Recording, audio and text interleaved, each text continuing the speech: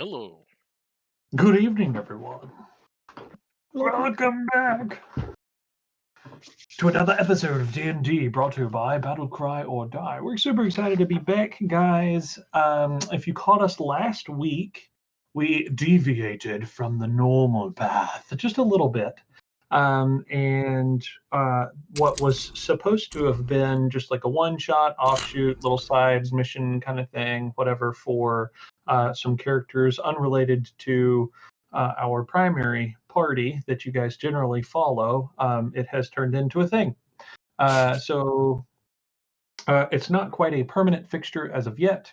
We will still be jumping back into the other characters, the other party, the group, et cetera, to continue to follow them along the path.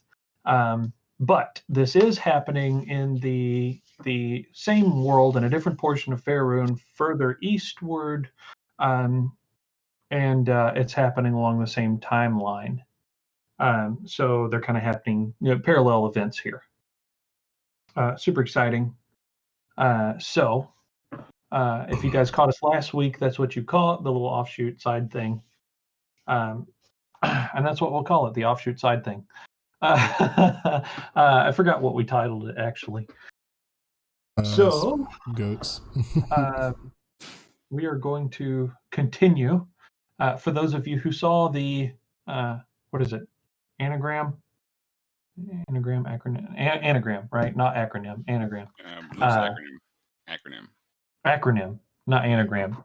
Anagrams when you mix the letters up. Oh, right. Acronym. Okay. So I was thinking of antonym for some reason.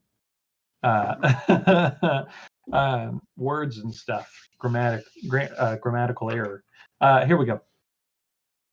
So last week, as you guys watched, you saw a few members from the Guild of Acquisitions and Technical Support, also known as G.O.A.T.S. And they were traveling along their airship headed westward due to a rumor of another airship potentially existing beneath the depths of Dragonspear Castle. Because of this rumor, they decided to head west, utilizing one of the other guild airships in an attempt to create a fleet for the Guild of Acquisitions and Tactical Support, G.O.A.T.S. In and along the way, they have other contracts that have been assigned to them. So they're flying to the first of these contracts, the first being rumors of the existence of a blue dragon in the northern mountains, in the north portion of Faerun, somewhere along the middle of Faerun in the north. So they approach this mountain range or whatever, and at the base of the mountains there is this city, and this city is it's a fairly small city. It's closer to a town than it is a city, really. But it's a bit formidable, given that it's dug into the side of the base of this mountain face or whatever. And as they decide to gather some information, our party does, and so they land outside the city and begin to make their way in. And as they make their way in, they find that the castle of this kingdom or whatever is more so a mansion made out to look like a castle. And it's really kind of a joke. The towers are too small for people to get into. Essentially, the big iron portcullis is really just a hinged swinging door, and it's very laughable. So as our party makes our way in, they speak to the king, who is this like halfling, incredibly small person with an incredibly large, essentially a Napoleon complex, incredibly large attitude for a small man. After interacting with them, the party decides to leave, and in talking with Captain of the Guard and then one of the servants of the king's household, they discover that the king is not alone, and that there were some invisible humanoids present whom they fear or feel are actually in control of things.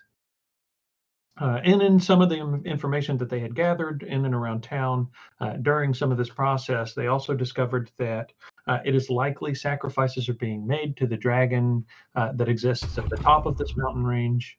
And there is a village that is in between the two that is playing a large part in that, or potentially playing a large part in that.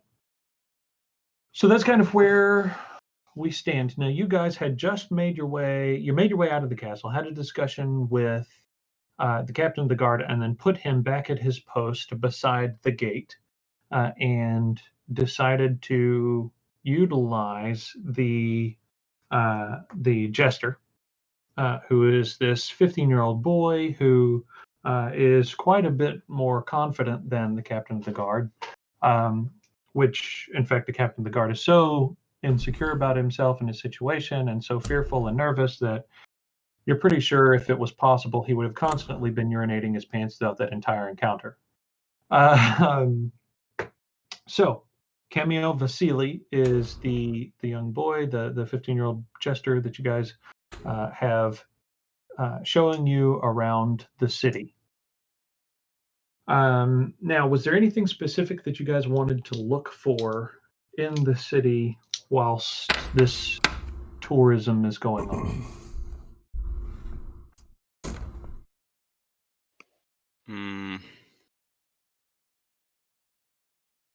Let's see. I remembered you guys having asked for something specifically, and Cameo Vasily said, yes, we have a shop that does that. I think I'd asked about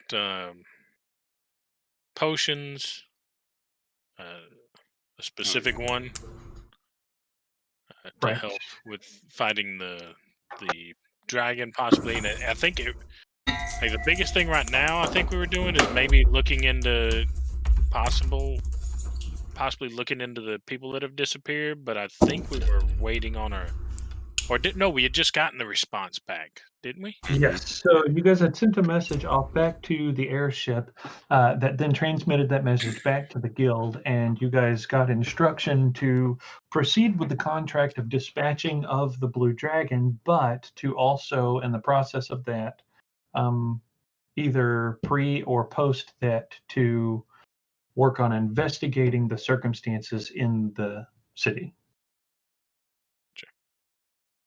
So I think we were kind of in the process of, other than doing that, there was talk about going back in there and revealing Yeah. who they were, and I don't think, had we decided whether or not we were going to do that now or We were try waiting on more investigating. We were waiting on what they wanted us to do from the guild. Okay, all right.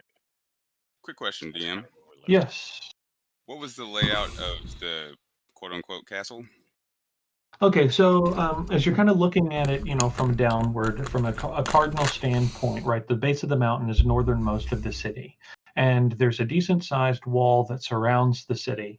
At the center, northernmost point of the city, there is engraved into the side of this mountain at its base some of the buildings and things that formulate this quote-unquote castle. And so the castle itself stands off of that wall just a bit, but is basically right there set into the divot, so that if something were to come rolling down the mountainside, it would crush the city in front of this mansion, but not the mansion itself. And so that's kind of how the layout is. So if you think of there's like this one big flat wall at the northernmost, and then kind of like a U-shaped surrounding of the wall that goes around the city, and then inside the city, the castle itself has its own wall. Now, if you remember correctly, that particular wall is only about 12 to 15 foot high, and it's not even wide enough for somebody to patrol across the top of. And then, of course, the iron portcullis that you guys had encountered upon entering into the castle, quote unquote, the castle walls, right, was the swinging gate. And so that wall also is kind of dug into the mountainside or whatever, and the mansion sits beneath a portion of the ledge that has been dug out of this mountain at the base. So the interior of the mansion, like I'm assuming that the room that we were talking to him, it was like the main hall. Yes. Okay. Was there a corridor or anything leading up to that? No, so basically you walk into the front door, right? And then there's like this little, I mean, yeah, I guess you could call it like a mud room or something. So it's like just this little room or whatever, but then immediately after that is an archway that opens out into the main hall. How big is the little room? Like, if you had to give me square footage. Yeah, it's probably like a 5 foot by 7 foot kind of room. Oh, okay. Yeah. Gotcha. It's like, hey, wipe your feet off here and take your shoes off and then proceed, that kind of deal. And the actual main hall is like roughly how big? So the main hall itself is probably 40 foot long, 50 foot long or whatever, but the ceiling in it is about 20 foot high, maybe 30 Gotcha. foot. Okay.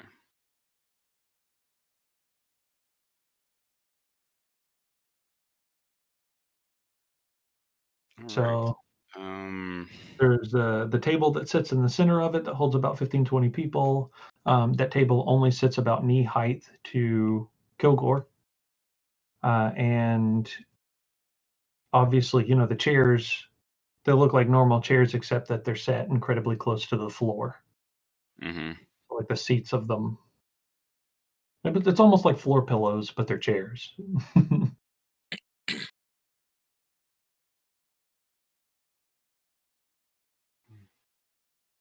Okay. So you guys asked for Cameo Vasily to kind of show you guys around, to kind of help you out, whatever, so that you guys can find a shop that would essentially provide potions to aid in fighting the dragon. And so if one of you wants to make an investigation check, but do so with advantage because Cameo's kind of showing you around. I can do it, I guess. I was gonna say, if there's somebody that's good Yeah. with investigating, I will pass on looking for this one. I will give you guidance, though. Whoever does it. All right. So in and among the tourism that's taken place, with Cameo showing you around and kind of taking you to some various like alchemy shops and things like that. So you managed to find 2 of the potions that you're seeking. But you do find a number of health potions and things if you guys want to purchase those. So he takes you into a couple of little different alchemy shops that exist in the city. So you don't find anything particularly fanciful as far as weaponry or armor is concerned. And in fact, you almost get the idea or the feeling that the city has ever seen, may have never seen combat, really. There are some basic armaments or whatever utilized that are provided by the smithies, utilized by the guard, or at least what was once the guard that exists in the city. But as you guys are traversing through the city, you know that there is very little city guard in this particular city. So it is absolutely not a normal situation. It's not a normal circumstance. And as you converse with Cameo Vasily about it, he mentions again that not only were the castle guard let go in large number, but so were a large number of the city guard. So it's almost turned into like a neighborhood watch situation, So if somebody's acting up, you have the one woman that comes out with her broom and starts threatening people, You do see a guard every now and then, but they're very few and far between. So, which one of the things that, kind of makes that questionable is it would be easy for crime to exist in the city with little to no consequence. Just given that the city guard is so few. So also, while you guys are walking through the city and touring, Cameo Vasily begins to ask you guys about your airship. he asks you, where did you get it? Was it expensive? Things that a typical 15-year-old fanboy would ask someone. Um, it looks really awesome. He wants to travel one day. You guys find out that he lives in the city with his mom, that his dad was part of the captain of the guard, and that's kind of how he got his, or not part of the captain of the guard. I'm sorry, he was part of the castle guard, and that's how he got his post as court jester or whatever, because his family was urging him to fall in good graces with royalty, because they say that that's how you succeed in life. And he says he feels like where the king might favor him a little bit, he doesn't really feel like there's any significant attachment there, that he's not really made any progress in those endeavors. And he mentions to you that his dad kind of stood up against what was going on with the king beginning to let people go, and he mentioned that it was unwise or whatever. And then he mentions that his dad was sent on what was considered to be, or at least by the king, considered to be a very special mission, to take care of some very sensitive information, and never came back. Where was he sent to, Vasily? And Vasily says that he said he wasn't 100% sure, but he said that his dad said he had to stop by the village north of where the city is. Okay. Just for the record, DM, my lantern is my lantern of revealing has been out tied to my side. Okay. Okay, so rather than put it back belt. in the bag of holding, you would have tied it to your belt. Yeah, but I'd kept it out to kind of keep the captain of the guard kind of calm. Okay. And if I did say I put it up last game, as soon as he mentions that the city's a little bit more unsafe, or that the guard was dismissed, I'm like, you know what, I'm going to light this and put this back on my belt and keep an eye out. Okay. You guys make perception checks for me. So was there anything else specifically that you guys were looking for? Uh-oh. Nope. Server interruption to roll 20. Yep. Oh no. All right, I got a 16 perception roll. Are we back? I got a 9. Okay, perception. I'm gonna give myself guidance.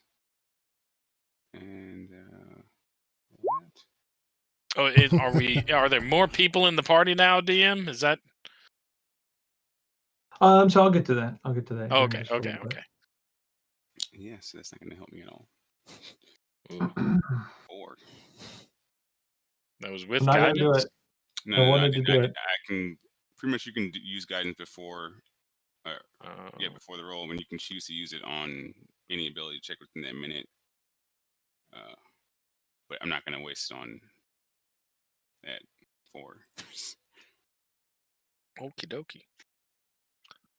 All right. Not bad. So Kilgore, you seem to be the most attentive, or as far as to the surrounding area is concerned.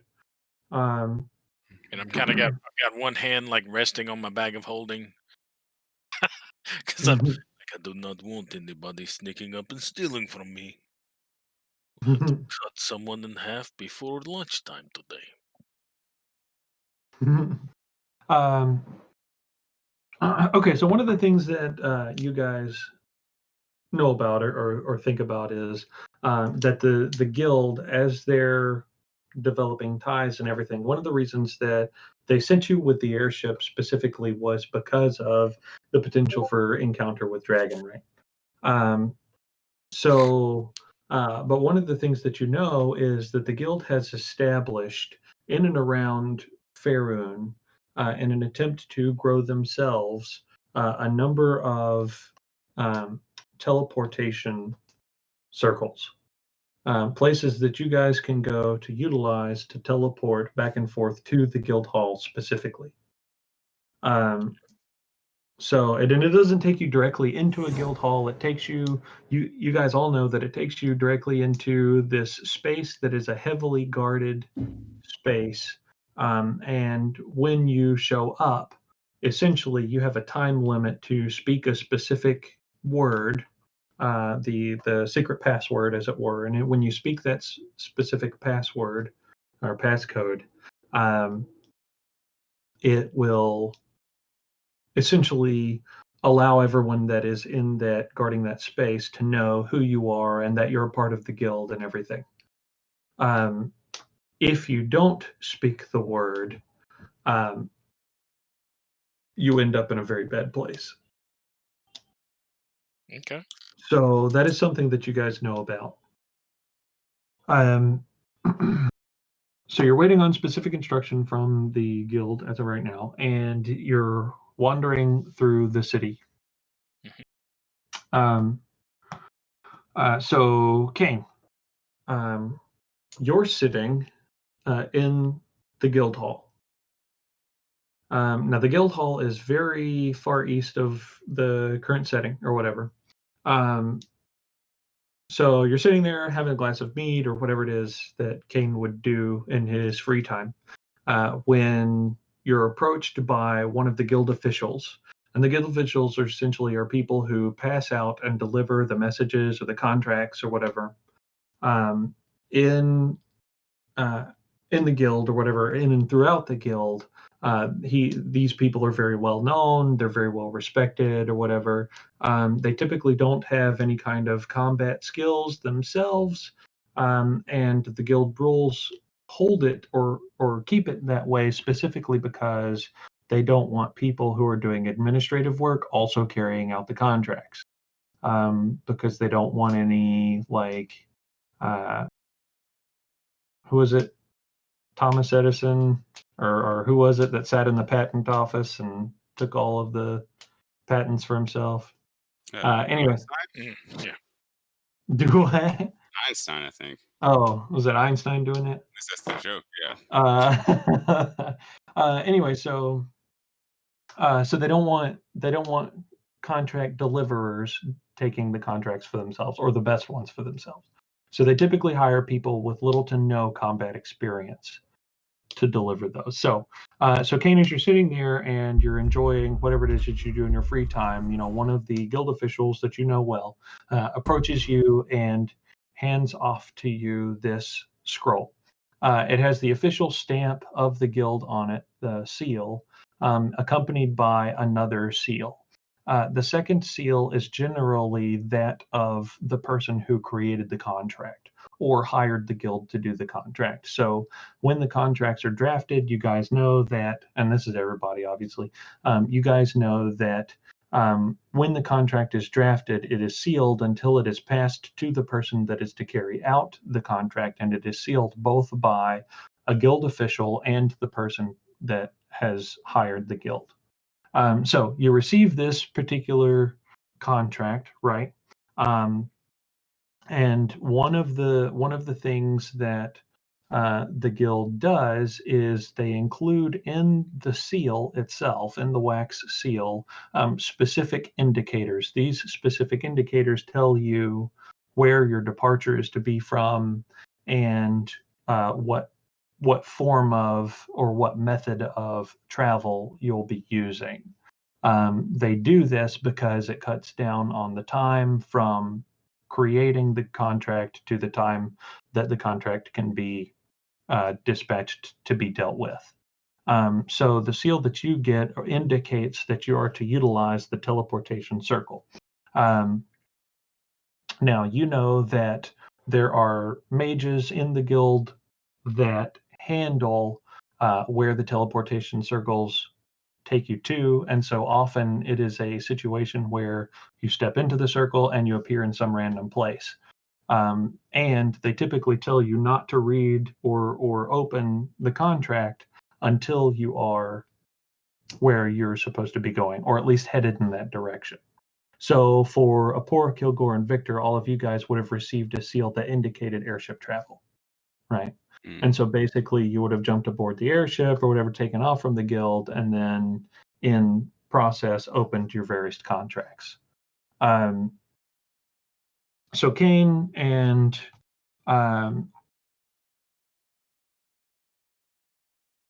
is it Herrick or Herrick? How are you pronouncing your name? The last name? No. I'm asking Mav. Yeah. So it's going to be a Herrick. Herrick. Okay. So Kane and Herrick, you guys each receive sealed documentation, which again, you guys know each other, and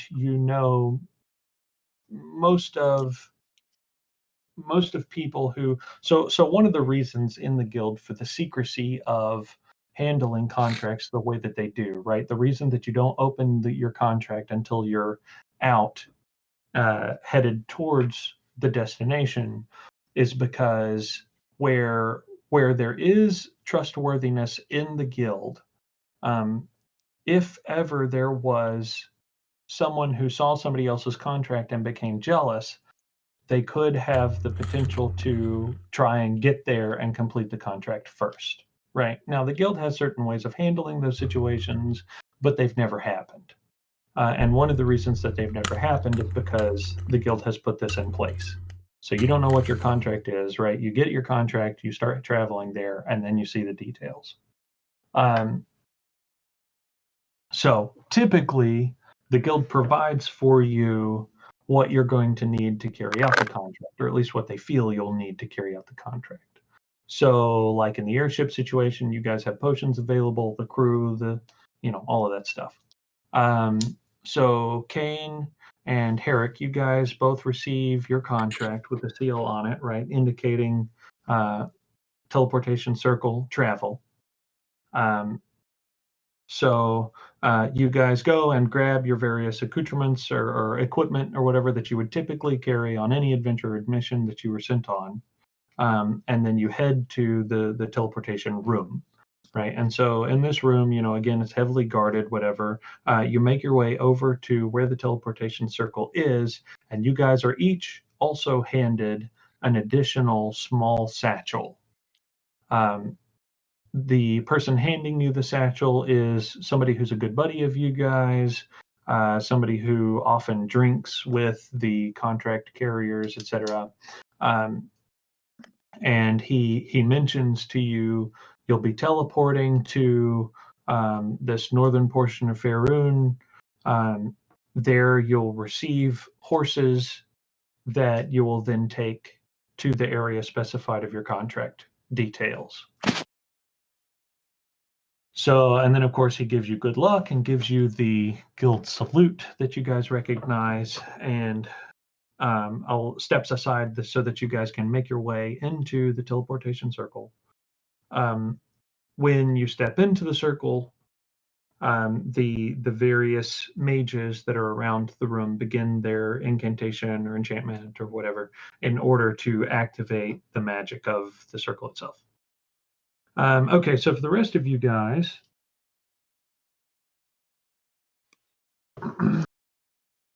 so you've got the lantern lit or whatever. You don't know, it doesn't reveal to you anything invisible, except maybe one of the shops that you go into or whatever. There's an item that somebody has been playing with or whatever, and this person that's been playing with this item apparently has turned the item invisible, seemingly or potentially in an attempt to steal it. But as soon as you walk into the room, the item is revealed again. That person then just kind of curses under their breath and sets the item back on the shelf, not understanding why the invisibility on the item lifted, and then kind of makes their way out of the store. I don't know if the spell like permanently removes it or only while I think it's only while it's in the lantern's light. Okay. So if I would have seen it, I would have told him, man, you may want to make sure you remove whatever was done to it to make it invisible.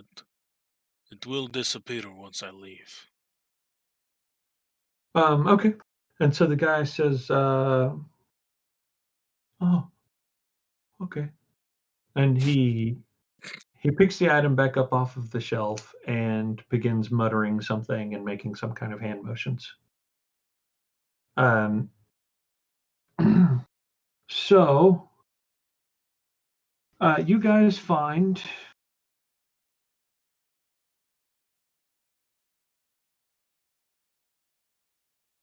two potions of, now these are available for purchase, right? So these are things that you can purchase if you want.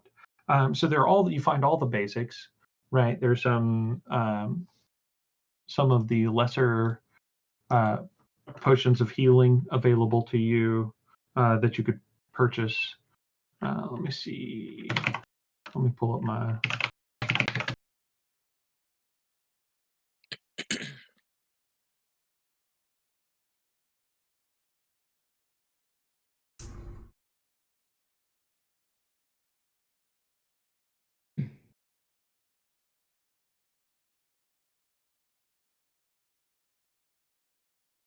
I'm not even logged into the right thing here. Sorry, guys. That's okay. Well, we got a little break. I got a little shout out. Thank you, Shadow Wolf, for the follow. That's dude. And she also says, definitely the best narrator voice I've ever heard. Oh. Compliments. Oh. Yes. Well, thanks. Live on that for the next 2 months. Thank you. Thank you for the follow. Yeah. Appreciate it, guys. So let me refresh this now that I'm logged into the right thing here, because I've got some item cost charts developed already. I'm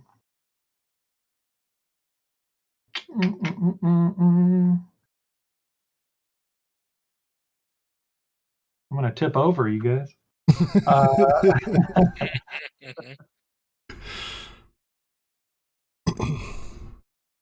By the way, I have a one of the things that I meant to, while we're in this little snippet right here, I created an entangled / restrained determination table for determining. It's a D100 roll to determine how restrained you are. Like if you're attacked by a roper or a kraken or something like that, right? So I'm going to post that into the notes section to see if you guys see how you guys feel about it, how y'all feel about the table. And then you guys can let me know. Anyway, so you guys find just some basic potions of healing, right, which are 50 gold a piece. And there's a large availability of those. So you can find about 11. If you guys wanted to purchase those, you don't have to. But one of the shop owners mentions he would like to keep at least 2 or 3 of them, just for some other patrons that might come along, right? You guys also find 2 potions of sorry,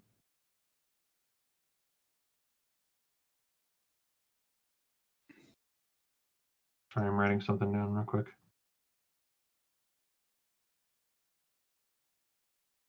So 2 potions of cold resistance and 1 potion of giant strength. Do we have No potions of lightning resistance? I'm gonna say with a 21, you find 1. You could find 1 potion of lightning resistance. Yeah. Okay, Victor or Apura, which of you want to purchase this? Well, why do we go need after lightning resistance? Did you not read the? Oh yes, that's right. Our contract. Yes, I know. I'm breath weapon of the dragon. Yes. I'm still very much focused on those individuals in the room. Oh yes. If I verify they've done any wrongdoing, we will. Oh, they've already overstepped. Well, that is true. They did threaten Apura as he was leaving. We'll have to figure out which one did that and cut out his tongue. Well, they're all in the. It would be easier just to wipe them all out. So Herrick and Kane, I'm going to be sending you guys a message real quick for some of the basic details of your contracts that aren't necessarily specified in everybody else's contract. Oh, no. Okay. Discord? They haven't sent Yeah, I'll anything probably yet. send it through Discord. Oh, God. So the teleportation happens, and you guys are used to it by now. You know, you've done a few at this point, at least. When you appear on the other side or whatever, there's a teleportation circle that appears to be in this small village is where you guys appear. And the small village is not far from the respective kingdom. As you guys pop open your contracts and begin to read them, you note, you're just a few miles out from this small kingdom or whatever. So one of the things that the guild does is they pre-establish locations that are near locations of interest. So, for instance, in this particular case, they wanted to create some kind of partnership with this kingdom or whatever to help aid in their expansion and bringing in of wealth by whatever means or whatever. So they preemptively sent somebody to get in good with this village or whatever. And of course, villages that are this small absolutely relish the idea of increased economy, right? So this person comes in with a decent bit of gold that most villagers wouldn't have seen before, and establishes or pre-establishes this location. Right now, this is something typical of the guild, right? So if there's a kingdom or a city where the government is partnered with the guild or whatever, if these things exist, all guild members know that there is likely somewhere nearby those things that would have been pre-established and retained before ever having interacted with city nobility or government or kings or queens or whatever the case may be, right? So that's something that you guys would know. Okay, so Herrick and Kane, you guys appear in this little hut in this small village, right?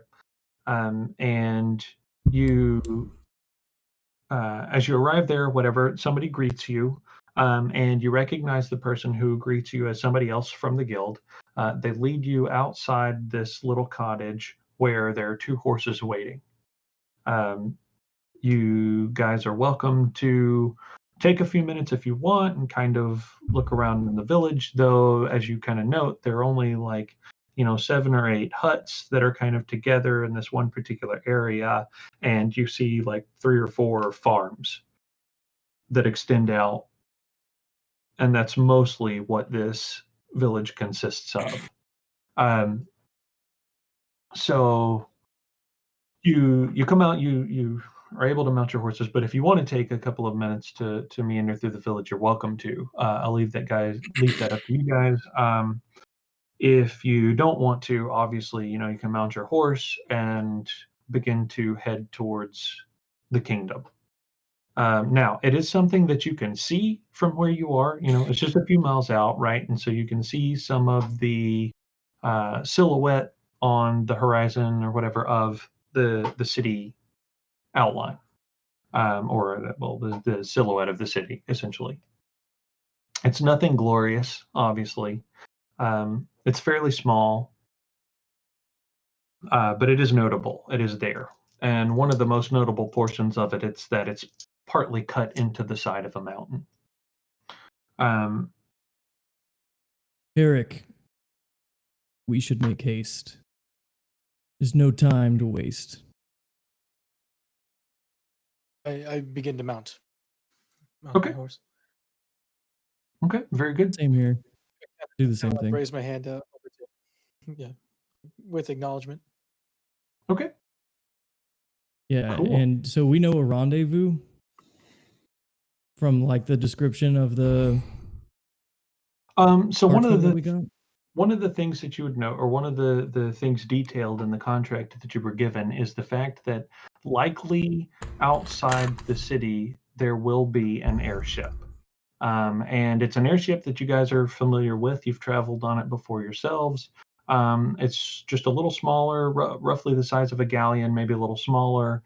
It is one that you guys have used for combat before. It has 5 cannons. It's a 3-leveled ship. The bottom level is crew quarters and kitchen. The second level is combat, the combat level, right? So there are 5 cannons, a hold for like crossbows and short bows, and various munitions that would be utilized for each of those. And the top deck is navigation, captain's quarters, as well as at the, which I meant to look up the, let's see.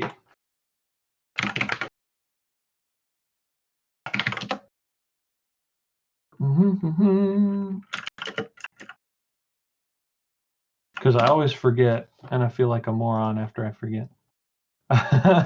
Okay, so both on the starboard bow and the port bow of the ship, there are ballistas, and they're utilized for they've essentially got grappling hooks on them, and they're utilized for winching. So Okay. Which if you look in the notes, if you look in your notes, there are going to be there's a G.O.A.T.S flying ship notes in there available to you. That's going to detail out all of the ship statistics. Excellent. Okay, I know where that's at. Well, I suppose we're just going to try to find this airship for now. I feel like that's probably the main goal. Figure out if that's where we're supposed to be going. That's where I'm headed. Okay. Now, I mean, there is a way that I could possibly scout out for it. So in this case, instead of getting up on the horse, I'm going to mount the broom that I have. It's a ebony dark wood broom. Okay. And it's got like normal, other characteristics of what you would expect out of a broom. And then I'm just going to fly up in the air because it is a broom of flying. Okay. And I'm going to scout the area and see if this airship's around here or like outside the city or whatever. Sure. Okay, so as you fly up in the air and you begin to fly towards the city or whatever, you almost immediately take note of the airship. It essentially is anchored just outside the southern city gates. Okay, then in that case, I'll fly back down and I'll tell Herrick just what I saw and say, we should go straight towards the airship. I know exactly where it's at. No matter how many times I see you get up on that broom, I'm always in bewilderment. It's Maybe I'll let you amazing. try it sometime. But let's I'd go rather for now. not. I never took you to be the type that was scared of heights. I am beyond all. Oh man, revealing character info right off the bat. Here we go. All right, we'll head that way. Okay. Cool. Are you gonna stay broom mounted? No, I'm gonna utilize the horse since it was given to us. Okay. So Kilgore, Victor, and Nakora, while you guys are in the city talking to Kemi Vasily, is there anything specifically that you would like to, any specific interactions that you would like to have with Vasily, or is there anything else specifically that you would like to look for whilst in the city? Kilgore, you said you were going to buy the Potion of Lightning Resistance, is that right? I was actually suggesting to Victor or Pora. Okay. One of them should buy it. Yeah, I would totally use one. Just one? There is only one, yeah. Unless you need it, Victor. I'll let you have it, friend. Alright. How much is it? Yes. Good price. Good price. I'll take it. Let's see. as I'm riding along, I'm sorry, 300 gold. Okay. Go ahead, Eric. As you're riding along, you. I was just trying to fill empty space. Oh, gotcha. Okay. Yeah. Well, thank you. Absolutely. Did you guys want any of the potions of healing? I think I bought some before we came here. Yeah. I feel like. Yeah, I think we got some. good. Yeah, I got 3 greater potions and 3 normal. Same. Okay. And you do have a number of them on the ship as well. Yeah. I will keeping in mind. inquire Uh-huh. as to whether or not there is a tattoo parlor in the area. Make an investigation check. Okay. Someone had to ask at some point, guys. Jesus.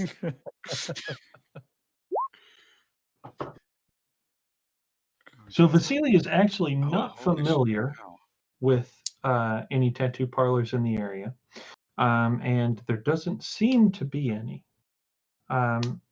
Though he did mention having before seen some strange markings on his father.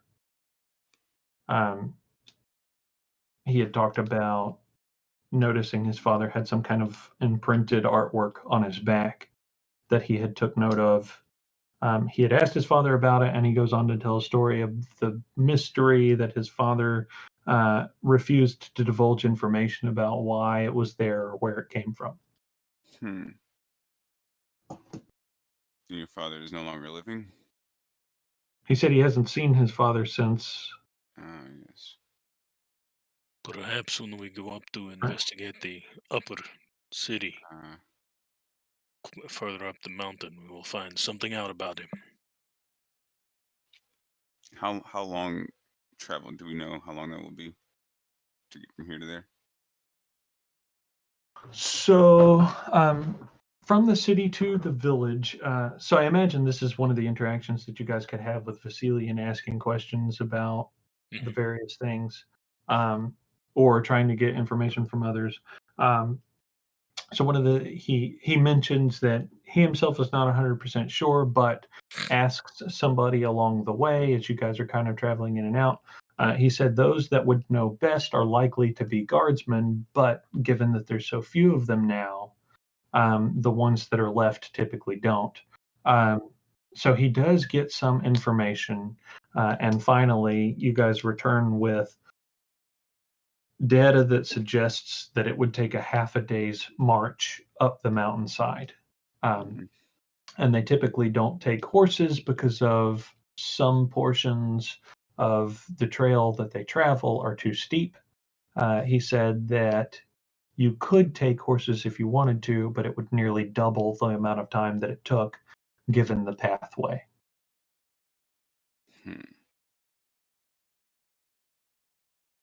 So he said there are 2 paths you can take. You can either march up the side of the mountain directly, and that's nearly a half a day's walk. Or if you take horses, there's a way that you can kind of, zigzag back and forth, taking another trail, and that trail is much more steady, and horses can take it, though they can only take it at walking speed for a horse. And so it takes like a full day, almost a day and then some.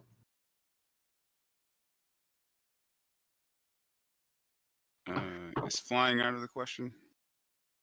Not at all. I'm asking the group. No. Was flying taking the airship up? Oh no, can't we all, as far as I'm aware?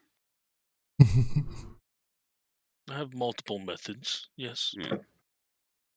I look at my wings, I'm like,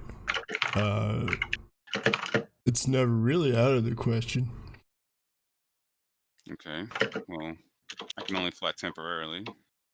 I assume Kilgore could carry me if necessary, just to speed things along, but we could work something out. Okay.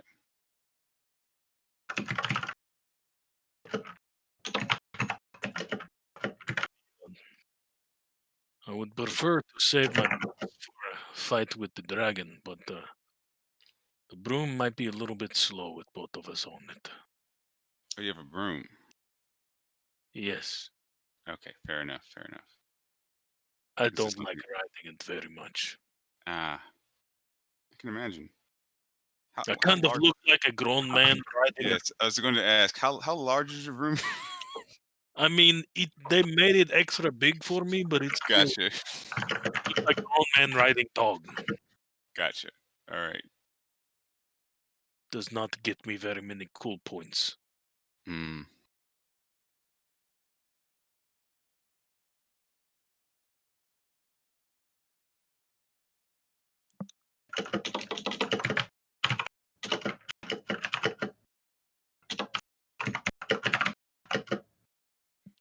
Okay. So, Herrick and Kane, it only takes you guys about an hour, maybe 2 hours, on horseback to get to the kingdom. As you approach the south gate or whatever, the guardsmen immediately recognize you two as guild members and open the gate for you to allow you in.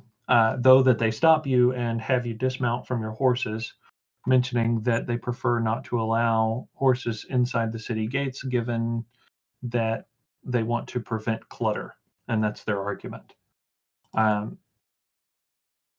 Where's the So they want- stable? They want to keep city streets free. So they point just to the right of the city gates or whatever. There's like this little makeshift rickety looking like awning type deal or whatever that seems to have a couple of stalls in it. Currently, those stalls house no animals, but there is some hay there. Though the hay that is there looks a little old. Yeah, And we'll so you leave them can- there. Okay. They were given to us, so yeah, and then we'll head into the city.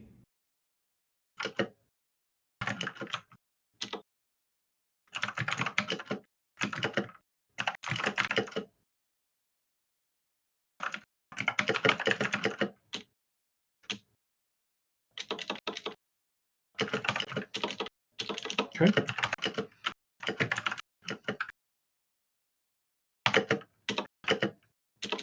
Here, All right. So make investigation checks for me. oh, sorry, go ahead. Oh, that's fine. And you can say what you were going to say. No, I was just gonna make conversation while you were typing. Yeah, I'm still typing a little bit. So you can go ahead. Herrick, I never did ask you, where are you from exactly? And sorry, outside of the game, we're still utilizing the same map that we have before us. Is that correct? Yes. Okay. So fantastic. right now you guys should just be looking at the Sword Coast. In the northern mountains and northern forests of Trebor. So where this is taking place, though, is far east of the Sword Coast. Yeah. So I haven't. I need to. If you look through the group chat information, I have not. There So should be are a we map. past there. they and everything, or like? Let me pull the map back up, and I'll let you know. Give me 1 second to finish typing this out real Oh, quick. good. But we can be somewhere near the Sword Coast. That's no issue, right? Yeah, that's not an issue. Okay. It's a very interesting place to be from. I don't know much about it. I don't think that I ever told you. I'm actually from the High Forest. An interesting place. Born and raised there. Mother always treat me well.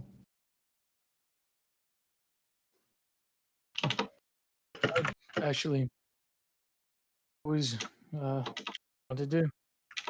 Oh, to the high forest. Well, what was that? Did you get that broom? Oh, where did I? Well, I actually found it. Very long time ago. Before I met all of you. I had a person that I would travel with. You could say it was a duet of a party. And we were clearing out this cave in Westbridge. And I believe Westbridge is actually near where you're from, if I'm not mistaken. But we were clearing out a cave near there. And I found the broom hidden underneath some other treasures. Of course, don't tell anyone, but I painted the broom darker. That way it didn't just look like a cheap broom.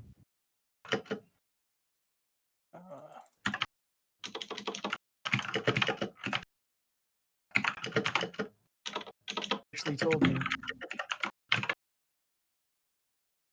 Oh, yeah. Did you For sure. this line of work? You said why or when? Both, actually. Well, you see, initially, I didn't really care to be a part of a guild exactly. I kind of like just being without the rules and whatnot. But once I tried it out, I found that the money and the rewards and whatnot are actually quite nice. And so it was about, say, maybe 8 years ago, I joined. And at first, it was okay, but it's gotten better over the years, especially some of the perks. But the why is that, well, who doesn't like money? And who doesn't like a little bit of organization and community? That's well said. Take pride in the work that I've done, and I think it's nice to share that with others.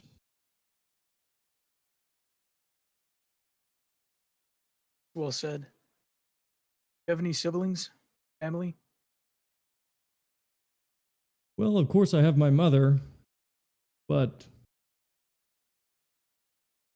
I may have a brother. I'm not entirely sure.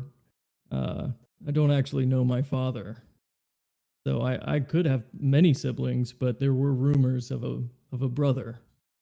But I don't know much about it.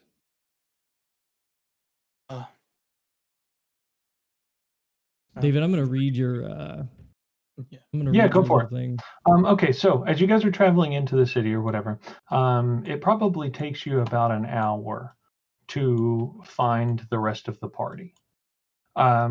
However, before that happens, so the rest of you guys, Victor, Cora, and Kilgore, so Vasily has expressed interest in leaving the city.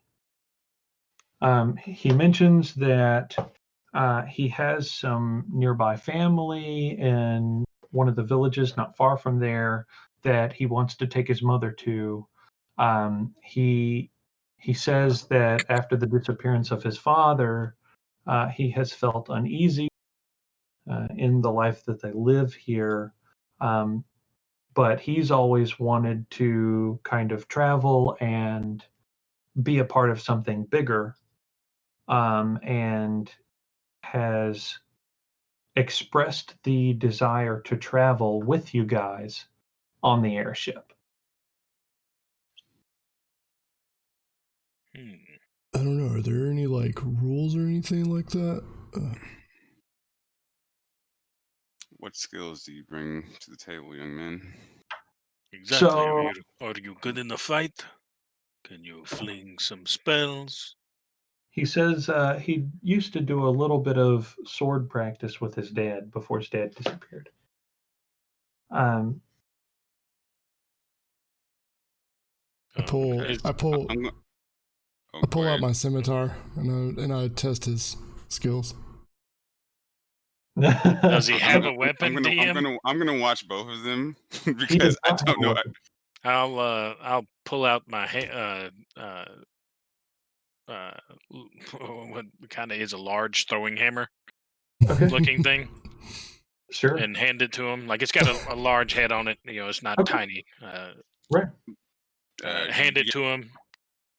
Okay. Here you go. Go ahead, Victor. What'd you say? Did he give him a hammer? Yeah, it's a good Oh. fighter should be able to use whatever weapons are at his question. disposal. So You said you when were somewhat trained with swords, correct? Again, he should be able to use whatever weapons Well, are I at hand. can't use the hammer. so he Well, takes the hammer from you this is- and God, this is going to be tragic. can barely hold it up. Like it almost hits the ground. He grabs it and he struggles to hold it in an upright position. Does he? Does he drop it? DM. Yeah, it's like one of those situations where like he's never held something this heavy before. Store Okay, so- giving Mjolnir. As he goes to drop the hammer, I just hold my hand out. Whoa! Ping, and it flies back to my hand. Okay. Yeah, don't drop the hammer. Um, Anybody have something smaller he can borrow? He's a bit spindly. So one of the things that you guys know in regards to accepting new members, as far as the guild is concerned, there are only two sets of peoples that make it into the guild. Either they are born within the guild and are raised by guild standards, or they undergo strenuous, quote unquote, like physical testing, in order to see if they're capable of being a guild member. So that is to retain the skillfulness of the guild. So in a situation like this, it is generally frowned upon by guild officials or other guild members or whatever to have just some average Joe Blow, some random Joe Blow jump onto the ship with you, right? Now, it's not generally the way that it works is when someone comes onto the ship like that, it is a situation where the guild members are generally removing that person from their circumstances. But generally, those circumstances are something much more severe. Like, for instance, if a city is under siege or being laid siege upon, right? And they're trying to remove VIP targets from that city or something of that nature. It's not generally just like, hey, this kid wants to go on a trip with you guys. Yeah. So that's y'all's call. Every guild member does have some substantial, every guild member has substantial rapport. Every guild member has some kind of say as to what happens with the guild. So it would definitely be a situation where each of you hold the kind of favor within the guild to say, hey, I think that this person should be tested or something like that. But it is a situation also where there's a very heavy reputation to uphold. So if you were to bring in somebody and they absolutely just completely fail at whatever physical examination goes on, it's not going to reflect well on the person bringing that person in. So that's kind of how the guild operates on that side of things. So it's definitely a situation or decision that you guys would have to make. One of the things about the guild is, there is secrecy of contract. Everything else is open. So anything else that happens on the ship can be reported back to the guild by any one of the crew at any time that they feel like. So that's something that you guys also know about. If anybody that is a part of the crew, because they're all part of the guild, anybody who's a part of the crew feels that something needs to be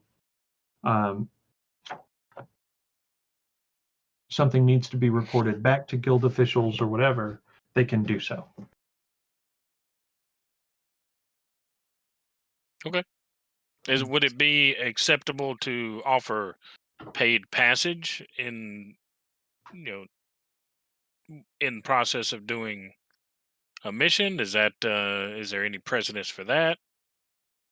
So the guild would say something to the effect of like, that isn't exactly necessary. That there are other forms of, guild members are typically more than well paid. But should a guild member deem it necessary to provide that aid so as to help the reputation of the guild or to aid someone of importance that could potentially have influence in the guild's reputation, then it's up to the guild members. Okay. Herrick, I don't know if you just said something, but I couldn't hear you. Oh no, wasn't me. Okay. So I'm looking on the map again, and essentially, this isn't working the way I want it to. Where you guys are located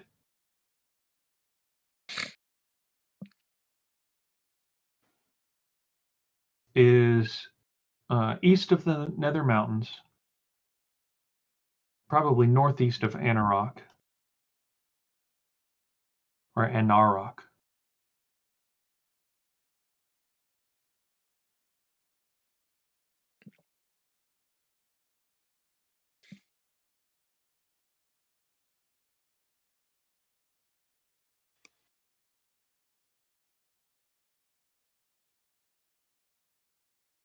So it's pretty chilly.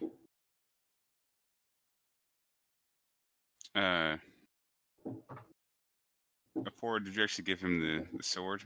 Or are we? No, I pulled up my sword. Oh, yeah. Okay. So he doesn't have anything on him right now. Okay. No. Right now. I'm gonna let him hold.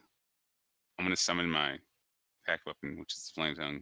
I'm just gonna present it to him, and I'm just gonna see how he holds it. Okay, so he grabs it or whatever, and he's like,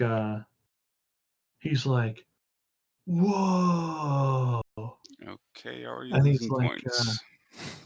this is a Flame Tongue. And he's like looking at it or whatever, and he says, my dad used to tell me stories about these kinds of swords. Mm-hmm.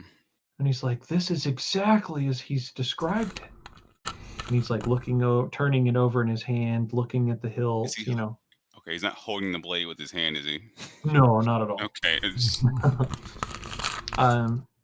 But he is very impressed. And he kind of starts, like poking in the air, whatever, and like slashing. I'm gonna kind of raise my voice, if that's all right, as he starts doing that kind of just playing with it. Boy, you listen to me. This is your one and only chance to impress us. We will not board you on that ship. We will not take you anywhere with us. We will not bring you back to our superiors if you do not show true and remarkable skill, because it is our names that are on the line if we do so. You guys hear him stand swallow really straight and face Apora in a fair sparring match. So he and I cross my arms and just back away. Okay. So he kind of bows, and then he stands back up and he takes a fencing stance.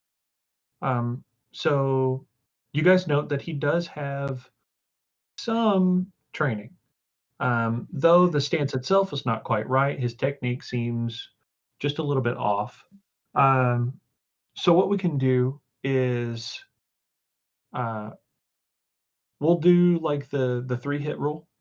Okay. So we can go 3 back and forth. And of course it would be all non-lethal hits, obviously. Non-lethal. Yeah. All right, dude, are you ready? So you can go first, Apora. Just given his lack of skill would put him behind you in initiative order, regardless of. Oof. Yeah, that's gonna hit for sure. Do you have a +2 scimitar? No, I don't know why it's going +2. That's probably from. I was adding the archery. Do you have archery clicked? I do. Yeah. Okay. So you It's gotta not. unclick It's archery. not clickable. Is it not clickable? Archery isn't, but we'll just take off 2. Okay. Sure. Oh yeah, yeah. There it is. Okay, sorry. No, it's fine. Okay, so yeah, that definitely hits. So you can go ahead and roll damage. I don't know. So you Alright. step into it or whatever, and you make your first sword slash. He goes to parry, but fumbles a little bit, and he definitely has some nervousness on his face. Maybe you kind of spin the sword around, smack him in the ribs with the side of your blade. Yeah. He kind of stumbles for a minute, uprights himself, and then takes his fencing stance again. He has a look of shock on his face for a moment, but then shakes it off. You see that beads of sweat are beginning to form on his forehead. He's going to make his attack. DM, Yes. before you make the attack, I'm going to summon my echo behind Apora so that he's flanked. And so the kid gets advantage. Okay. Just to give him a chance. Does the 17 hit? It does not. Okay. So he takes a step, thrusting as if, giving a good strong fencing thrust or whatever, but he begins to, you see his footing slip just a little bit, and his sword goes wide to the left. He stands back up straight, retakes his fencing stance. Make another roll. That was a good swing, dude. That was pretty sweet. I'm just gonna look over at Victor and go, that does not constitute a fair fight. It's not doing anything. I know what it's doing. Just shake my head. Roll damage again.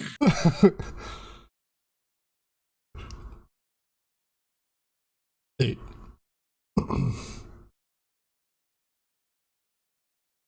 So you take your sword or whatever, and you begin to swing it, and he goes to parry, but you feint from the right, and then you swing the sword around to the left and slap him on the side of the cheek with the side of your blade.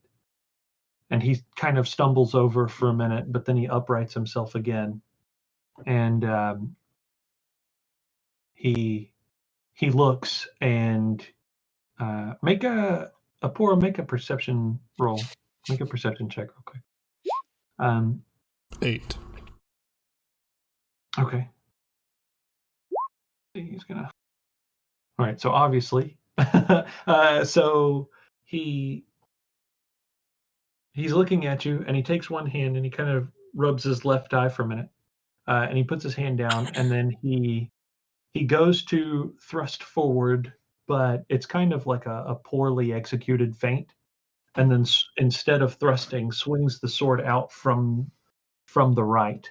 So it comes from your left. You just knock the sword down. And he hesitates this time before he retakes his stance. Go ahead and make your attack again. Let's see. Yeah, you could use a little bit more finesse on that. This is the first time I've seen this character, so. Yeah, it still hits. So you can roll damage. Okay, so Kane and Herrick, as you guys are entering through the city, you're kind of looking around or whatever. You in the hour or so of meandering through the city, trying to find this other group of people that still is here. You only see like 2 city guard in the entirety of that hour traveling around the city. Finally, you come up to Victor, Apora, and Kilgore, and you guys both know all 3 of them already. You know that they had been previously dispatched, though you weren't 100% sure that this is where they were dispatched to. And you see them, and they're all standing together, Apora with his sword drawn, and there's this boy who is in blue and silver garb, similar to a jester's outfit. And he's standing there with Victor's flame tongue. And it seems that he and Apora are having a fencing match. Okay, so Apora, you swing your sword around and knock his out of the way and essentially tag his shoulder. And it makes a small slit in his sleeve. And he could tell that you could have cut his arm if you wanted to, but you didn't.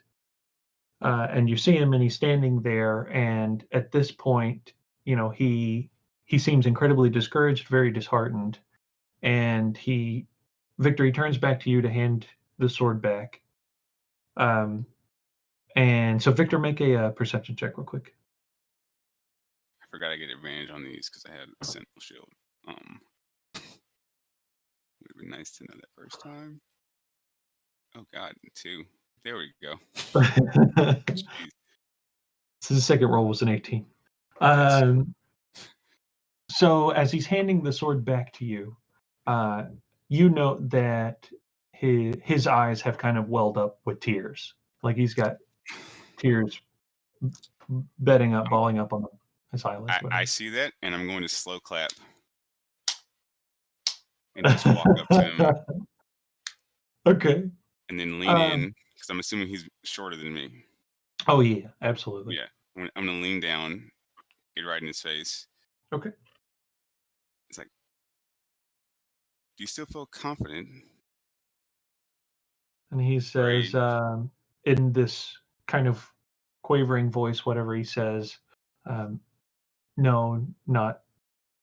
I can tell that I need training. Oh, you think you just need training? Okay. I'm going to take my finger. Uh-huh. I'm going to swipe it across his face where Apora hit him. Uh-huh. Across his arm where Apora hit him. And then I guess you said, what was the other spot? His ribs. Ribs. Whatever. His ribs. Now, keep in mind, too, that Apora was just hitting him with the flat portion of his blade. Yeah. Okay. Your face would be cut in half right now. Your arm, gone. Your ribs, maybe not completely bisected, but enough that you'd notice. And he, as you're standing there saying that to him or whatever, like a tear rolls down his cheek. And he's tears. like, I know. He looks ashamed.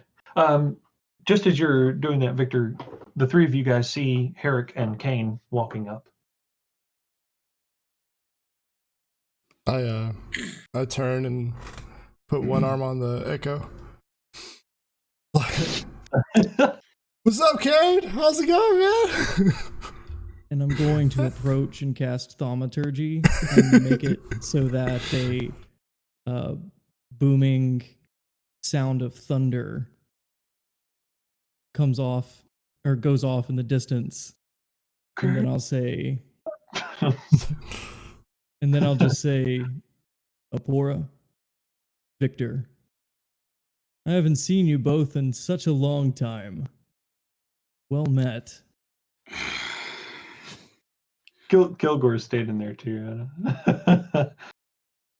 I just kind of Kilgore? look over. I Okay. also want to acknowledge you. I kind of grin. I look over at Herrick. Nice to see you again. You as well. Kilgore. Long time.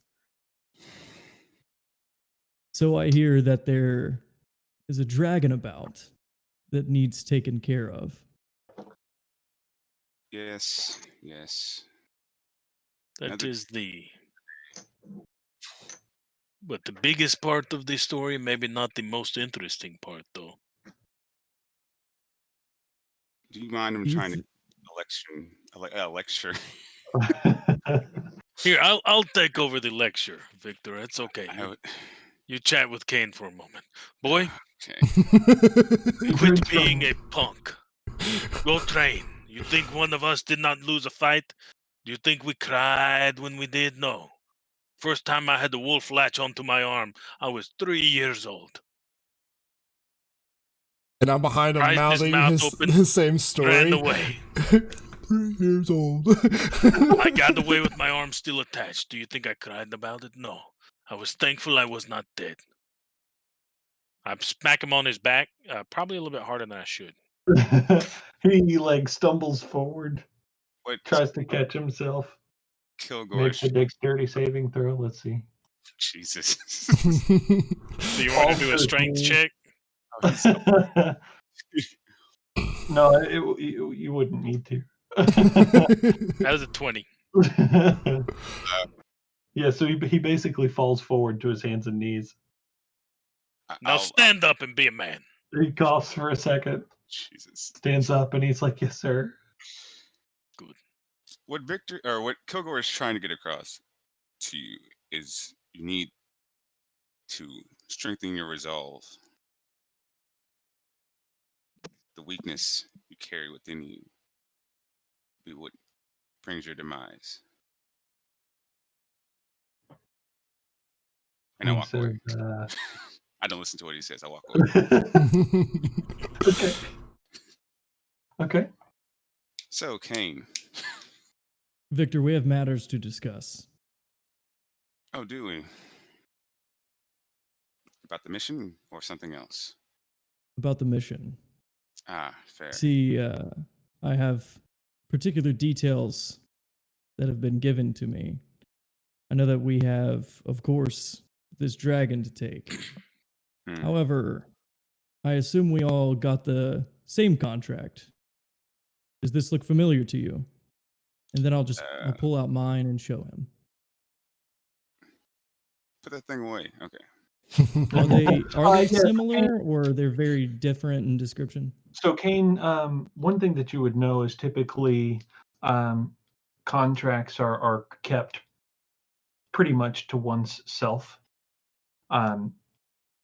So they're not generally openly shared. However, you can still openly share yours if you would like to. Guys, I need to take a quick break if you guys are okay with that. So can we do like snacks, drinks, and everything? Use the restroom, etc.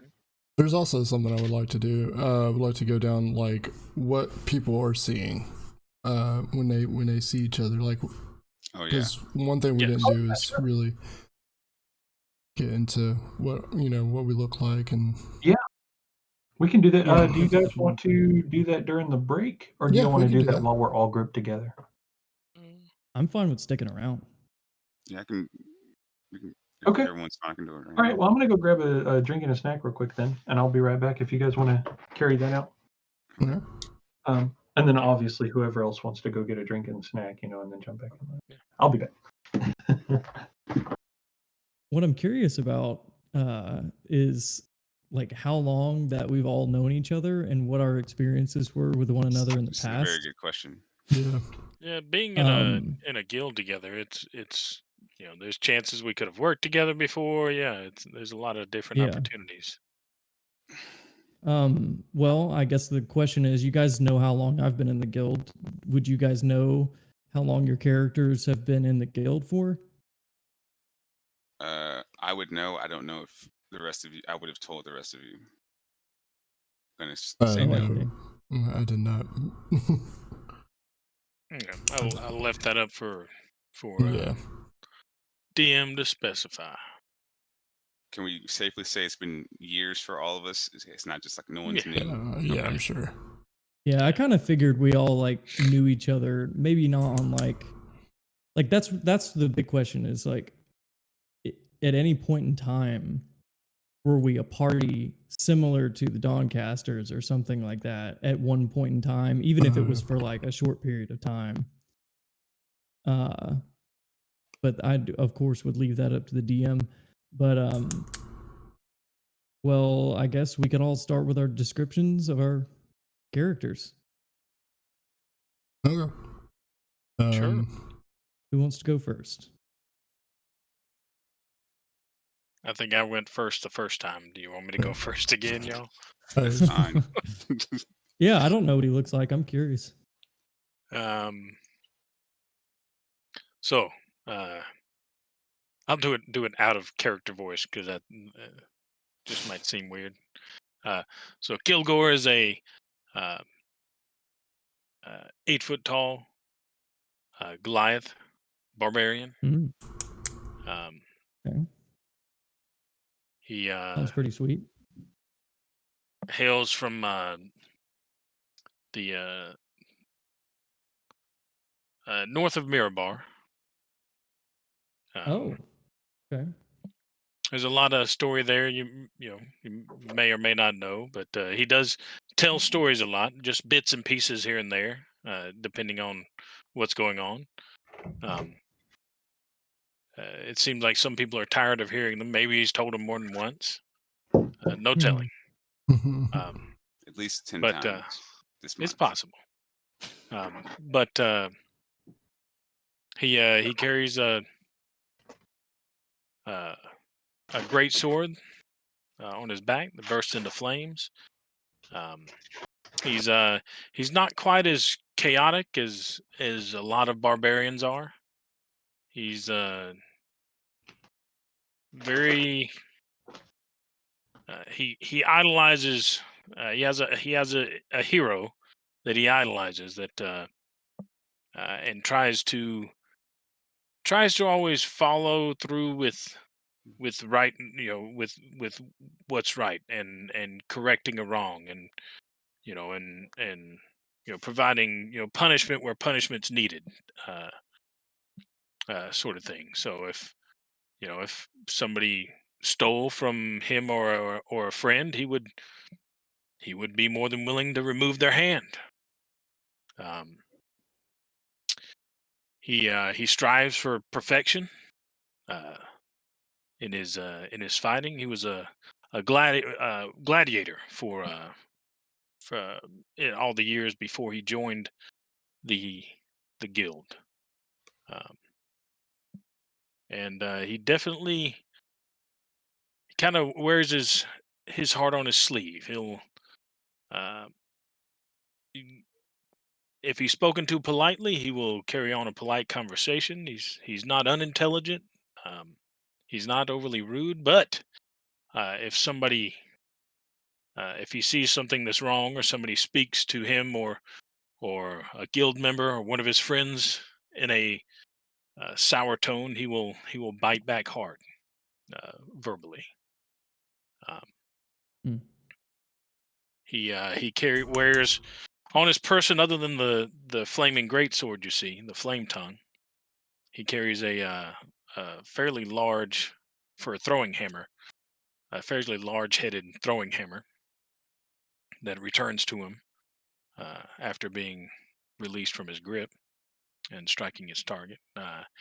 He has a halberd, which is what he used back when he was a gladiator. So it's seen a lot of use. It is not the fanciest of weapons, so it's really just more keepsake for him at this point. Um, he probably the most notable thing about him, other than some of his tattoos on his bald head, he does actually have a beard, uh, which is Hmm. tied in only on his chin mainly, but it tied in several small thin braids, and he wears a glamour weave cloak with the head of a dire wolf worked into the back of it, and the front of it is adorned with eagle feathers and bear claws, Cool. Yeah. Very cool. where it comes across his shoulders and fastens. And other than that, he has just very simple gear. Uh, pants, short pants that come to shorts come to about his knee, uh, and are cut off to not to restrict movement, and uh, you know large leather belt that holds his bag of holding and a few other things like his hammer. And like you, Kane, he does have a broom. It was made especially for him because it's flying on the airship. You always want to have a backup plan in case you were to be ejected from it. They made his extra large for him, but it still kind of looks funny when he rides it, and he doesn't really like doing it. It's funny. And that's about it. Cool. That's awesome. Does anybody mind if I go next? Go ahead. Go ahead. Well, all of you have probably seen Kane at least once without his helmet on, so you can tell that he's a half elf.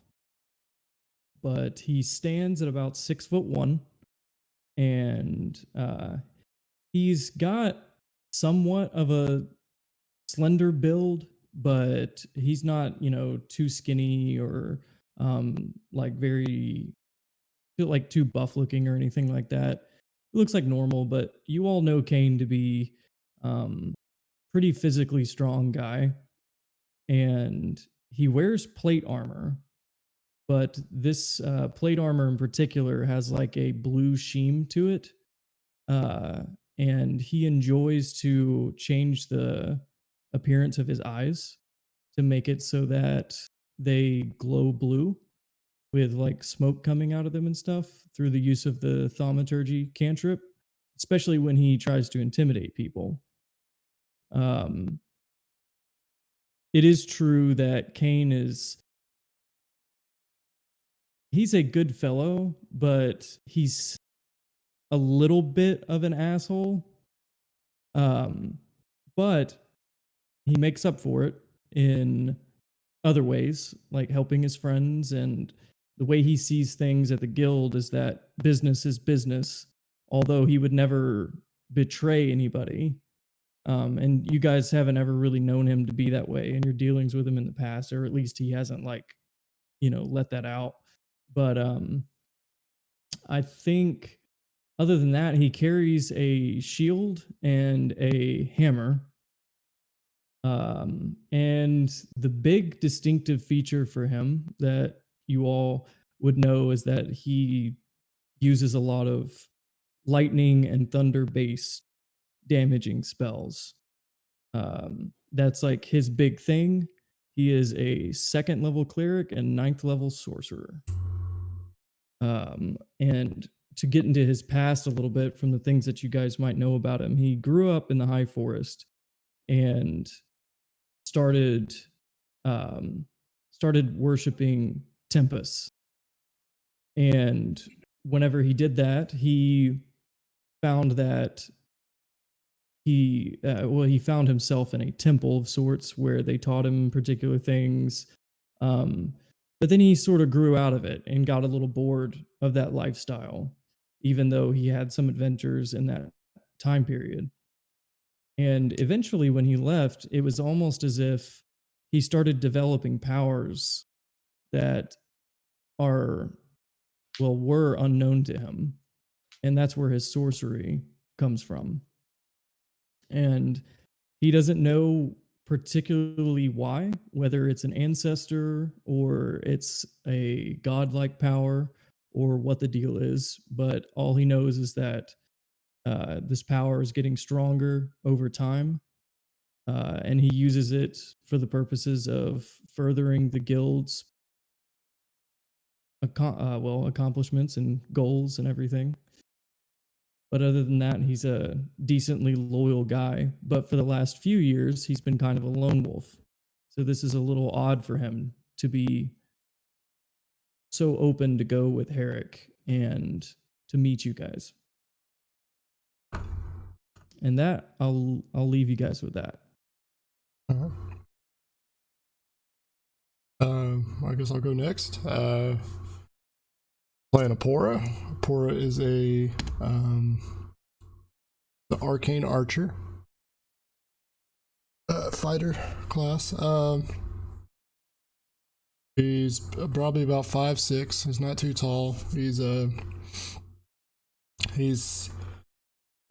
pretty much like an all white feather bird with sprinkled in dots around the wings and the talons. So on the tip of the wings, you see like strong hues of green. On the top of the head, when he's not wearing his helmet, there's also like a mohawk kind of green feather thing going on there too. Decked out with studded leather armor, all black. Yeah, and obviously he's known for his archery abilities. Not so much hand to hand, but you know, he knows how to wield. He was probably, or not probably, he was raised on in a small village. He doesn't remember where. But it was on a mountainside with a lot more Aarakocra. Till one day, like, when he was young, he pretty much came home one day and the village was destroyed. So he started wandering from there, got picked up by a caravan, and they took him in. Pretty much had ties to the guild. Yeah, it's pretty much Apora. Cool. It's pretty sweet.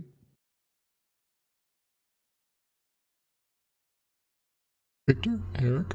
I'll let Mab go. Yeah. Let's see.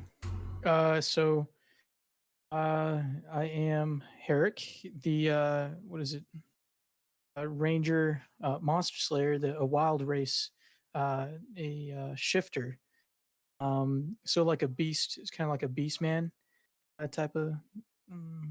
Try to say I have a ties to lichen or wolf-like heritage. I present with a little bit of brown fur, like white hair. I am being that ranger, I have a black cloak, just like generic. Let's see, leather armor, braces, I have black boots.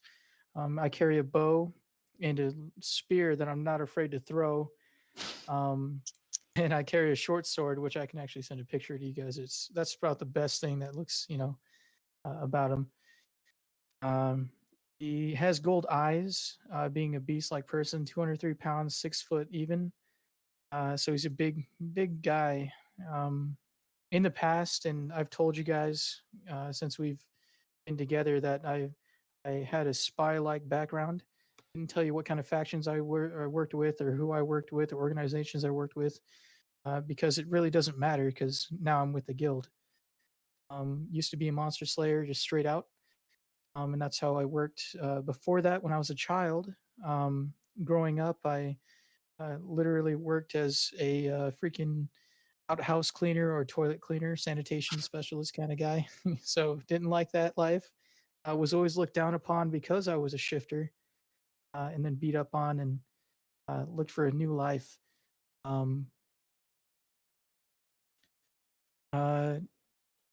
Grew up with all these different skills, and grew up learning to speak with animals and plants and things of that nature. You guys fully know that I just like let me see. That's me in a nutshell.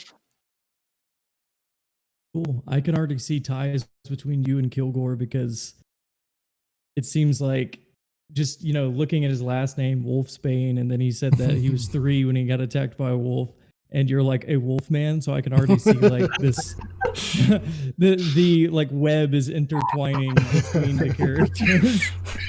And then you walk up, you're like, "Hey, Kilgore, it's nice to see you. I hadn't seen you in such a long time." Oh, that's funny. Kilgore has PTSD. We go back. I just kind of find it ironic. They seem like they know each other really well, and like they very friendly towards one another. And it's just, a wolf guy, and then Kilgore's past. Not that I know all the past or anything, but I just heard the thing about the wolf earlier. I thought that was funny. But anyway, Victor. Oh, okay. So Victor is a hexblade warlock. I guess the deity that he is aligned with, connected with, is the Raven Queen, which you guys would have put together through the various interactions you've had with him. Does not talk about it much openly. Doesn't talk much about himself at all openly or his past. He is with the guild, but there is, I guess, through the times you've worked with him, he always seems to have some kind of like ulterior motive per se. Not so much, that he's doing things for the guild out of earnest or for money or anything like that. He seems to be looking for something specifically. What else? He uses a longsword. It is also a flame tongue. However, with his, and I'm hoping I can just flavor it this way. Pretty much when I use it, instead of it being just normal flames, the flames are blue, just cause. And let's see, what else? Anything else I want to say? Oh, his general attitude is that he doesn't. Oh, his general attitude towards people is that he, in private, he might disclose something like he just tolerates most people, but he is pretty good at putting on a performance of, I guess, liking people or being able to, I guess, put on airs in front of those around him to make himself seem more charming than he actually is normally. Like, you guys know that he isn't very pleasant to be around. But if we're on a mission, let's say we have to talk to someone in town or whatnot, he can frequently, talk his way out of a situation, intimidate someone, either using magic or whatnot. But yeah, that's basically who he is. What's his general appearance? Well, there's a picture there, but he has a red coat. So a trench coat. Nice. He has a white mask. No eyes in the mask. Many people wonder how he sees out of the thing. Don't worry about it. You guys have never seen his actual face. He makes it pretty apparent that he never takes it off. Let's see, anything else? Doesn't have a sheath for his sword. He usually just summons it. Let's see. Anything else I'm missing? I think that's pretty much it. For now, anyway. Yeah. Cool. Pretty cool. So I'm playing the DM, and he is pretty much the. He's the coolest guy here.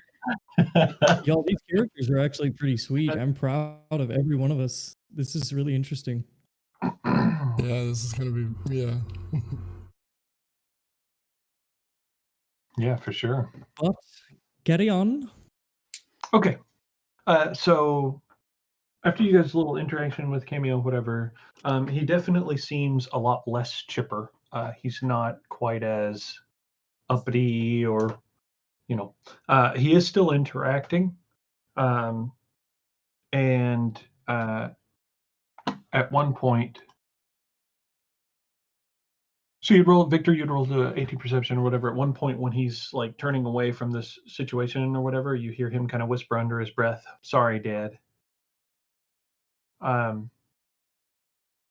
So you guys kind of reconvene and meet up with each other, whatever. So, and it's one of those circumstances where, you guys all know each other, but you never know where you're being sent to or if you guys are going to be sent together or not. And so when you show up, it's kind of like, oh, hey, you're here too. Cool.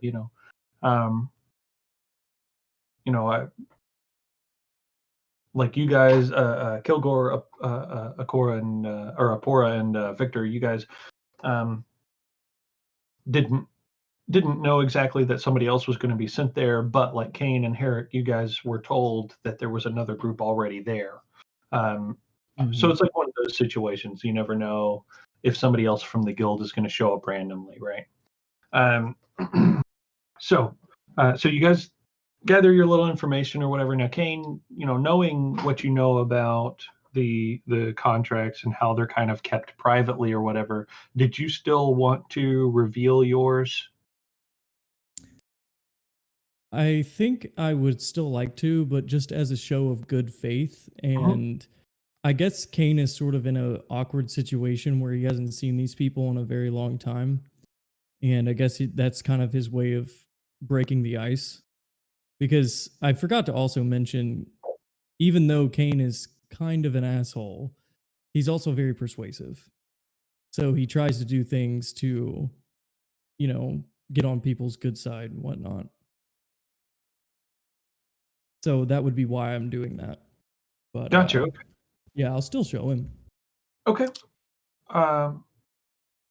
So you guys can make the choice whether or not you want to look at it. You don't necessarily have to look at it, obviously. I mean, you know that.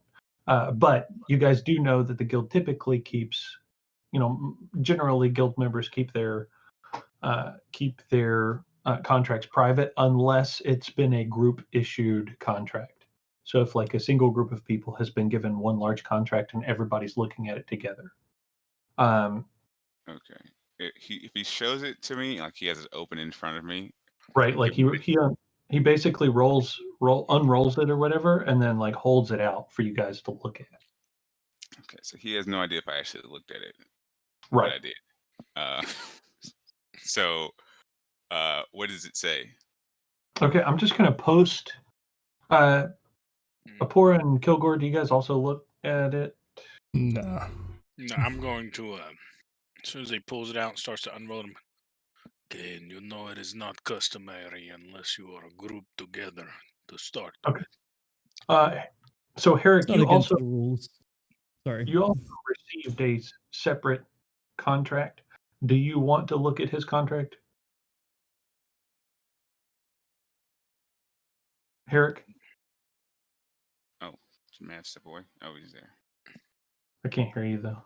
Can you guys hear him? No. No. I'm sorry, say that again. Okay, so Kane is offering.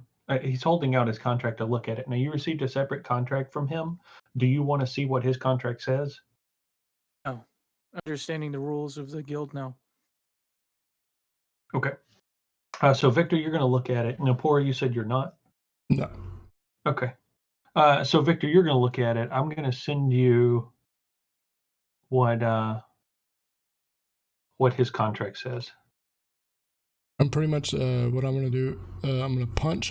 I'm gonna punch the Echo in a friendly way, and then I'm gonna go console the kid. Are you making an attack against that? I am. I had to know. Okay, we got to roll for it. Okay. I actually do need to know this. Okay. Like, are you actually punching in it, or are you just like, yeah? Well, because I've been around Victor a while. I'm pretty sure I know what his Echo. About his Echo. So you're not trying to damage it, you're just... Yeah. It's like a yeah, because I would... Yeah. It's fine, do whatever you want to do. What was it, like Dex? What would I roll? It's just roll an attack. Add your Dex modifier. I don't have a unarmed attack. So just roll a d20. Oh, okay. And then add... I guess add your Dex modifier. So 18. Or your strength modifier. Are you trying to punch hard or are you trying to punch quickly? Hard enough to make it disappear. Okay, yeah. Got you. Okay, so if add your strength modifier. Strength? Yeah. Oh. 13. Does that get proficiency? No, you don't have proficiency in unarmed strikes. That's true. Yeah. Yeah. Yeah. Okay. Well, actually, Do you have proficiency in unarmed strikes? my talons are natural weapons, so Oh. if you hit them, you deal slashing damage. You said you punched it, bro. Are you slashing it or punching it? Well, okay, look, I'm using my talons. Okay. I guess you'd have proficiency in that. Yeah. So just roll. Okay. Yeah, roll with proficiency, whatever. That's fine. I'll give you proficiency for that. All right, 17. Is it going to hit Yep. you? Yeah. Okay. So a hand is going to be like 1d4 plus your strength modifier. So it's 1d4. Yeah. 3 damage. Yeah, it's gone. Okay. And I'll just summon it back. It wasn't like out of any kind of like rudeness. It's because I know it. I'm just gonna summon it directly behind him and tap him on the shoulder with it. Okay. All right. I'm just ignoring her to the kid. It's all right, little dude. I'm sure you just keep working harder at it. You'll get better. Oh, everybody here is okay with messages on the Discord platform, or do y'all need to receive messages other ways? Because I forget that there's a couple of you that can't look at your, or is it just a Pora? I can. Gotcha. I didn't send you a message right now, Pora, since you said you didn't look at his contract. Yeah, I didn't look at it. But everybody else is okay with Discord messages, right? Correct. Okay. Victor, did you get that message I sent you? Yeah, I'm looking at it right now. Okay. Okay. Cool. So, okay, so you're going to console the kid a little bit. So you guys have a decision to make now. You can proceed with however you guys want to proceed. You can either continue investigations in the castle situation with the unknown entities that existed there, or you guys can proceed on to the village that exists up the mountainside, or if you would like, do a little more investigating in the dragon situation. You have your airship available or whatever. Go ahead, Kilgore. I'll let you finish. I just had a question when you were done. Yeah, go ahead. Concerning the actual contract, it's not necessarily, so it's frowned upon to show it to somebody else, but as far as when you have to work together, is it okay to tell details that need to be known by the other parties? Like, is it okay to discuss, hey, we're doing this part of this job together, Right. this is what's going on, type of thing? Okay, all right. Yeah. I just want to make sure of that. Sorry. So generally, the specifics of a contract that are kept to one's self are if you're investigating a specific target, if that specific target has sensitive data, what data it is that is specific to that target that you're looking for rather. Group contracts, it's a little less taboo to share information about. So like Kilgore, Apora, and Victor, you guys would have received a group contract for the dragon, the diplomatic event going on, and the airship in the far west. That would have been a group contract. So the details of those are a little less taboo to share. Things that are definitely specifically kept to one's self are if there is listed individual payoff, potential for promotion and ranking in the guild, things like that. Those things are definitely kept to one. May I have just like put my hand over the pay portion? Well, It's a little late. Well, I've I mean, the already- thing is, like, I never knew that the whole part about the pay thing. I was just basically showing, like, hey, does this look familiar? Like, we're looking for a dragon, and we're also doing a diplomatic situation. Okay, just so you know how I was gonna play it, I was literally gonna pretend like I didn't actually look at it. I was gonna like shove my hand away from or shove the contract away from my face. But I Right. clearly saw what it said. But I'm gonna act as if I didn't see it. Right. Yeah. And I Right. would say that would be okay, except that I've already sent the information. Yeah. It doesn't matter. It's not that big of a deal. I mean, really, I could just say that he did it just, as like a show of good faith. And Right. no matter how taboo it is, he doesn't really. I mean, unless, of course, it explicitly is like completely against the rules, then Yeah, I wouldn't know how to. there's no specific guild rule that says you can't share a contract. Oh, okay. Well, then I guess he'd be fine with doing that. Kane, we don't need you to try to please us or get in our good graces with your measly contract. I'm sure you're here to do the same thing we are. Kill the dragon. Fine. Let's quit picking on kids and let's go kill this dragon then. You ready? Hold on. We can discuss the details. We don't need to see your contract. You're here for the dragon. Do you have any details of anything else listed to do in the Let's city? see. Let me remind myself. I'm sure Because we have discovered certain things after Well, we know that it's arriving a blue here. dragon, right? Correct. You all know Yes. that too. Yes. And we all do know that there are some targets trying to manipulate the king. However, we don't know the particular targets. Do you guys know anything about that I should know? That's Kilgore, do we probably know anything why. about that? You That's know about probably that? why you were Before? you were called in. How long ago were you dispatched? The Just two a of few you. hours ago. About That 4 sounds hours ago. about right. Yeah. Curious. That's about the time we sent the message, correct?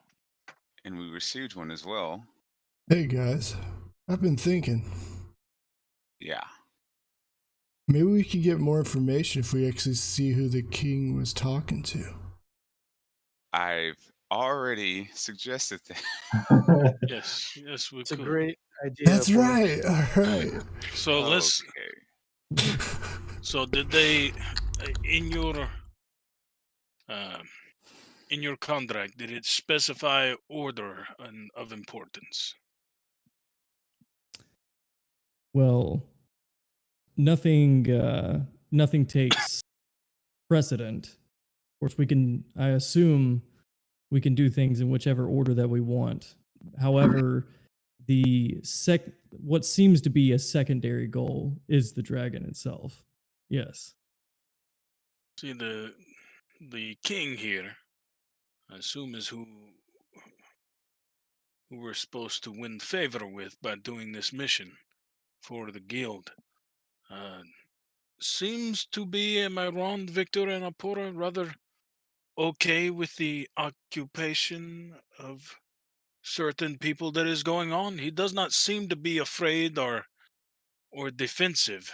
He seems rather content Arrogant. and happy and arrogant. Yes, very much so. He even made the comment that is going to get someone's tongue cut out. Not his. It's how we realized there were other people there. What was it they said to you, Apura? Or about you, not to you. It As you were was, leaving. yeah, there's something about them trying to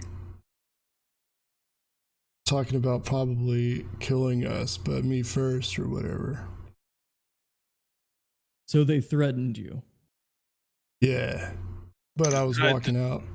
They tried to do it secretly, correct? It did not sound like they were doing it openly. Right. Even better. Okay.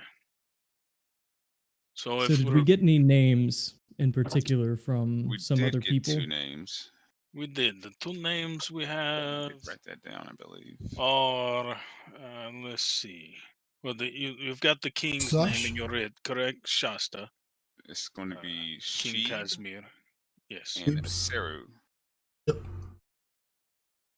Apparently, it's a band of drow and half elves. Seru and the other's name is? It's Akiru and Sabib. Supposed to- Abib. I got Sheeb. Is that correct? Was it Sheeb or Sheev? Sheeb Sheeb. Yeah. Okay. and Dekiru Okay. were the two names. So we're looking for, well, we're cautious about some drow for sure in this situation. Yes, but we So don't know keep this how in many mind. there are exactly. do we? Apparently, they have tattoos on their faces. That should be easy to find then. They're invisible. What do these tattoos Oh, look like? currently? Yes, that. It's a vague description, but it's over Apora, their did eye. you glean anything from our friend? That'd be everything I would have told you already. Yeah, wasn't So it the like an thing eye that you guys- tattoo? Yeah, the things that you guys recall or whatever was mention of a tattoo around the right eye that was circular around the eye and extended up and down on the, essentially extended up a little bit and down from the circle. You said none of us recognize that. Not specifically, or at Okay. least, yeah, not specifically. Do But either it of was you? a fairly vague description. Okay. Does that sound familiar to either of you? Not to me So in particular. However, what is your main goal? Is it to kill the dragon or something else? Personally, I'd rather kill the individuals who would like to have us killed. The dragon has yet to do anything from what we've seen. At the very Do we know the least, dragon's location by any chance? We do know where the cave is, correct? correct. Don't we? Yes. I believe, yeah. There's also some strange happenings in this village. Potential sacrifices. The wealth of the village seemingly evaporating. And no one cares. are we looking at a cult? Entirely possible. And it is. Personally, I am reluctant to deal with the dragon first. Let's say it's a difficult fight. We come back to settle things here, and we've already been instructed at the very least to investigate and deal with these unseen manipulators. We come back worse for the wear, and now we have a bigger fight on our hand. It seems like from what I've read on the contract, it seems as if we are trying to remove people who are seemingly manipulating the king. Correct. And if that could be this band of drow, then that might be the top priority here. Of course, you mentioned the village as well, and I do feel something there for that. However, a job is a job, and I think that we should investigate these drow first. Any other ideas? And we go see who the king was talking to. Well, just so happens I can shed some light on that subject. Are we going in with a plan, or are we going in, well, messy? Plan would be nice. Well, if we walk in the door, I can leave the lantern off until we are announced and proceed into the room. Or we can have it lit when we come in the front door. That's my number one concern of which way to proceed. I can try to lure some of them out with a small distraction. The question is he cocky because they cannot be seen, or is he cocky because there are a lot of them beyond the Well, two as we far know as we of? know, I thought there was 5. 5. Is it the 5? Okay. Yes.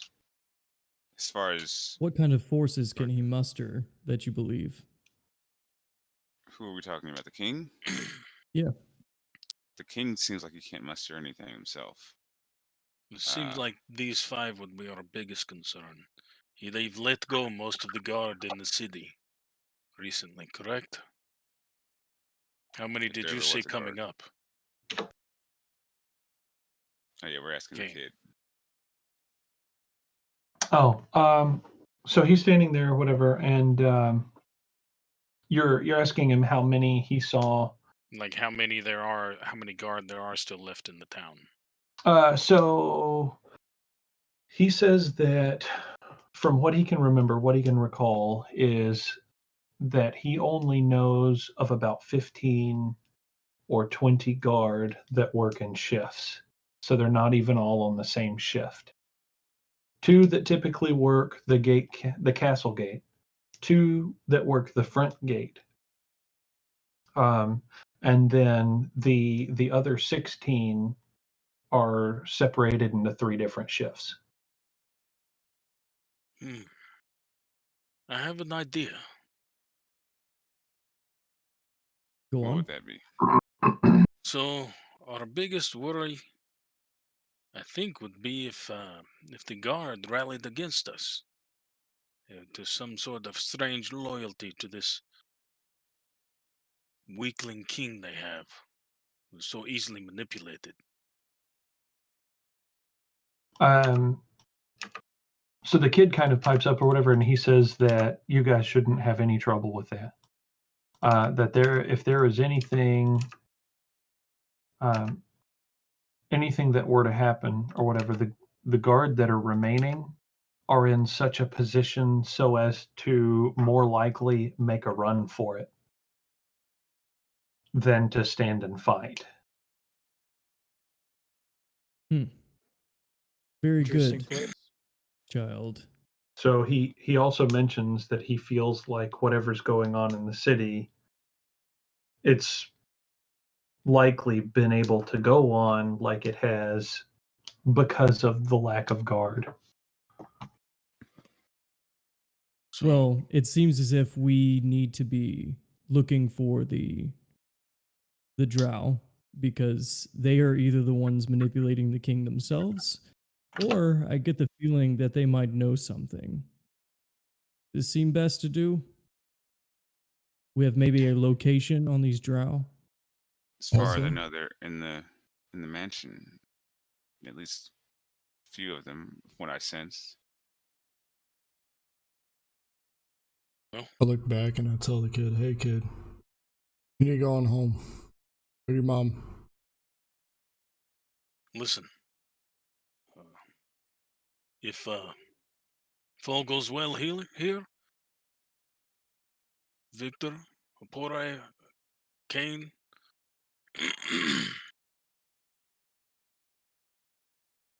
Harik, how do you feel about him taking a blade and coming to find his father? He can tag along behind us.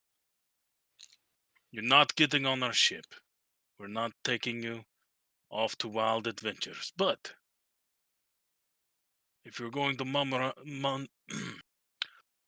under your breath about apologizing to your father, then go and try and find out what happened to him. Kind of nod. It'll be your responsibility. Eh. He would be his own responsibility. Fair enough. If he dies, he dies. Bring a good blade. What say you? Begins to he has a bit of reluctance on his face, but then he takes a deep breath, and what was before sorrowful, like this morose kind of appearance, it immediately changes. His countenance immediately changes, and he becomes a little more excited. DM, what would a normal rapier? Because he took a fencing stance, so just from being around, it's obvious that's what he would probably use, as a lighter, thinner blade. Right. Now, how much would that cost? So I actually have it right here. I mean, you can give me a roundabout or whatever. Regular rapier costs 25 gold pieces. Okay. I'm going to give him 45 gold Okay. out of my bag of holding. And then pull out a small pouch, put it in there, pull it taut. Here, go purchase yourself a sword. It doesn't look like you've been handling one recently. Purchase yourself something good that you can handle well. Use whatever's left to get whatever sort of shield or armor you can. If you're going to come with us and you're going to die like a true man. And he jumps with almost like up in the air with excitement. And he takes the gold and he bows like 3 or 4 times. And he's Okay. like, thank you. And then Before he leaves, actually, as he's bowing, is he Uh-huh. bowing like he was before? yes. Okay, I'm gonna adjust his posture. Okay. First. He's not bowing so low. Yeah. Yes. Like before you go down to Right. adjust his Stop posture, I'm going to slap him in the back of the head. Okay. And then you Uh, I'm gonna he- show him how to properly bow. like This gently. is how you I'm bow. actually Okay. going to gently try and slap him in the back of the head, not like full weight of hand. okay. And I'll tell him we don't bow to ants. You Right. two would make great fathers. And and I also ask him, out of the two of him and the guard captain. Oh, we just lose Matt. Lost Okay. Matt. Oh, There we he's go. back. Oh, he's Okay. back. Between him and the guard captain, which one would the king pay the least amount of attention to, if he was in the room?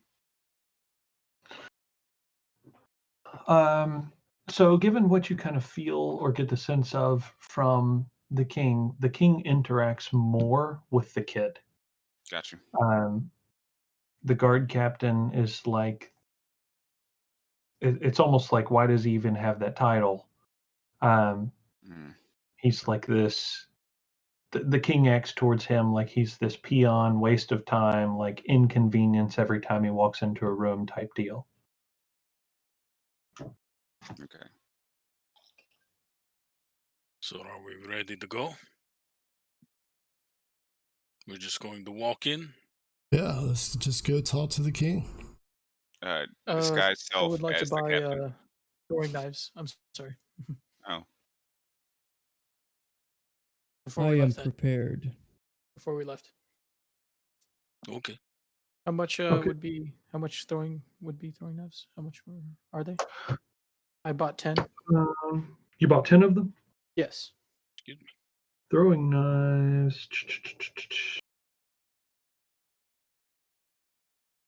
Good sturdy ones, not cheap ones. The sturdy ones? Yeah. Let's see. We can call it 5 gold pieces a piece. Okay. What I'm looking at in the book or whatever, they're most closely related to darts, basically. Okay. No, that's ammunition for never mind. That's not throwing darts. That's ammunition for a blowgun. Hang on a second. well, throwing knives. I mean, aren't those basically just daggers? Because daggers Yeah. are thrown. Yeah, we can do that. Oh, okay. So, with your basic dagger is going to be 2 gold pieces. Go ahead and buy 100. Okay. Well, I just messed up my math. Okay. All right. Yeah, so they're 1d4 Yeah, piercing. then we'll do. Finesse thrown, their range is 20 to 60. So 20 feet to 60 feet. Okay. So be it. Let us go to this mansion. Okay. I'm See what gonna we find. use disguise stuff to turn into the captain. Okay. And I'm gonna suggest to Victor that he essentially either like carry me by Suggest like to the back of yourself. the collar. Victor, you're suggesting. I'm sorry, Kilgore. I'm so sorry. Yes. Kilgore, to like grab me by the collar as if like you're dragging me into the throne room, like as if I'm being forced to come along, as opposed to Okay. me guiding you in, yeah. Very well. Victor, what is the significance of this mirage of sorts? Oh, I'm just going to give myself an opportunity to get into position before any shenanigans. Well, who is this? Who is Oh, this that you've this would become? be the captain of the guard. Was basically a coward. Doesn't really deserve the title. The king doesn't show him really any respect. I doubt anyone in that room would, but they also not see him as a threat. So, hence the disguise. Do you want Very well. the lantern lit as we go in? That is a good question. I would like to know if there are any waiting at the doorway or if they are all in the main audience room. Well, oh yes, we should tell Kane and Herrick that the invisibility comes from amulets that they wear. Yes. So it's entirely possible that the removal of those will eliminate the invisibility altogether. The lantern only works on them if the light's directly hitting them. How far out does that go? 30 feet. Okay. DM, how big was that room originally? So it's about 30 or 40 feet long. Okay. And it's like 20, 30 feet high, 20 or 30 feet high. So if I came and stood in roughly-ish the middle of it, it would illuminate the entire room. Right. So Okay. I guess I would Very like to good. get to the middle of the room at the very least to get the widest coverage. Does that work? If we can walk in without having any major issues. I can cover it with my cloak. That way Okay. it's lit. I do not need to light it. Okay. And So then we walk in casually. Or just following up with the the king, letting him know we had some additional reinforcements to deal with the dragon, maybe just to introduce and a show of respect. Okay. And everybody make sure maybe not to make eye contact with anybody revealed until the time comes. DM, the last time we saw the captain, we told him to do what? I remember he ran off. But what did we tell him to do exactly? He's standing over there next to the gate. He's Yeah. back Is he gonna walk right by him? I'm gonna get rid of this guy's self first, and then I'll. I guess when we walk up to him, I'll find some way to get rid of him. Okay. All right. Get So rid is that? Yeah. Well, at least I don't want him in the room. Well, but he's back himself. at the front gate of the city, right? Not at front the gate of the city or the front gate of the mansion? No, he's in. Oh, front gate of the castle. Okay. Yeah. So the big, what appears to be iron portcullis that is actually a swinging door. How about we just ask him to lead us in, and then we can... I mean, that's possible, but then it's another potential liability in the room. Maybe we can take him aside, tell him we need to talk, and I'll knock him out. Well, the reason I'm taking the disguise is so I can maneuver around the room, fight, if there is a fight, starts, and get into a better position as opposed to them being on guard around me. I mean, if that doesn't work, you could be the boy. That would be fairly... But then he'd be looking at me. Mm-hmm. He doesn't seem to show any kind of respect to the captain. I was thinking he would avert his eyes or just neglect to look. And they can potentially see through a disguise that I make. So that's why I was trying to avoid that. Yeah, true enough. So... Well... Let's when we get get to to him, the key. we'll figure it out. Okay, so I guess we're heading over to the mansion. Cool. Now, are we going in with the intention of removing them or speaking to them first? Well, it's something I wanted to talk about. I'll pull Kilgore to the side just for a moment. and I'll whisper.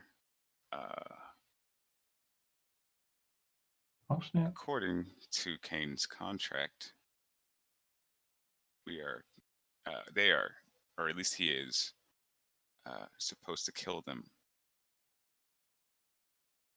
Elimination was the highest priority. So, Understandable. They do I mean, seem to we be a can try to reasonable take. threat. Yes, we can try to take one alive if you want.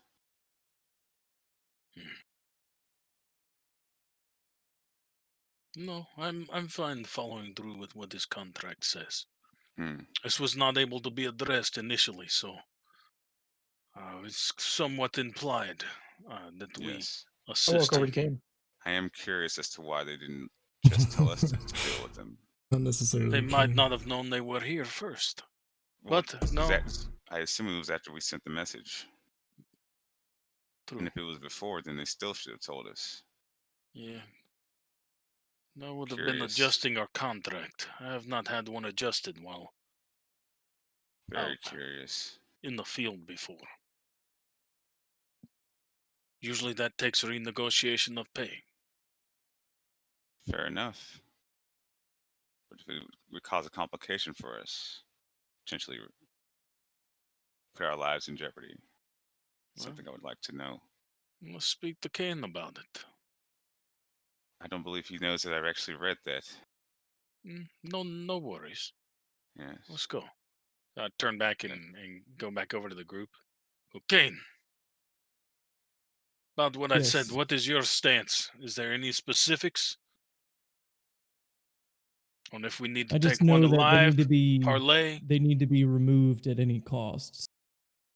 See, the contract you said to keep one alive. I don't have to kill any of them. Oh no, I As was long as they're whispering ran that. out of. Oh no, I'm saying I like, asked, do Oh, you asked you it. want to just yeah, he asked if keep we're one keeping them alive? Do you want to alive. parlay? Do you want to? Are you They just commanded need to to be eliminate them? Essentially, they need to be removed at any cost. Very well. So we're taking their heads. No? If they If don't they- leave willingly, then yes, of course, we'll take their heads, burn them, or Anyone want to place bets electrocute on them to whether or death. not they'll go willingly? No takers? Okay, we're taking their heads. We could go and try a diplomatic route at first, but of course, if that doesn't work, I'm sure it'll all solve itself one way or another. I would like to know who they are and why they're I here. agree. I am curious of the ins and outs. Not just that, but it would also help us figure out how many could be embedded within this entity of their hierarchy. True. Minimum 5. But So far. so maybe we go in, introduce under the premise of introducing 2 more members to assist in removing the dragon, and then we ask politely for him to introduce his additional members. I Still like wearing that. the disguise. I like that. And at that point, I can uncover the lantern, and whoever wants to talk, and we can go from there. And the Yes. porter, when you notice the one who asked if you should be dealt with, tell me. And regardless of what happened, I'm removing his tongue. Well, I didn't see him. You No, heard their voice. there, Kurt. Oh, If you yeah. recognize his voice, If you you just talk give to me a him. little wink and a nod. Okay. Okay. Okay, so I guess we're gonna come up to the captain first, as we're making our way in. Yeah. at the end. And as I'm walking, just for the record, my cloak, whenever I'm getting ready to go into a fight, like the whole cloak just kind of starts to be covered in like almost like a frozen, like lightly snowed upon, really cold layer Okay. of just like snowy residue Sure. over the glimmer weave. Just for flavor.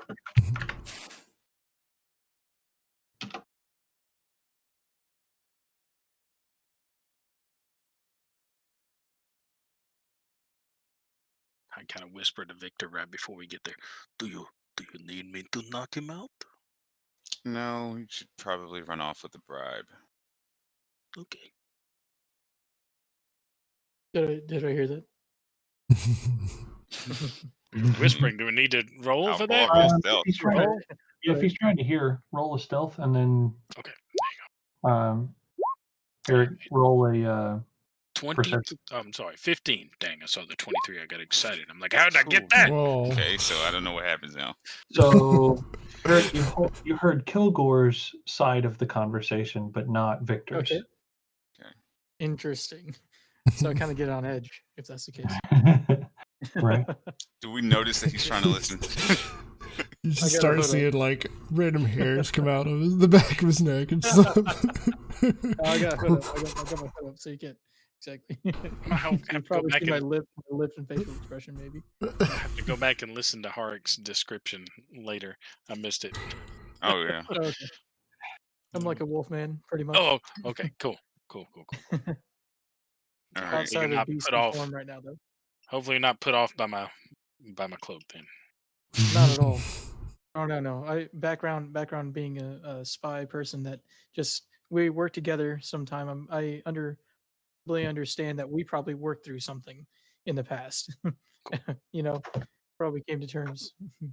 All right. I seen eye to eye, if not already. If not, then I'm not sure. Cool. Okay. So we walk up. Yeah. I'm just and gonna let Victor leading. Yeah. I'm just gonna walk up to the captain, try to get a good idea of what his demeanor is. I'm assuming he's still kind of, fidgety, especially when he sees us. Yes. Okay. He is still very nervous, very jittery. I'm just gonna walk up to him slowly. Yeah, so he sees you guys, and he kind of goes wide-eyed for a second, but then he looks like he's fighting back his nervousness. Right? You guys see beads of sweat immediately start to, beat up on his brow. He kind of like adjusts some of his armor. Which, as you guys are walking up to the castle, right? Vasily splits off to the side or whatever, and he starts, he proceeds to a shop or something to acquire his various accoutrements. So I do leave the lantern out until we get inside the gate and come up to the front of the inside the castle, castle I gate? guess. Yeah. Okay. Yeah. So before we go inside the main building, I would shield it with my cloak, Okay. All right. So yeah, I'm gonna just kind of try to put a hand on the captain's shoulder and say, "Friend, why are you seemingly so perturbed? We're just here with 2 more of our associates, just to see the king." And he's like, "Oh, well, I'm glad you're back, because I was supposed to be guiding through the city, and but you put me here, and that's fine. So it's okay. But you guys are back. Did you kill the dragon? You killed the dragon? No, not quite yet. We did need just a bit of privacy with the king. But I am curious, how much does the king pay you on a daily basis? Oh, well, we're really not supposed to 20 talk. gold, 30 gold. What are we talking? Well, yeah, it's well, we don't do a lot, so Understandable. we only oh, Speak. What's on the tip of your tongue, friend? Just we get like 15 a day. 15 gold a day. Yeah, but Oh, he's not. Oh, yeah. Do you have a No, I family see at all? why. Kane, let's not poke our friend here. Well, he paid more before, and Oh, how much was that? but he well, we were getting like 25 gold before, Ah, uh, 25. and then but then we let go most of the captain of the guard, and he only Mm, kept a few of us on, and um, yeah. okay. Work long shifts, I assume. Well, yeah. Okay. Well, here's the thing. I see that you're struggling, particularly today. Our previous conversation probably didn't help anything. So, as a measure of good faith amongst the two of us, I would like to offer you 50 gold. Oh, oh, Yes. Oh, no, let's not have a heart attack now. I don't, I Let's don't, just give you joy. I don't, I don't know if It's I should fine. It's fine. take It's fine. This is a donation. the gold in a Are day. Just are are listen. you doing a persuasion? I'm not done. I will do it for persuasion. Oh, okay. Yes. uh, and I just need you to relax. I would feel terrible if you lost your sense of self based off of what I had said to you earlier today. In fact, it would do me such a great service if you would just go. I don't know, go into town, go buy yourself a meal, go to the bar, maybe find a nice woman to spend some time with. Just take a couple of hours. The king will be fine. We'll we'll let him know that you're, you know, just taking some time for yourself. Oh, trust me, he won't get mad. We will cover for you. You will be fine. And I'm gonna roll persuasion. Okay, I'm gonna guide myself. yeah, go for it. Can I Roll assist him? persuasion. Roll a performance check also. Okay. Well, I guess I'm gonna use that guidance on that 'cause I feel like, oh, never mind. Okay, it's 22 on that. All right. And Uh, is he able Can I? to assist me, or one of them? I Yeah. guess. Yeah. Okay. Yeah, I can assist on the persuasion. I can assist on the performance. Oh well, I'll just roll that again I'm too. a Why not? gladiator. Okay. I kind of I flex remember. my arms and go. You take the woman in your arms, and like on the cold winter's night, high in the spine of the world, you lay her down and warm her through to her soul. and Hmm. he's like, I'll probably just go home to my wife. Oh. Then do that to her. What are Yes. you, stupid? And he kind of like shrinks back when you say that. They're like, You know what you do? It's something I've never tried before, but I've heard it's amazing. Take all of the gold, lay it across the bed, and then make love to your wife. Never, never done it myself. Don't have a wife, but heard it's amazing. is well, I okay, okay, okay, Mm. okay. Okay, We'll try. Go buy a And nice bottle of wine on the way there. yes. get some flowers. Yes.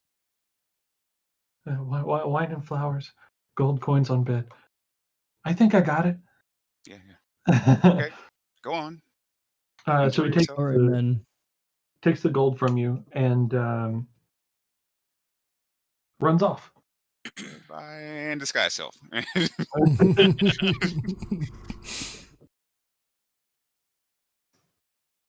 I didn't realize that this turned into date night, date doctor type of deal. I was Gentlemen, just well going done. to plunk him on the head. Yes, it would have saved me some money, I'm sure. But it would have created another complication. One less body to worry about. Well, not kill, just knock out. He could always He's wake failing to do his job proper for Bruh, the people of this city. he did need to chill. Okay, so you guys make your way through the castle gate or whatever, and into the front door. And you're in the front door or whatever, and the king is not sitting in the room. The king is no Interesting. longer in the room. Can I do an Arcana check to see if there's any magic stuff Yes, you happening can. here? Okay. Gonna guide myself. At that point, I'm gonna unsheath the lantern from my cloak. Okay. If we're seeing he's not there. It's a nat 1. I'm gonna check out the room and see if there's any kind of like disturbances, like anything knocked over, anything like doors that you're just noting, exits, entrances, windows, things of that nature. Okay, so the way that the room is shaped or whatever, it's about 30, 40 foot long. It's about 30 foot wide and about 30 foot high. On either side of you, about halfway down the room, so about 15 foot down the room, right, there is a doorway. And the doors are closed, right? At the rear of the room, there is an archway, and the archway is about 20 foot high.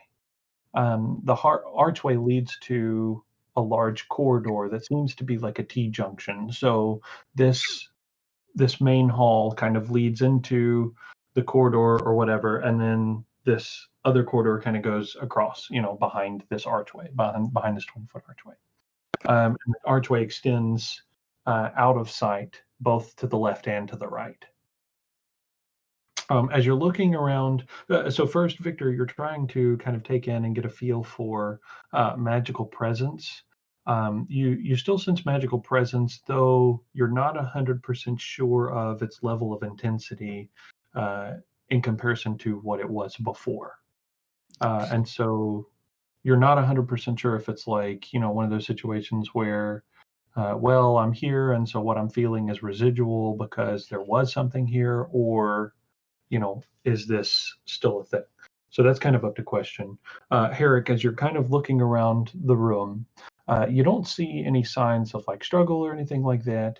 The one thing that you guys do note is where the king was sitting, the chair is pushed out a little bit from the table. So one of the things that you guys know as a custom is when the king gets up from his chair and leaves it, someone typically comes behind him and pushes it in so that it is in like a nice, neat, orderly kind of deal, whatever. So Herrick, the thing that you notice is that chair has not been pushed in. Outside of that, everything seems to be in good order. There doesn't seem to be any kind of trouble, any sign of, anything like that. I'm just gonna say I mentioned as that the to captain, Victor and Kilgore. you're Okay. gonna whisper it to us, or you're gonna just say it No. out loud? I'm gonna whisper it to Kilgore and Victor, whoever's closest to me. Actually, I'll do that. Okay. I'm just gonna yell out, "My lord, are you here?" In the try to emulate the captain's voice, but say it quiveringly. Okay. So Response. you hear some grunting or whatever, and then you hear the pitter patter of little feet in the corridor, and then you guys see appear from, or kind of pass from within the archway, the little shining of the crown, and then he climbs back up into the chair. Everybody roll an insight check. Okay. Gonna guide myself again. Okay. 21. I got an 11. 11. 18. 15. Okay. All right. So Victor, Herrick, and actually Herrick and Kane, you guys weren't here before. So I'll describe his countenance to you guys. So the countenance that he has is also one of nervousness, but not of fearful nervousness so much as the nervousness that that persists when there is something of great detriment looming overhead, right? So some kind of like gloom or doom or something that So, Victor, the countenance or the way that he is holding himself now is not how he was holding himself before. There are little minor changes in his attitude. He still seems to have the arrogance when he walks in, but it is much more of a worried type, a seemingly like, he is less like I'm king of all of you and you're just peons to me, and more of like there is something terrible here kind of deal, right? He's definitely different. He's definitely different. You said he came from where exactly?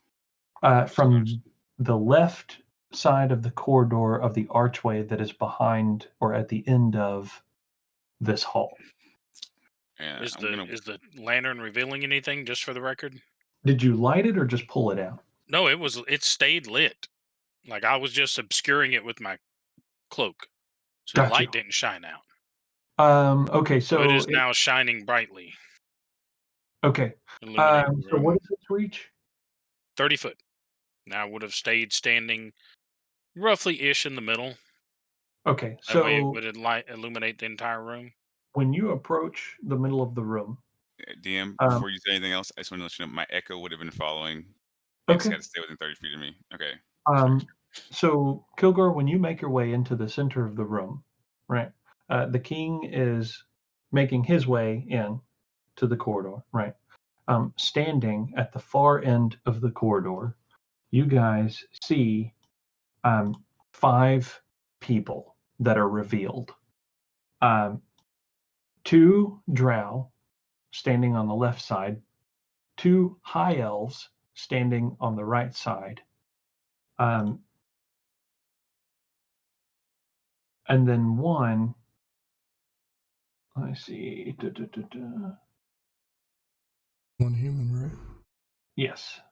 Oh, I thought there was a half elf in there. No, you said high elf earlier. Half elves. I'm sorry, not high elves. Half Gotcha. elves. And then one human standing, leaning against the right side of this 20-foot archway. Now, can we see their faces? Yes. Okay. I Eyes and everything. immediately, sup, dude?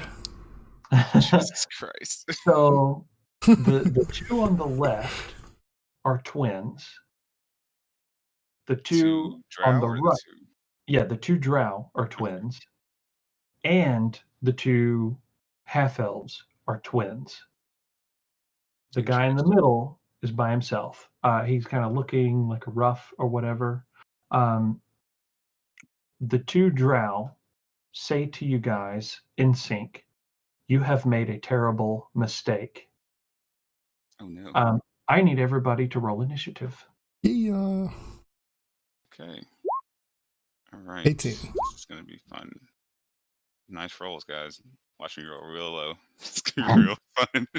So You have Apora advantage. rolled 19, Kane rolled So an many 18, good rolls. Herrick has rolled a 17. Oh, an 18. Kilgore rolled a 13. You get to roll twice. I can roll Holy twice. crap. 4. That 4 does not count because I get advantage on that. But Okay, so first is the 2 drow. Oh, jeez. wow. Oh.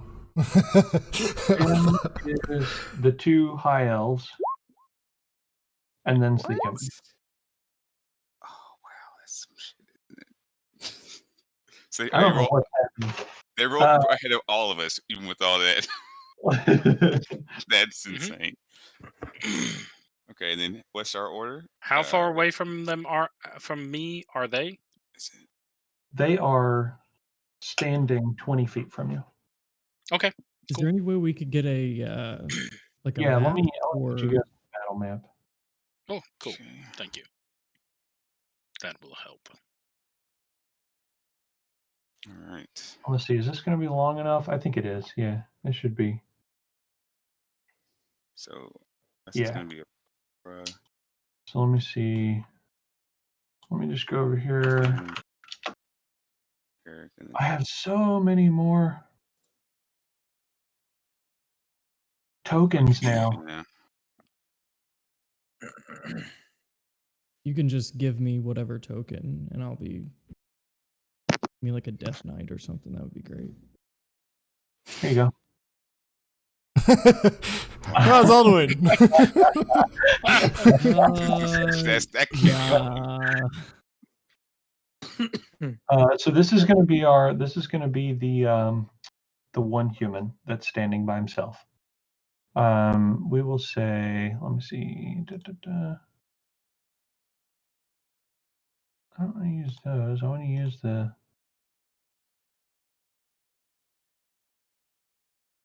Yeah, here we go.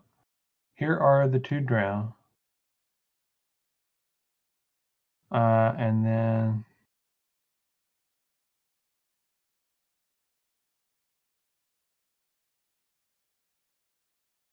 supposed to be half elves. Here are the 2 half elves.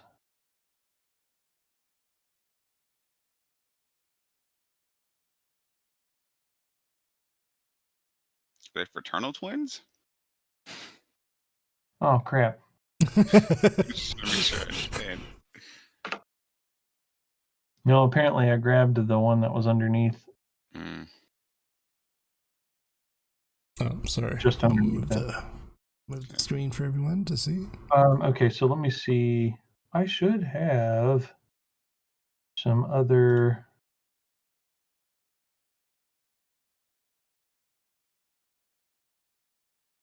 I could have sworn I would have a Goliath token in here for sure.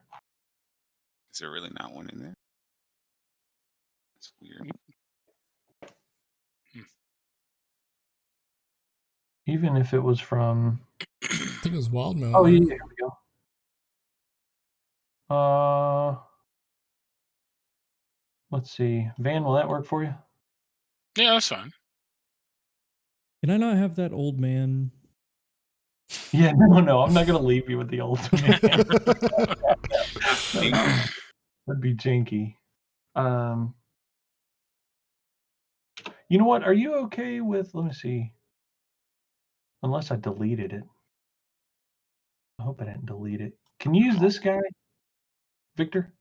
Oh yeah, sure, that's fine. Kind of like the mask and the red, you know. Yeah, kill the son of a bitch.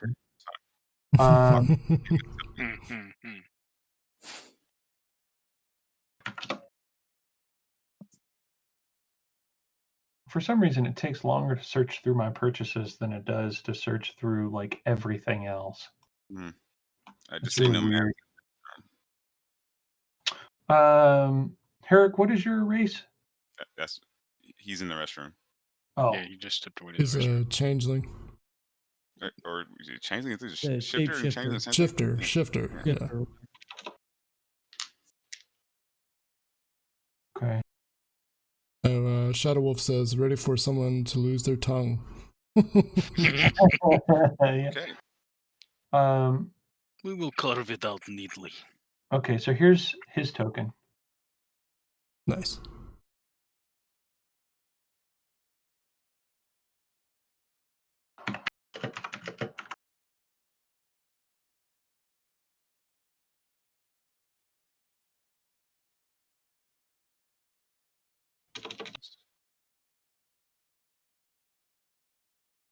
For mine, you may as well just look up Death Knight.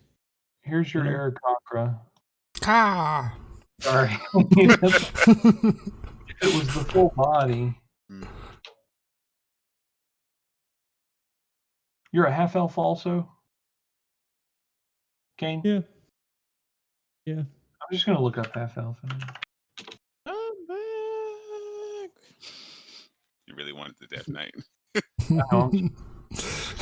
I don't have a death. Right. Or, you know. Wait, is that me? Yeah. I love that token. Here we go. Will not let you use the one that's in when I tap it in the compendium, it has one next to the name. Oh, does it? I don't know if this is You put it as PHB or one if or it's Yeah, I got one next to my name too. Yeah. Let It's me not see as if I- cool looking as I thought, but Oh, Bone Knight. Holy crap. Look up Bone Knight. That is so me. Giggity. Oh wow. That's where we are, guys. It That's had how to we come get in started. at some point, right? Yeah. Oh wow, yeah, okay. The Bone Knight does look pretty gnarly. Why Yeah. does it have the green circle? Are you guys seeing the green circle? No. I'm seeing like a bronzy red type of color. Yeah. Too. Yeah. That's really cool. I don't know what's going on with that. I think that's all right, whatever. I like that. We're gonna go with it. Do you want the Death Knight or the Bone Knight? They're Bone both there. Knight. Okay. Yes. Excellent. Okay, so Kilgore, you're like 20 foot away. Oh. Am I all the way back there? No. I'm adjusting. So they're standing here. And they're in the room or outside the archway? They're in the room. Okay. He's standing in the archway.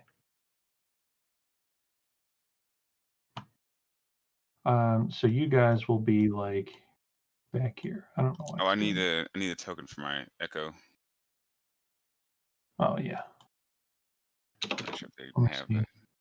Just like a specter or I can something. look. I'll just Let me just see what it comes up with. Wait, sorry, who's that person in the That's what front? came up. Sorry. Let me see. You know she's crazy. oh good lord, because she's a redhead. Son of a bitch. It's not- Uh,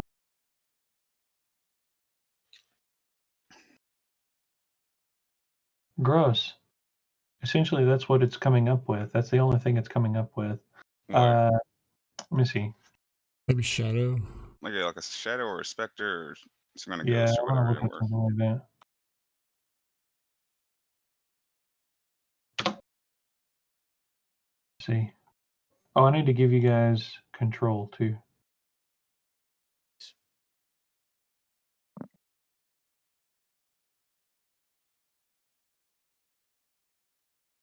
Da-da-da-da. I guess I could have done this before we started playing, so that way there's not just like, dead space. Hey, guess what, you guys? How tall is, or how high is this room? How high does it go? It's 30 feet up. Sweet. There's a chandelier in the center. There's a fairly large table in the middle, but oh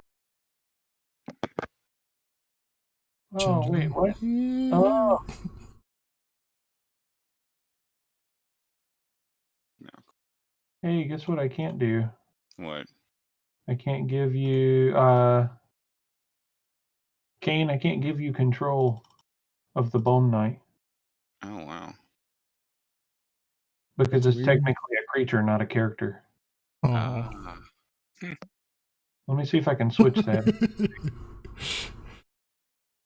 Shenanigans. Right? And apparently what I'm seeing, this weird green sphere, is its dark vision. Oh. That's So I cool. think they've made some updates. I'm gonna have to give you a different token. That's okay. I'm sorry. Just find a generic knight. The most generic of knights. Yeah, that would be awesome. Let's see. There you go. I don't know. That's Yeah, that'd be as, fine. I mean, he's got a helmet on, but right. totally cool though. I assume the same would be true for the specter or the ghost or whatever because it's going to be a creature. Yeah, I'm trying to find you a token that I can give you control of. Or you just give me the same one twice. It's fine. I'll just have to keep it straight in my head. If you can mark it. Or maybe something. there's a way to Yeah, change the marker. opacity of a token, and you could just make the Echo Knight like half translucent or something. Right. I was gonna try. Boo. Oh, that's kind of crazy.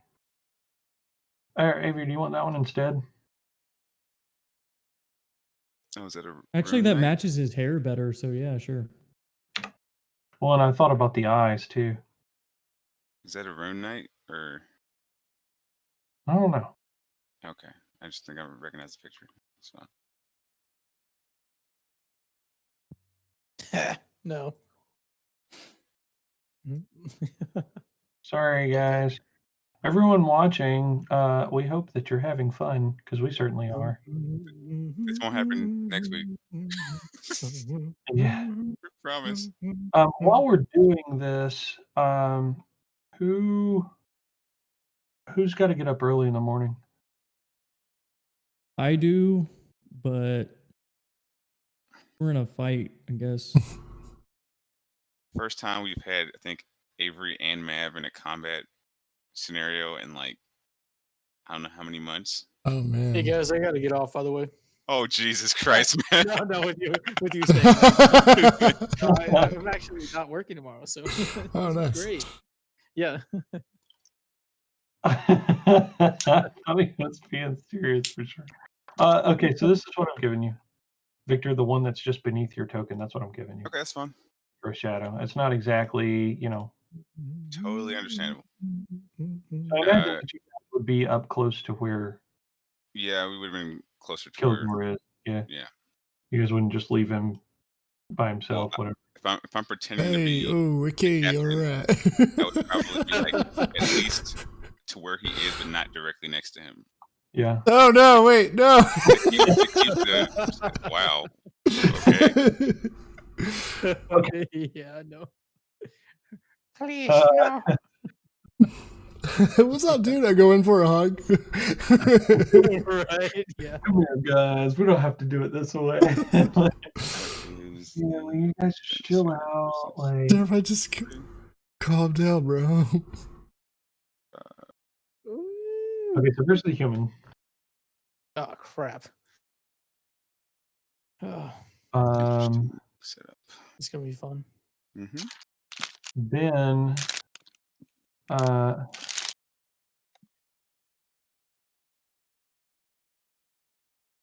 then half elf 1 goes.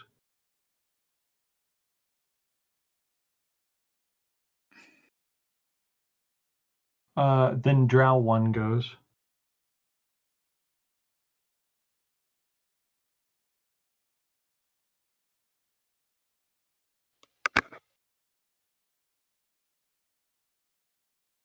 Just Then noticed.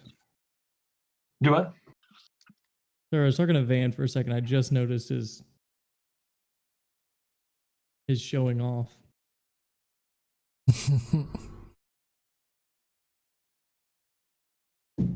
So then is Victor, Apora, Kane.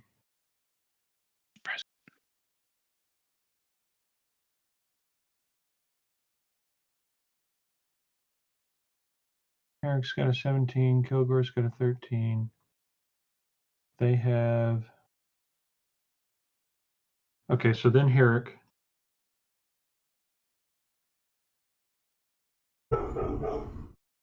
Then half elf 2.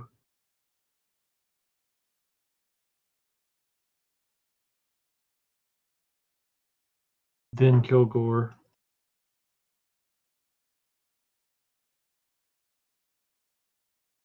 And then drow 2. Okay.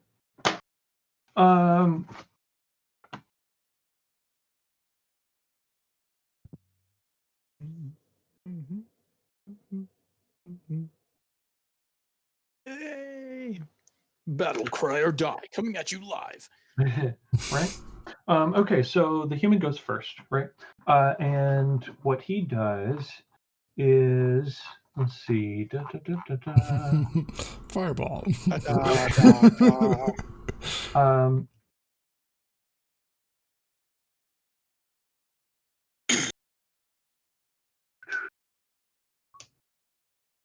Yes. So he's going to pull a short sword and then step around behind the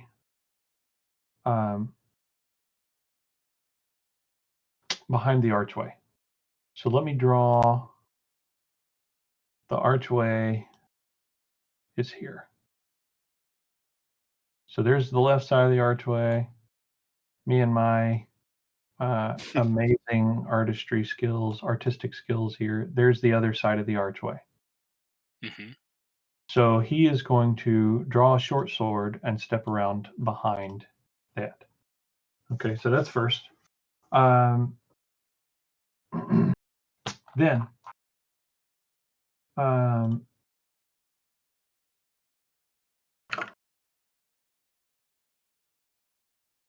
the half-elf one, the first half-elf, he is going to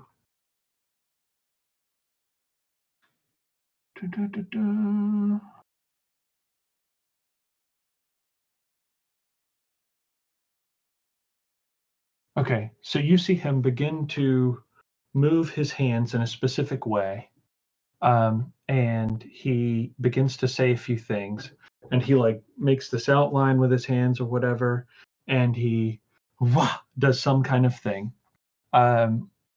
When he does that,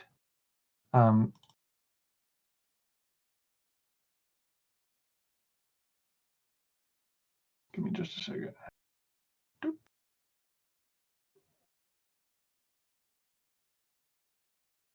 Appearing right next to Herrick is a gargoyle.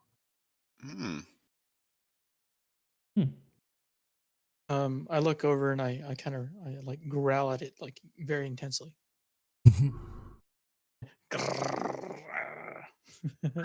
Like that. Okay, so then, And which one was that did that casting? that was the first half-elf. So the one on the right or the left? So we'll just say one's on the left, two's on the right. So that's going to be this guy. Okay. So he just did that cast. So now the drow on the left goes. One. May make it easier, but you can color code them. Oh, cool. How do I do that? I think it's like the little glass thing. Yeah, there you go. Yeah. So make the gargoyle. Red is going to be 1. Blue is going to be 2.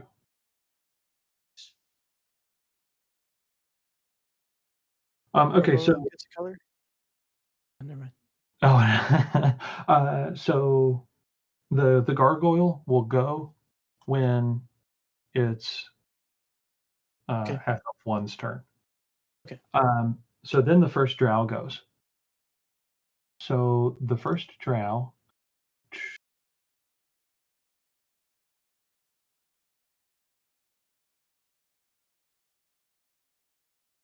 The first drow pulls out a lodestone and begins to drop these little iron pieces over it and says this thing.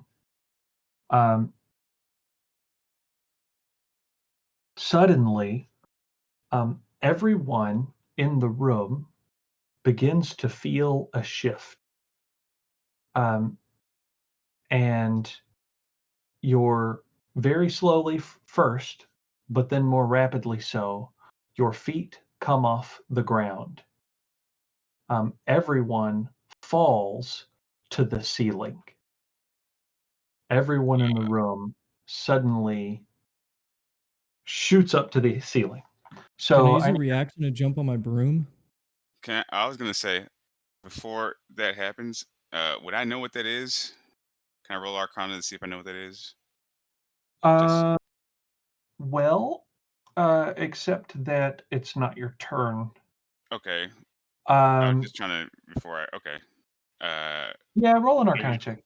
You can roll an Say, Arcana. are you trying to counterspell with a reaction or correct? But if I don't know it, like Yeah, so roll that's your conscious. My Arcana. bad. Roll an That's Arcana check real wrong. quick. Okay. Yeah, damn rolls. 21. Yes. Okay. What do I know what spell that is exactly? Like, do I know So that? definitely, as you guys begin to lift off of the ground, you feel that what you're experiencing is reverse gravity. Interesting. Okay. I will, in fact, try to counterspell that.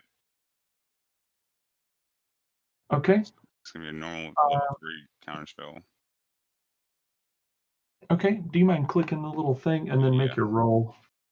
Actually spell it. Okay. And then what is it? A D10 or is it? Hold on. Oh, is it? Is it them that makes the roll or I make the roll?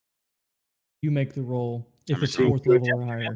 Yeah. The creature in process of casting a spell. If the creature is casting a spell of 3rd level or lower, its spell fails and has no effect. If the casting of spell is 4th level or higher, make an ability check using your spell casting ability. The DC equals 10 plus the spell's level. On a success, the creature's spell fails and has no effect. Oh, okay, so it's 10 plus the spell's level. Yeah, if it's above. If it's 3rd above level. 10 Is it above plus 3rd the level? spell's If it's level. 4th or higher, you have It to is, make the roll. it is higher than 4th level, yes. Okay. So I gotta roll a D10 and then.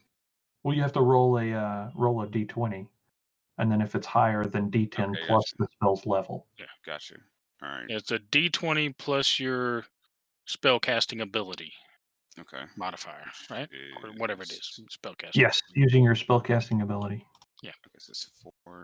And then... I don't know if you get spell tag bonus on that. I guess so. Well, no, it would be the modifier of my the charisma score. yeah, plus your Yeah, so charisma it's a 4. modifier.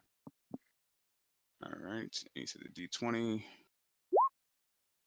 what's 17. your charisma? Okay. Let's see. So wait, do we do that right? I feel like this And is. See. 12. the DC is 10 plus the spell's 20, level. no, the DC is plus 10 plus the spell's level.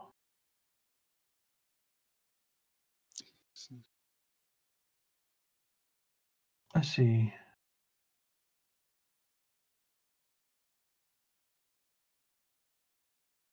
Okay.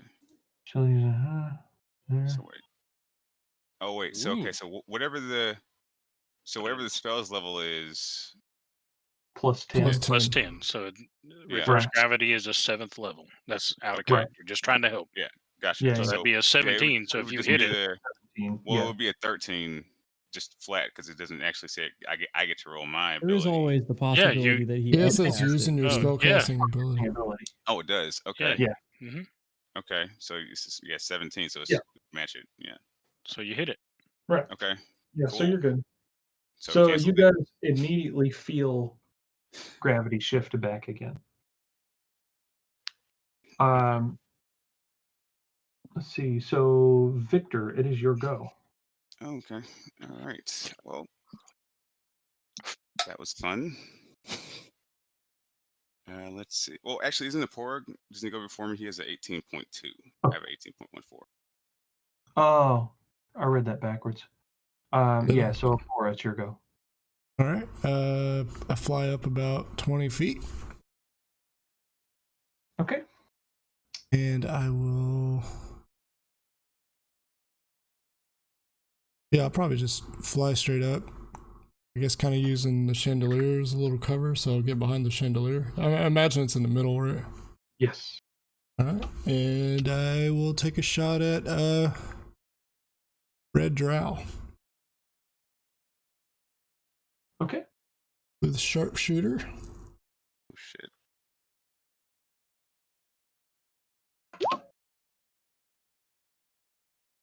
Okay. Make an attack roll. Yay! All right. It's a -3, so it's a 12. It's the archery is clicked again. Wait, why is it minus? Oh, okay. So it added and then. Yeah. So it canceled it. Okay, gotcha. So it canceled it out. So the +2 is for his archery, but it should be a -5. But the +2 made it a -3. Oh. So it's actually a 12. Got you. Okay. Is that... It's really weird. I didn't think it would do it like that. Does not hit. All right. Screw it. I'll use my I guess my arcane one of my arcane shots to turn it into a curving arrow. Since I missed, so I'm gonna roll again. On the next guy, the one next to him, so blue. I was aiming at the half elf, right? Yeah. So I'm gonna go. So You the said drow- you were- Red drow. Oh, red draw. Red Okay, I'll go. It's gonna curve toward blue draw. Okay.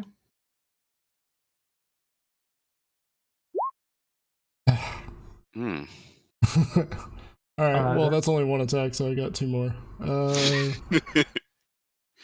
gonna aim for the red draw again. Okay. There we go. All right. Yeah, that's a hit. 27 minus 3, 24. So 10 with a sharpshooter, 13 piercing. Yeah. And then I will shoot again. Shooter. Okay, I missed. Wow. Jeez. That's it. Flush that dice. Just flush it. Yeah, right. How many nat ones, dude? You This just is did 23 damage. yeah. Oh yeah, that was good. Still good. Yeah. Okay. Okay, so now Victor, it's your turn.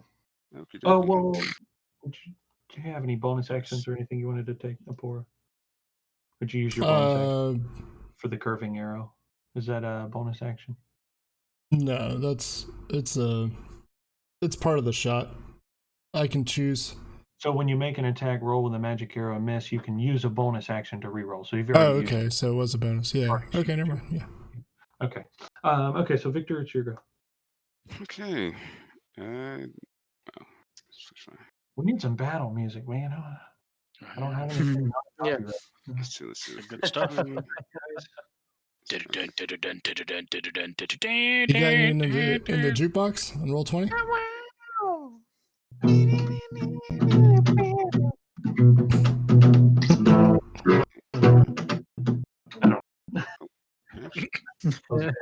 All copyrights reserved.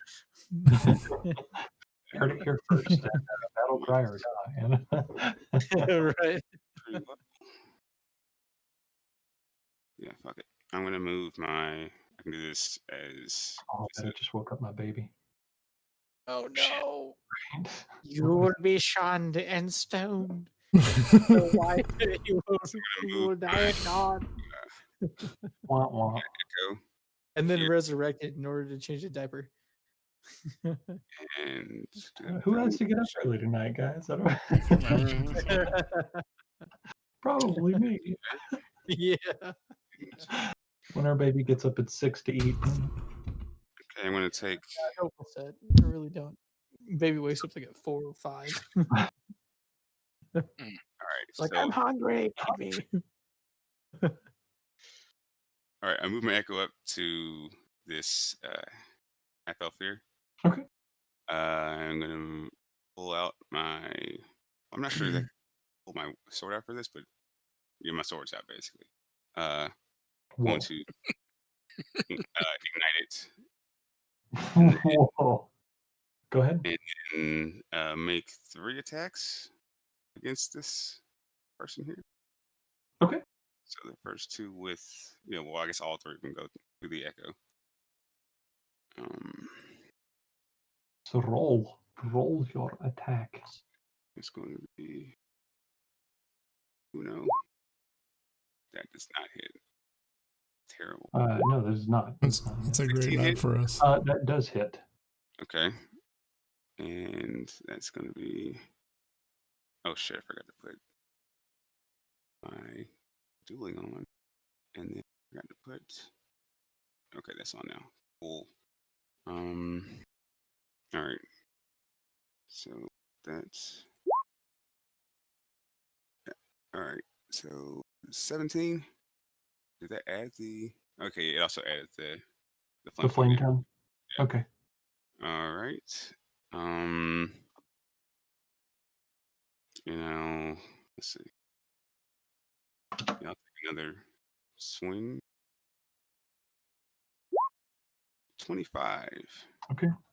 Let me see real quick. One thing I need to check.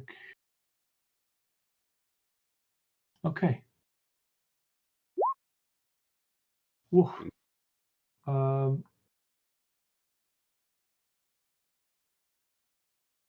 We good? Yeah.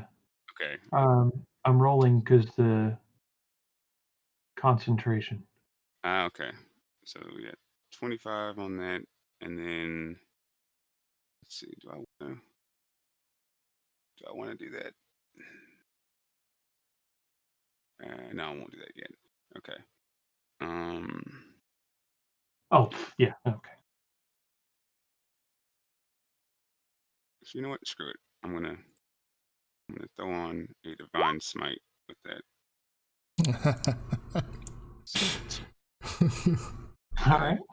Yeah, so that's what, 22?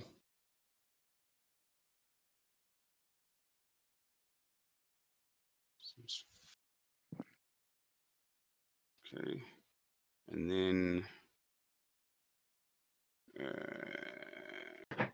let's see.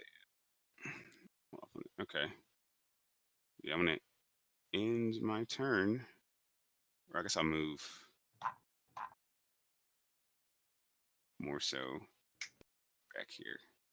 Well, yeah. Okay, and that's it. Okay. So after Victor is Kane. Excellent. All right, so I'm just going to move.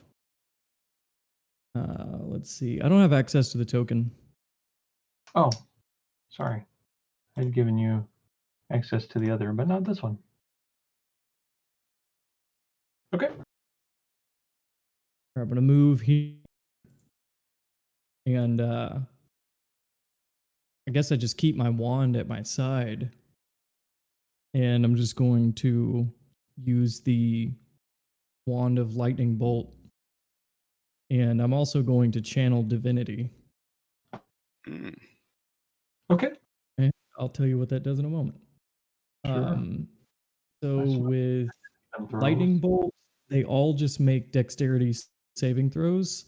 And whoever fails takes half damage, whoever succeeds takes half damage. All right. It's in the 5-foot line, right? Yeah. Okay, so I'm just going in order left to right, top to bottom, right? So 1, 2, 3, 4. Okay. And roll your damage, sir. So in this case, three of them failed. Since I used my channel divinity, it actually does maximum damage. Mm. Okay. So those who failed take 48 lightning damage, Jesus. Okay. and those who pass take half that.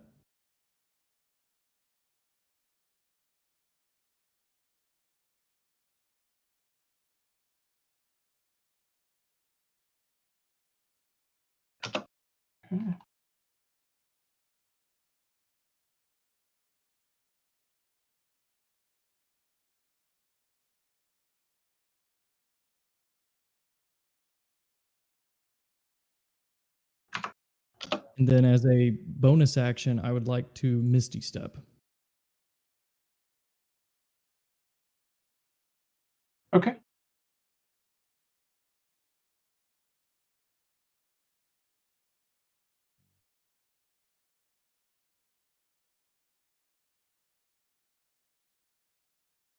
I think I'll just move.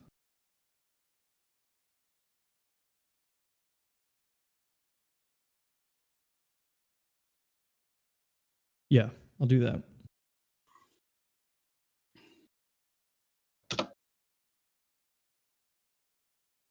Okay. Cool. All right, so that's Kane. Herrick, you're next. Yay! So where's the gargoyle at? It's right He next is to me. right beside you. Oh, that is an ugly affair. I pull out my short sword and I begin engaging this beautiful gargoyle. Okay. Gross. Or make an attack. Throw my sword. And then you blackguard. Yeah. Question actually. Because I have the dueling style, do I have to click that? Yeah, it just will add the +2 After damage. due to the damage. Yeah. Oh, okay. So it's definitely a hit. Boy.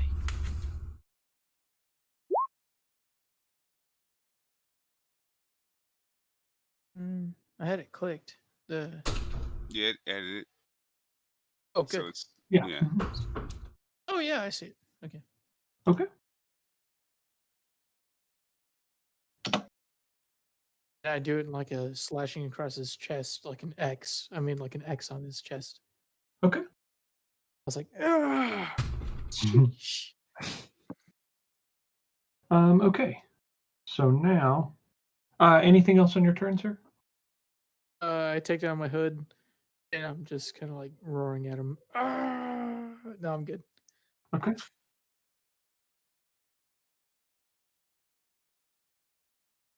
Okay. So the second half elf. Let me see if I've got this open already somewhere. Here it is.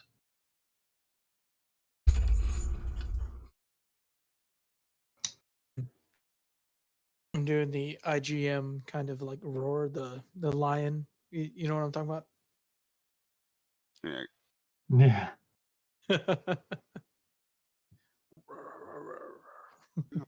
It's gonna be fun. No, stop it. No, I don't like these. Ah!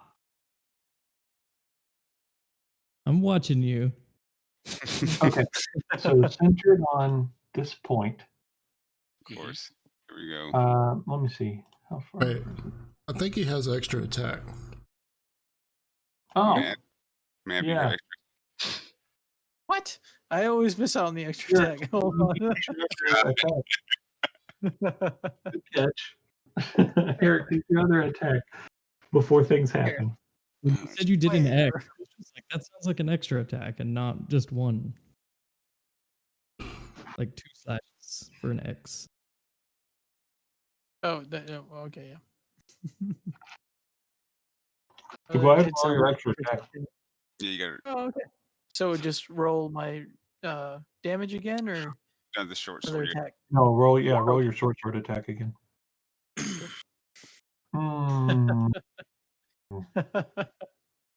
So the second one doesn't do damage. It does not hit, yeah. So you slash across his chest, and he's like, and in his flailing, your second swipe misses him. Okay. So centered in the point directly in front of the gargoyle here, or directly next to the gargoyle. So you guys see the second half elf begin to move his hands in some kind of weird form pattern thing, doing all the weird stuff, and and then he says something.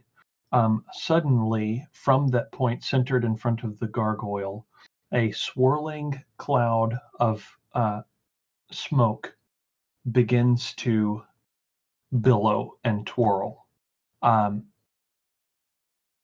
As it expands into a 20-foot radius. You guys feel you see these white embers fill this smoke cloud, and as the smoke is twirling, the little white embers are pelting against each of you. So everybody except for everybody except Kane, I need you guys to make a dexterity saving throw. Okay. So Now. And Victor, if you'll make one for your echo as well. Oh, it reached that far? I think. Let me double check. Yes, it's a 20-foot radius. Hold on one I second. imagine it's 20 feet high too, right? Yes. I have advantage on deck saves, so I got a 15. Ooh. Okay. 12 here. I'm gonna use Indomitable. Okay. And what does that do? You can re-roll a saving throw that you fail. Pretty Okay. sure 8 fails. All right. So 20. nice. Okay. And an 8. Oh no. Is that for you or okay? Is that you or your echo? It's for the echo. It's just the Okay. same thing, basically. Now I understand your message, Jordan. Mm. The long run.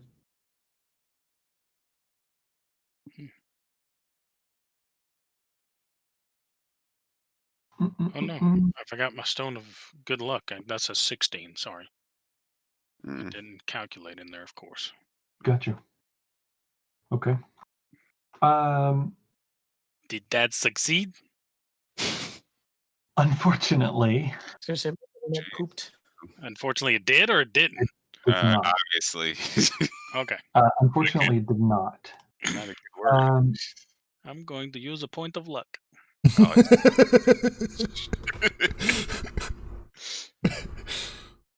Okay. No, it's worse. oh, 50. Oh man. Hey. So Apora, you can roll, or you take half damage of this. Okay. Oh, perfect. Actually, did I make it? Sorry. No, it's fine. Let me see. I didn't see your roll. Eric, Yeah, I don't roll, actually man. see your roll. Dexterity saving throw. An 11 is what I rolled. Oh, why isn't it showing up? That's weird. Weird. I don't know. Yeah, it's not even in the thing. Yeah, it's not even That's showing a fail. Does the gargoyle have to roll? Holy The fuck. gargoyle does have to roll. Jesus Christ. So Apora, you take 25 damage, fire damage specifically. Okay. Everybody else takes 50. I imagine, Victor, that your echo goes away. Oh, yeah. Just a little. And the gargoyle also fails. Mm-hmm. And so vanishes.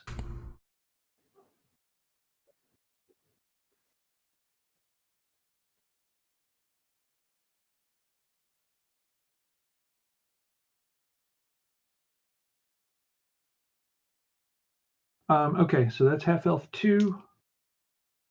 And that's his turn. Kilgore. It's My your turn. turn. I Yeah. can't control my token. Oh, gee, sorry. It's okay. Did we lose now? Oh, there he is. Never mind.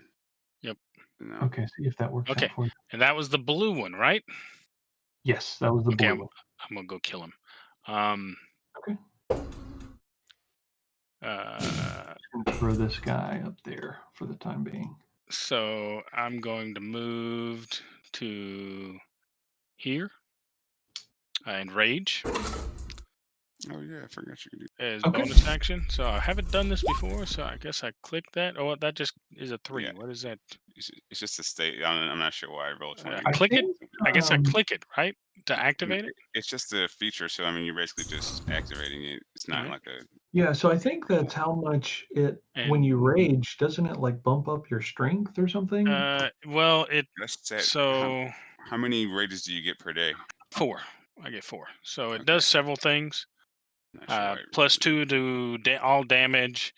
But anyway, I don't think I can actually. I thought if I clicked it that would show stuff, Yeah. but it doesn't really. it. Is there information like an eye over it or anything? No, nothing like that. Where is it listed at? It's just under global damage modifier. It just has for me to click it. Oh. Is it listed under Is like? that a It plus says 3 a that it's adding? compendium, Or so you no? have advantage on strength checks and strength saving Yes. throws. Yeah. When you make a melee weapon attack using strength, you gain bonus to the damage roll that increases as you gain levels as barbarian. Which I think is the 3. That's the Right. the Yeah. 3 So extra that's damage. plus 3 damage. Yeah, but I'm Totem of the Bear, so any damage I take, except for Psychic, is halved from now on, Right. as long as Rage persists. Resistance to bludgeoning, piercing, and slashing damage. No, I'm Totem of Bear. It's half for everything but Psychic. That's where that comes from, is Totem of Bear. Yeah, the bear is pretty And stable. I'm also Aspect of Eagle, which is not necessarily combat related, except for the fact that dim light doesn't impose disadvantage on me for perception checks, and I can see up to a mile away as if it was only 100 feet. Jeez. Yeah. So, Hey, dude. and you need to. Thankfully, none of these guys move, or I could have jumped on them from 15 feet away as a reaction. So, that's what I was hoping for. Is one of them would move. The only one that did that was outside of 15 feet. Oh no. But that's fine. so I'm you going to draw my my sword. Okay. My great sword as I head over to him and speak the word yield, and the blade burst into flames. Okay. And I'm going to reckless attack him. Okay. So that gives me advantage. As 18 hit him? It does. Okay, so we'll roll damage on that. Plus 3 for the rage damage. Oh, no, it's added in there. Okay. That's 18 damage for the first attack. Okay. Then I'm going to go for a second attack with Yield. 24 hit. It does. Okay, so there's our damage for that one. 25 damage to him. Okay. And that's my turn. Okay. Because I had to rage. So so he needs to make a concentration check to see if he holds on to what he has, and that's not going to be enough. So the white hot ash and smoke dissipate, which is probably good. yes, it is very much so. Okay. All right. So Kilgore, that was your turn. So now it's drone number 2's.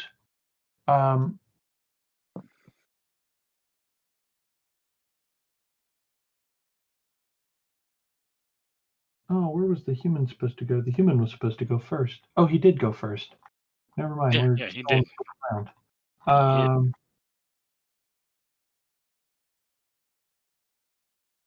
Okay.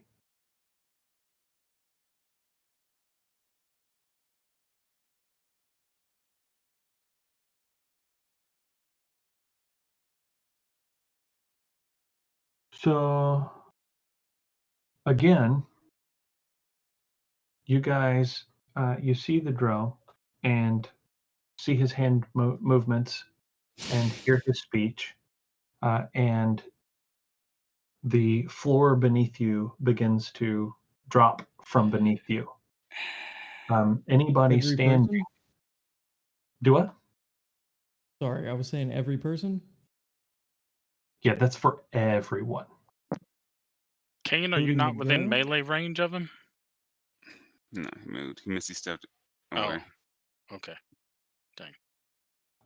So everybody make a dexterity saving throw. Again? Does that include flying. me over here next to him? The battle is nigh. Yeah, so this is the guy that's going now. 16? What is he? Does Victorious that Dad. include cover me standing over there next to Half Elf 2? It covers the entire room. Okay. Oh fuck! I'm Okay. flying. Yeah. So, So, we start to lift off the ground a bit when he casts this. yes. Mm. And suddenly you're falling towards the ceiling. I'm gonna use a point of luck again. Why not? Jesus. Get it, That's Kilgore. a 20 deck save. Hell the yeah. Barbarian. Hell yeah. That's great, Kilgore. Nice. I'm sorry, you were about to say about Apora? I didn't catch it. Pora, you're flying, so you don't have to make the save. Okay.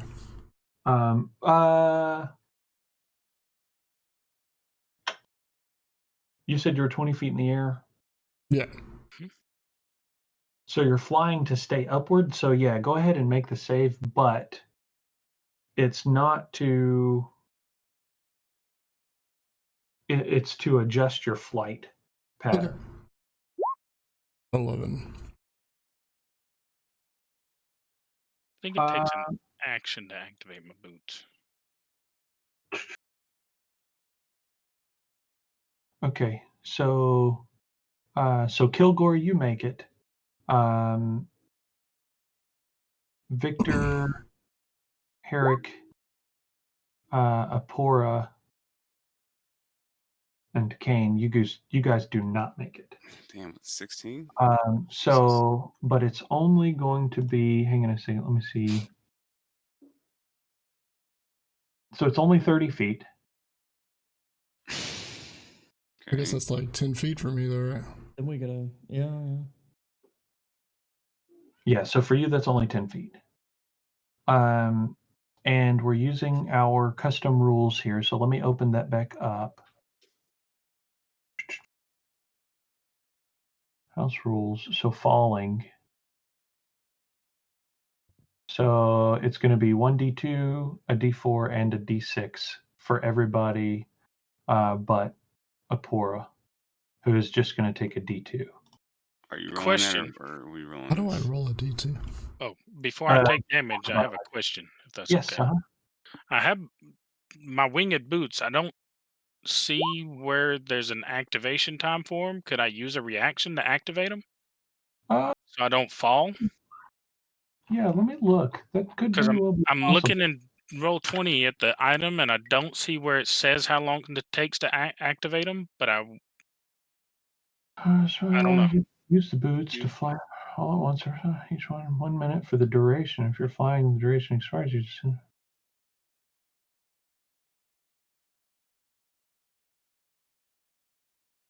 while you wear the boots, you have a flying speed equal to your walking speed. The boots regain 2 hours of flying capacity. They're more. No, yeah, I imagine that it's just an activation kind of thing. Like, hey, I'm going to fly now. Okay, so I don't even need to use a reaction for it? I would say, yeah.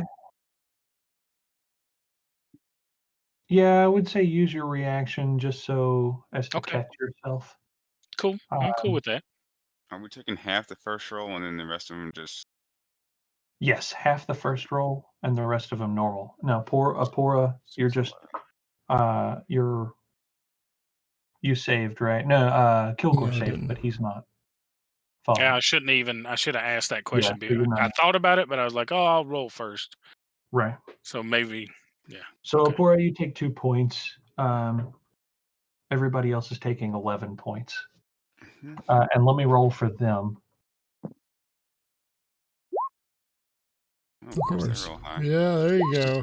Get it, David. There you go. Never roll this way. I don't know what's happened. So, again, left to right, top to bottom, just like I normally do. So he saves. So he takes 5 points. So that's going to be. And then he saves.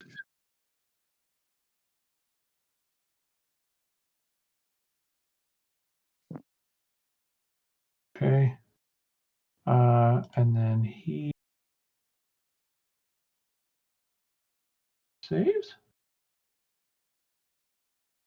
No, he fails. No, he saves.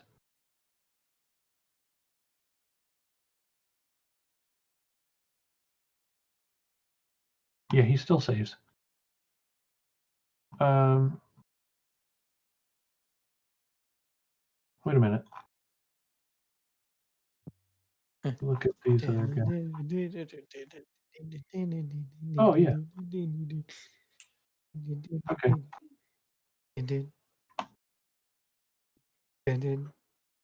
But I didn't write his stuff up here, so I need to write his stuff up here real quick. Yeah.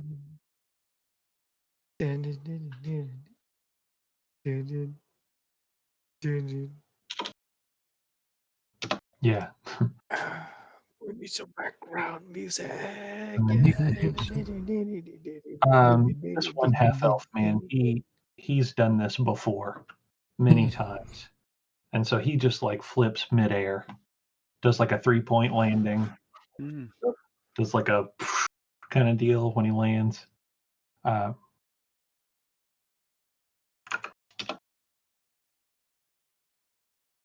This guy, the last guy,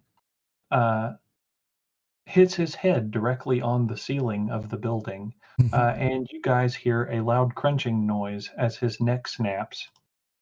Which guy was that? Guy was that? Oh, I was trying to kill him. Yeah, he had 1 hit point left. Fuck. Wow. Yeah. Well, I guess I'm going for his body.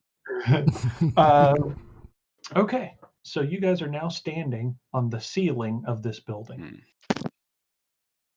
This drow is the drow that cast the spell. This one, for those of you that didn't see. Okay. Drow number 2. Yeah, blue drow is the one that cast that spell. Blue drow. We're back at the top of the round. Yep. Well, not back again, but No. So top of the round, he's going to go. First, he's going to make an acrobatics check to get up the 10 feet to the top of the arch to climb over it inside the sea.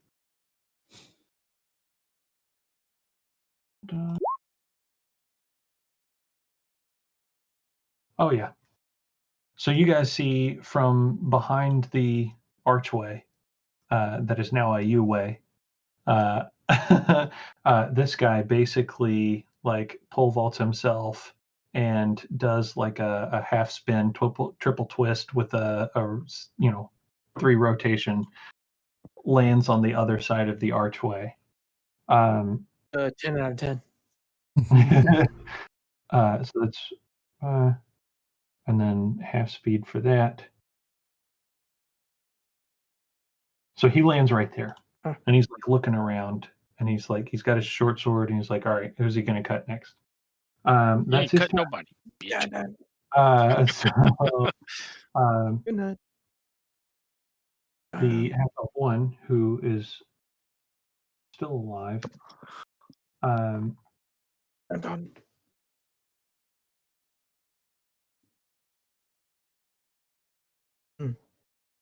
Okay. Dun, yeah.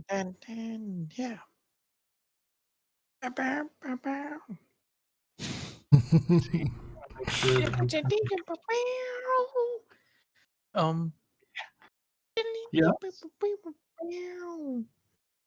Oh no. Just background music. Oh, okay. Let's see, what is the radius?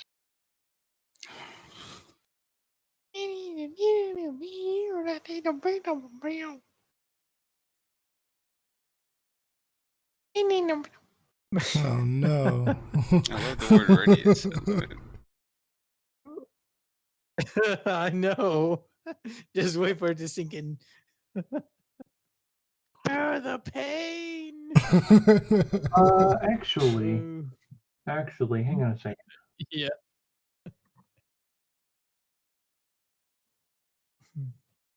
Let's just hold on. I can't hold on any longer.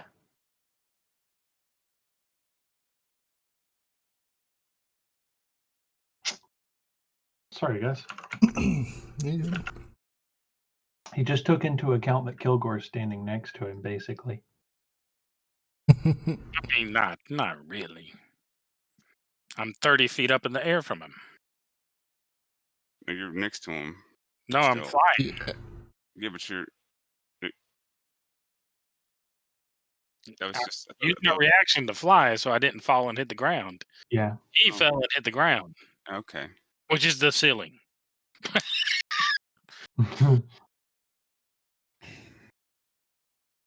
So it's 30 or 20 feet. I don't remember how far it was to the ceiling. It was either 20 or 30, you said.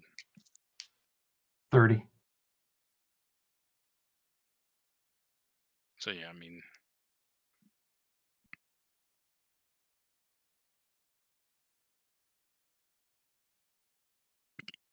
Excuse me.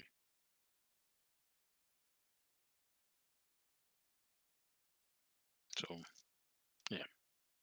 Diagonally, I'm like 30 feet away from him.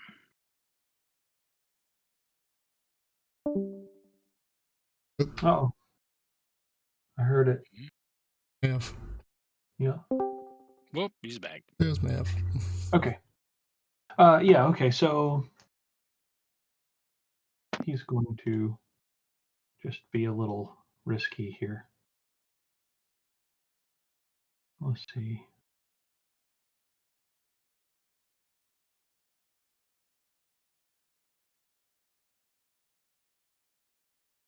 Split up. Well, we could actually do something. That'd be great. All our turns are literally locked together. So. Okay, so Apora, Kane, and Herrick, I need you guys to make a dexterity saving throw. Okay. 16. As this half elf holds up a hand, speaks some As he some does. words. Let me see. What all does it take? Might I identify a spell? Yeah, roll an Arcana check and see. But I'm pretty sure you'll know. So he pulls out just a tiny ball of something. A tiny ball of something. He's holding it in his hand, and he puts it in the palm of his hand, and it ignites on fire. And he just fuck. It explodes. Not record. It's not record. Shush. It explodes in I front used of a reaction for something. Herrick. Counter spell. Oh, you use counterspell? Yeah. Jeez, y'all. As soon as I saw him put something in his hand, because I know this spell very, very well. Sure. And not okay. as a player, but as a character. As soon as I seen him do that, which one was it that did that? This The one closest to me, right? Yeah, this guy here. Which is still 30 feet away, but still. That's Amazing. All right, cool. So he begins to throw the fireball. It fizzles out, and the little ball drops to the ceiling, which is now the floor. Yeah, screw that. Okay. So next is the first drow's turn again. You rolled fucking high for initiative. Somehow. Jesus. I'm not trying to metagame here, but they also have a +5. Oh, shit. Of course they do. I'm actually rolling really well, and I'm very excited about it. so happy for you. David, I understand precisely how you feel. Right? Right. It's rough, man. It's rough always failing every roll. Especially as the DM. Right? So just in the interest of poetic justice, DM, did the guy that I was fighting, is he the blue elf that's dead? Is he the one that cast the spell to reverse gravity this time? No. Was it? Oh, okay. It was with the drow. It was the blue drow. Okay. Dang. Yeah. Okay.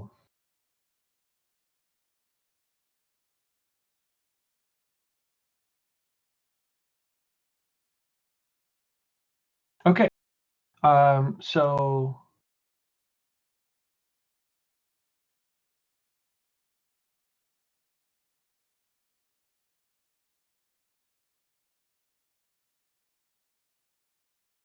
So Kane, this drow looks at you,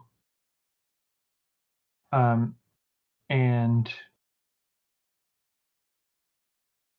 pulls out 3 acorn nutshells and begins to mutter some words and move his hands. I need you to make a wisdom saving throw.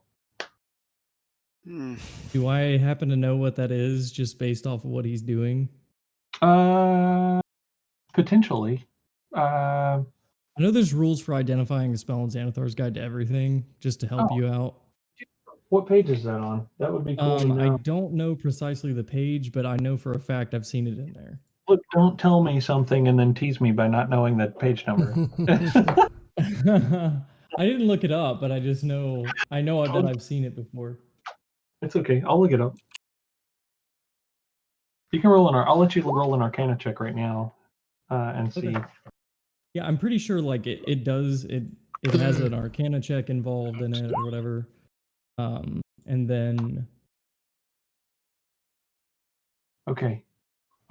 Suddenly you find it very hard to focus and you become confused. He hasn't actually rolled his. Well, I was thinking about counterspelling. That's why I was He hasn't rolled gonna his try to either. identify it. You already used your reaction this round. Yeah, you can't. You only have one. Oh yeah. yeah, that's true. Darn it. But you ever well. wisdom saving? But could I maybe did it even give me any information, the Arcana check? Yes. I still do the wisdom saving. Given the Failed. given the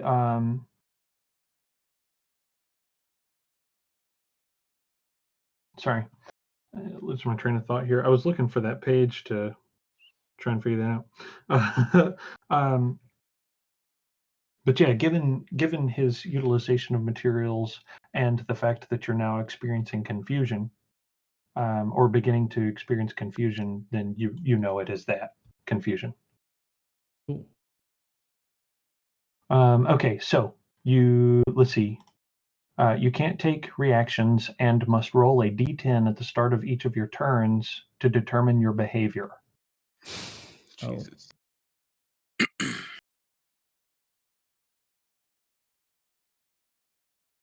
That does make me feel good that he's trying to shut me down. Hmm. It's a bit of an ego trip. It's kind of interesting. We're basically battle analysis is we're basically fighting 4 casters and probably 1 rogue. My pen has suddenly quit working. And there goes your luck. I've been rolling so well, something had to go wrong. Okay.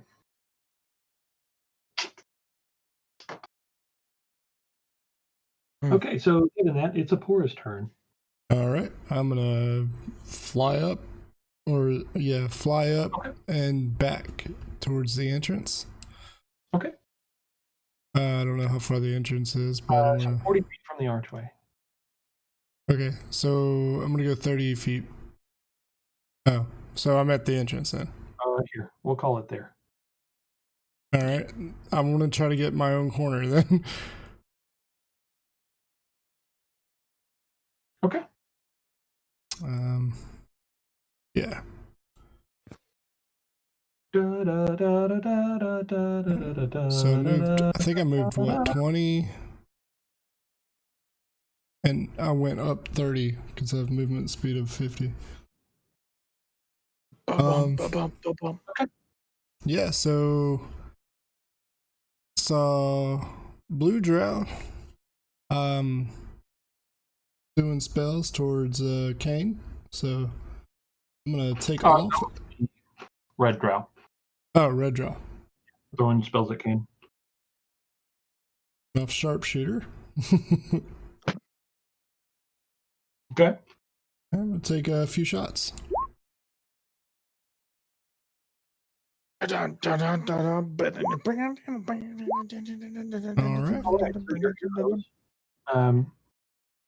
Your arrows soar through the air and find their mark, hitting him in the chest 3 times. 10, That's 3 16. Constitution. Maintain 14. concentration. And I'm actually gonna use the piercer feat and re-roll that 10. Okay. So I'm just gonna re-roll a d8. So it's a what? It's gonna be a d8 plus plus 9. Okay.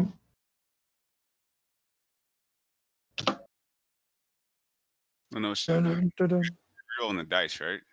Yeah. Yes. So Just rolling the dice. Yep. So 4 plus 9, that's 13, and not the 10. Okay. 43 points of damage. Very nice. Okay, so he's got to make a concentration save check, which he does. 3 times or 1 time? it'll be 3 times. Yeah, I guess so. Yeah. Jesus Christ! Holy shit! DM's got weighted digital dice. That is the thing. Hey, I'm happy for you. I mean, it sucks for me, but I'm happy for you. Well, it feels I'm so trying. good. Dude, this motherfucker has taken like 80-something points of damage, dude. These are tough. Shadow Wolf says hacks. I call hacks. I call. No. No, look, if I try to fudge my roll, this is what it shows up as. Yeah. Okay. And I can't. Mm-hmm. I have no idea how to change this. Okay. It's really dumb. Shit. I've looked on forums and stuff, and everybody says that you have to install macros, but the problem is like how you're rolling shows up. This map again. Alright, it's my turn. So is Apora just went, so now it's Victor's turn. You done with your action or movement and all that stuff? Yeah. Bonus. I am going So good right now, dude. I can't believe it. That's crazy. It's been so long. We've been playing for more than a year and a half now. Right. Coming up on 2 years. A double nat 20. That's right. No, it's probably been more than 2 years. Right? Okay. So I'm gonna move Oh snap! up here. I'm gonna yes.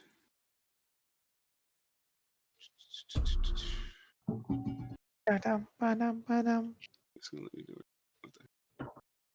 Whoa.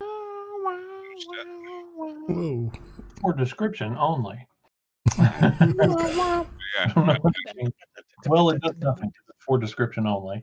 No. Yeah, I'm gonna do that. Thunderstep. Let's see. Thunderstep. Nice. So that's gonna be Constitution saves, DC of 60.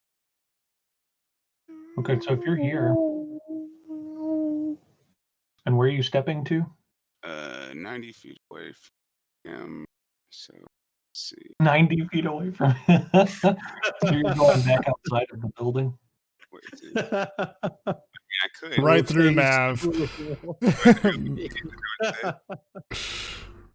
Let's see. Each creature within 10 feet Yeah, of take space. or if they Wow, fail. yeah. Up to 90 foot. That's a heck of a spell. Right? I want one of those. You know You what? can bring along objects. Oh shit! First have to be touching. It has to be 5 feet. Yeah, within 5. As long as the weight doesn't exceed what you can carry, you can also So- teleport one willing creature of your size or smaller who is carrying gear up to its carrying capacity. Somebody has to be naked while you're. No. It can carry gear up to its carrying capacity. Okay, this the width of the room is to the where the boundary is on the actual map, right? Yeah, let me no, it's not quite that wide. Let me draw a shape here, and I'll try and get in. Yeah, because it's much wider than I thought it was. I thought you said it was only 30 feet across. Yeah, it's technically only how it's supposed to be. So it's technically supposed to be like Oh wow, that's great for Yeah, that's spellcasting. huge. Dang. Seriously. Yeah, it's perfect. Yeah. It should have only been this wide. It's actually this wide. Okay, So it's only supposed to be. So they were Like- able to space all out, which, and not hit themselves when they hit us. Oh yeah, I didn't even think about that. When I was positioning, it was more aesthetically. They would technically be like this. oh well, if that's the case, then I would have moved Then to I would have been. to get like everybody. Holy crap! I would have been like right here. I want to grab. Yeah, I want to grab. Also could. Oh, I forgot I moved it to the. So does that hit him? Nope, that's barely out of range. But you don't want to be within melee range when you cast. Otherwise, Yeah, I know. Opportunity. Did I drop? I dropped him on It's a. That was retconning. stupid. But anyway, That's what I'm.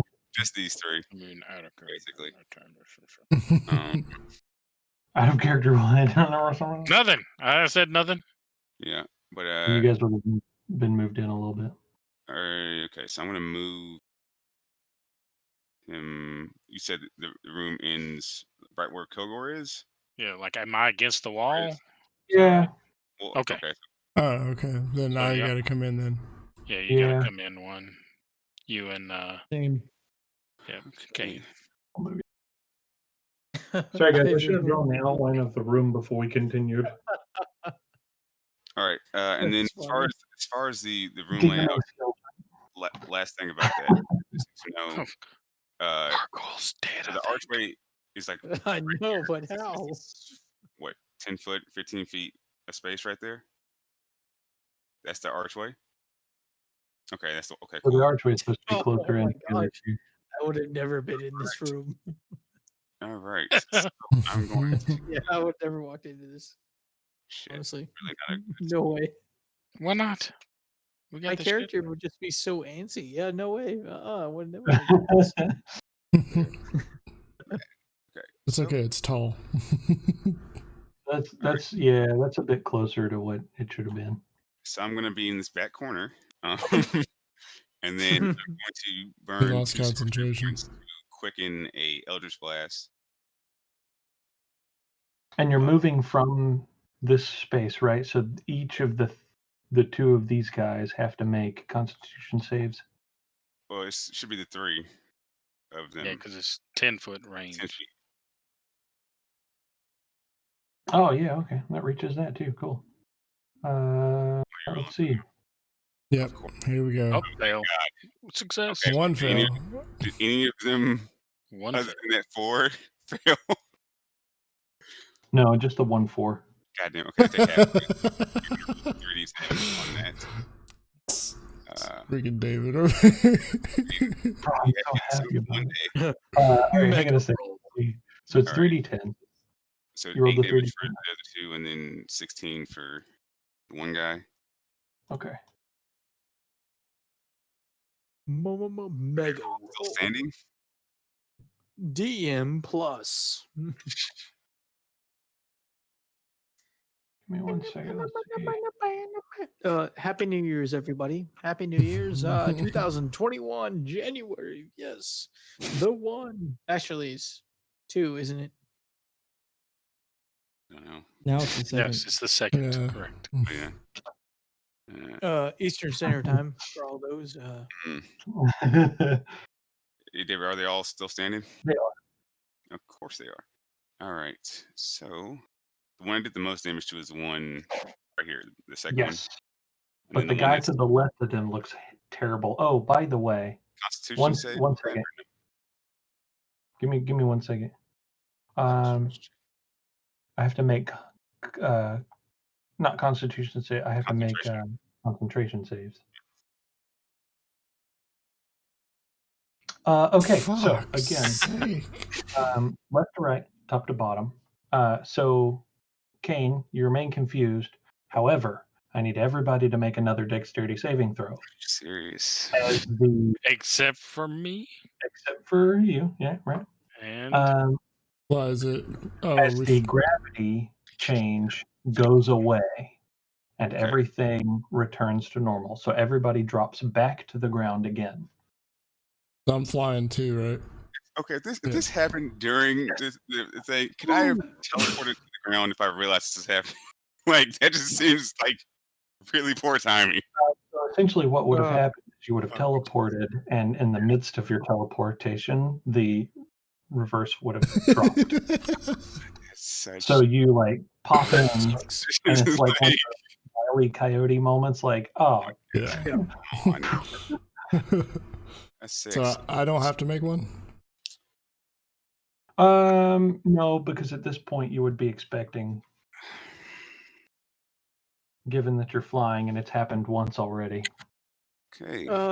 Can I do like a cool little spiral I'm on about my to say, foot because of my advantage? Like, can I do like a he little hit in spiral? that 20. That was impressive. Crap, Yeah, yeah, that's can a critical success. Yeah. You Can I guys see, spiral? you guys see Herrick Wolfman over here, looking like an acrobat Olympian, He's an a beast right acrobatic now. Olympian, just as if he's just jumped off of the not sawhorse,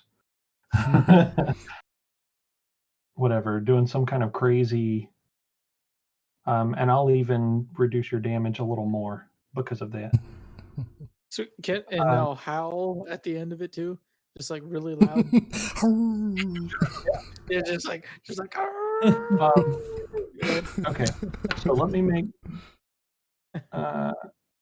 dexterity saving throws for every of the enemies that are, which there is this one body that's just like flopping now. Oh my 1, 2, 3, 4. Wow. Of course. So what's going on? the Why D2, are you rolling so a well? D4, and a D6 for the 30 feet. So the D2 is 1 damage. The D4 obviously is 4 damage, and then the D6 is 3. So 8 damage, and then 4 for anybody who succeeded on their dexterity saving throw.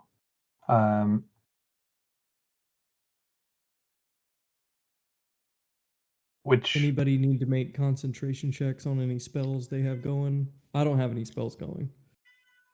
yeah, I good. don't know. I don't think anybody's cast concentration spells from you guys. So funny story. The left of the 2 drow, The one with 3 arrows in his chest? yes. He hits the ground, and he hits the ground in such a way so as to stop himself, but it's another one of those 3-point landing situations, and unfortunately he allows his chest to come a little too close to the floor, and it pushes the arrows out his back, Feeling no sympathy. and he dies. Oh, thank God. I knew he was close to death. So as soon as he dies, Kane, you feel the confusion lift from you. Hell yeah. Knew I would push away from it. Okay. I'm going to use Second Wind, which is just a class feat. Okay. This is what 1d10 plus your fighter level. this actually never mind. I'm not going to use that. I thought it was just a feature. Never mind. I couldn't actually see the. I had to like scroll when I was looking at it. Bad. All right. So what I was gonna do before the room flipped, but I'll still do that, was cast Eldritch Blast, Quicken, Okay. 2 sorcery points. And so Jesus Christ, what are you? He's Not alive. human. okay, so that Wow. 9 to hit. Roll a percentile die. Oh, you're rolling with advantage in it? no. So it's 3 separate attacks. I get Got you. So roll a percentile die for that first shot. Okay. And who are you shooting at? The one that's not dead. The drow? The drow that's not done. Okay. The drow? Am I pronouncing it wrong? It's drow, not drow? I don't. I'm not Either gonna one. Yeah. grammar Nazi about that. Potato. 63. Okay, that's not bad. Does a It 14 just goes off in a wild direction is all. See, let's chat. Chat. Which is it, Dro or Drow? Drow. But 14 does not hit. Of course it doesn't. This is great. 18. 18 does hit. Okay. So that should be. You say that, Van, and then like Okay, wait, Ed hold on. I'll redo Greenwood that. just shows I will up in the redo that. chat. Had Please all do. sorts of shit added onto it. I think it's just the 2 points of force damage. Well, actually, no, because it adds my charisma because I have agonizing blast. Yeah, so it should add that, but I don't have that set, so it's just a +4, so 6 points. Okay. And then I will, I'm going to say fuck it because I'm sick of these guys. I'm going to action surge and then do another round of Eldritch Blast. Okay. Jeez. And who you're shooting at the drow again? Yeah, Or same who draw. you're Oh God! Oh, thank God! At least one landed. Okay, so you got one Holy hit. shit! Jesus Christ! Holy shit! 5 damage. I love it. Just fuck my life. You're doing great, man. Supposed to be from the first. Jesus, man, these rollers are shit tonight. It's Victor, what was the damage supposed to be from the first hit? the first hits would have Was been that actually 7 or supposed to be 19? Battle. so the no Amazing. that's all the extra damage from the other things that I had clicked still. It's just the force damage. So it's the force damage plus my charisma modifier. So it's Gotcha. 6 and then 6 and 5, so 11 damage total. Okay. That you were like, fuck that one guy. Jesus, man. This guy in particular. Yeah. You guys ever seen the picture with the 6 lightning bolts across hitting the ocean? It's like, screw these 6 Yeah, and it fish. says fuck those 6 fish in particular. I love it. That's so funny. Okay. So, Victor, that's your go, right? Yes. Okay. After doing all the things, so Kane, it's finally your turn, sir. Sweet. Okay, good. Oh God, should I go Nova? I'm just gonna like yell out loud real quick. If anybody can say anything back, I don't know if they can. But I was gonna be like, "Do we need one of them alive?" Yes. No. I love it. Yes. I love it. You guys can scale back. I have to have one alive to remove his tongue. That doesn't need what? It's need to be alive for that. Yes, it does. It's I'm the principle of the using thing. a channel divinity, and I'm also using 1 sorcery point to transmute this spell to change it from Cone of Cold to Cone of Lightning, which means it, instead of doing cold damage, just does lightning damage, just for thematic purposes.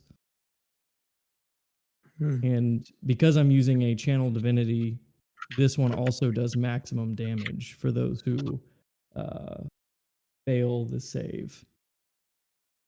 And I got Cone of Cold right here, just in case you need it. And I'm going to use a 6th level spell slot for it too. I don't know why it rolled damage, but ignore that.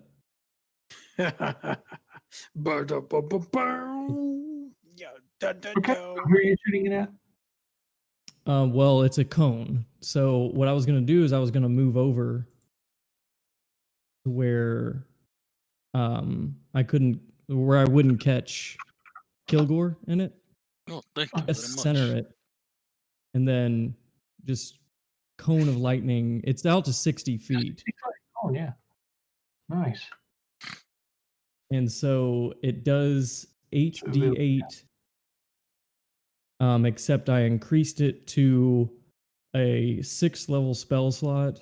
So it does 7d8.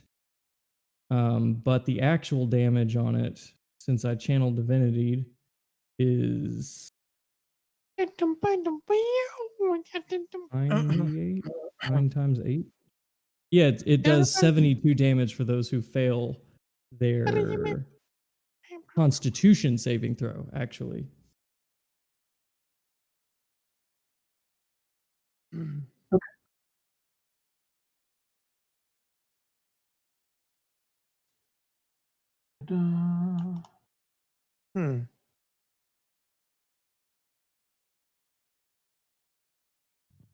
All right. There we go. Here goes And my DC is a 15. Here goes my good rolls out the window. All right, get those out of I'm here. so sorry. Your DC's a what? I can't. The DC is a 15. Okay. I guess just to role play it a little bit, I take a small diamond out and then just throw my hands out in like a cone fashion to direct it, and then I suddenly just coming from this crystal, all these like super concussive lightning bolts just sprout in a cone. Oh no. And yeah. So I don't know if it just like blows a hole in this building or what the deal is, but Damage. and it what's the damage? It's 72. And why is it 70? So if I use a channel divinity with the subclass that I'm using, it maximizes the damage of any spell that does lightning or thunder damage. And because I used a sorcery point to transmute it, it became lightning damage. Gotcha. Okay. Yeah.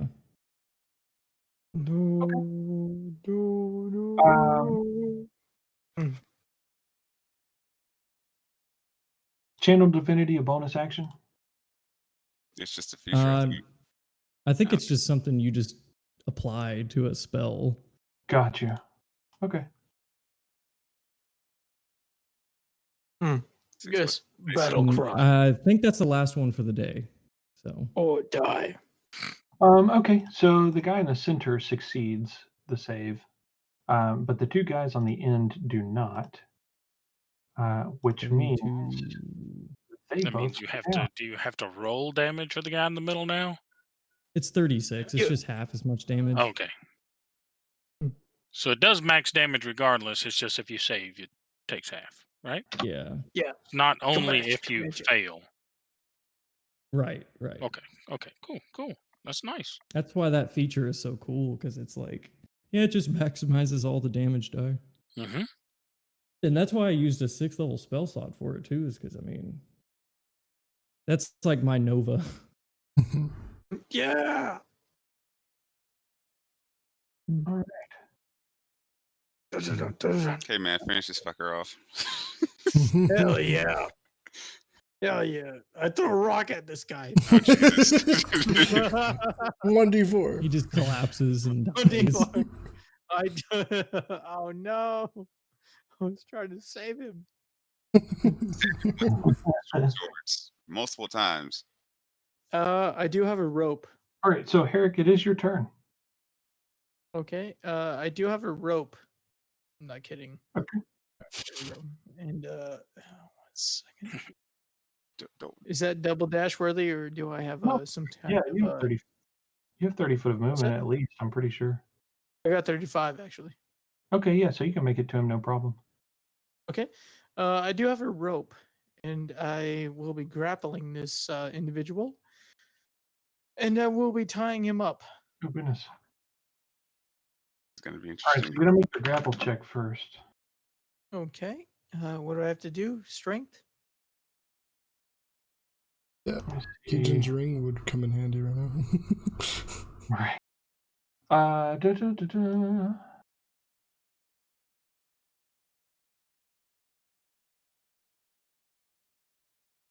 Okay. Give me 1 second. I've not had too many grapples happen in our campaign.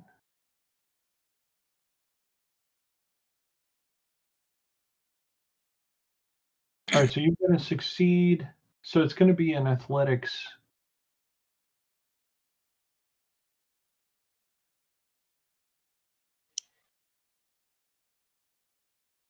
It's an athletics check, an opposing athletics check. And And you have to have one free hand, right? At least. Yes. So if you're holding a weapon, you have to put it away.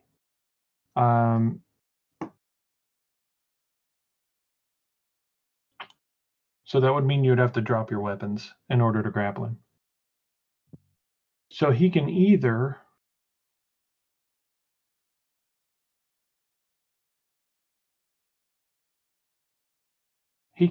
make an opposing strength check or an acrobatics check against what is called the escape DC, which is 10 plus your strength modifier. But that doesn't sound I thought right. it was just an opposed Yeah, grapple it's up check to the DM. It's up yeah. to DM for the initial. to decide which dexterity or strength.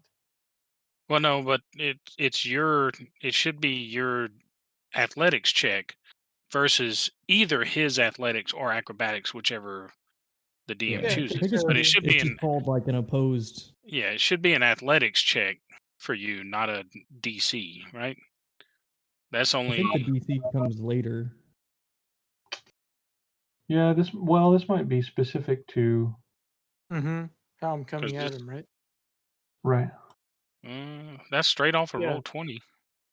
Yeah. No, The rules I'm I not worried about roll quoted. 20. Roll 20. I'm worried about Well, that's funny DMs. because I'm also looking at Okay. another page of roll 20.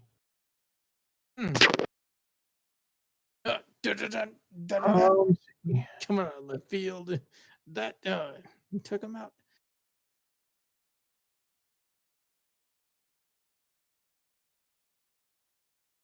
So grappling.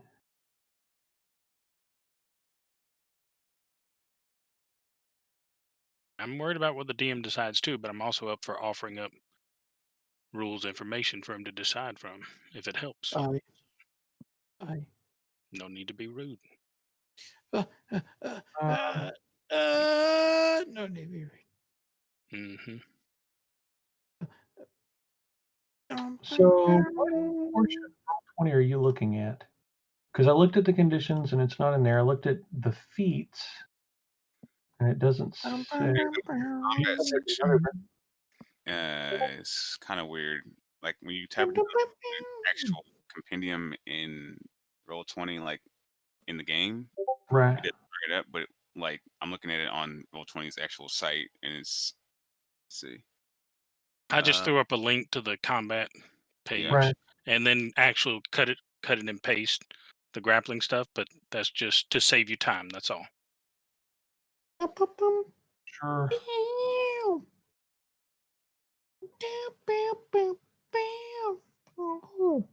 Yeah, I see what you're saying though, Jordan. This is like when It you doesn't give you the full page. go to combat colon grappling, it just shows you all the combat rules. Right. Yeah. Yeah, get your rolls. Okay. So let me see. Okay, so he's going to do. Yeah, so let's make our opposing rolls real quick. Okay. Go ahead and what's mine? So you're going to make a strength check.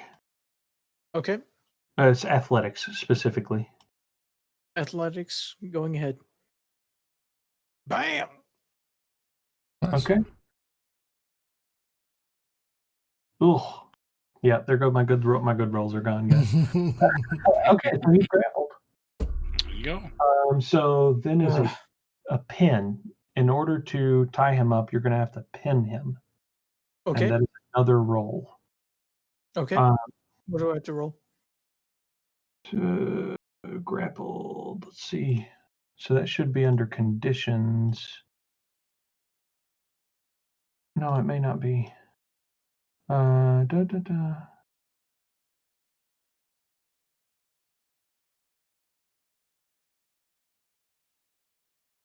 Athletics. See, it's not there. So let me look back. Dexterity. Choose. She should be grappled.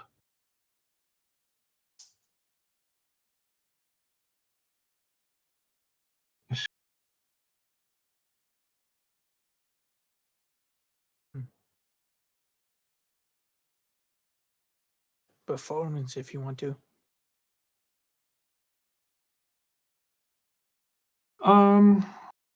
So that's technically your attack action. If you have a second attack, you can use it. My attack? I saw rules for pinning.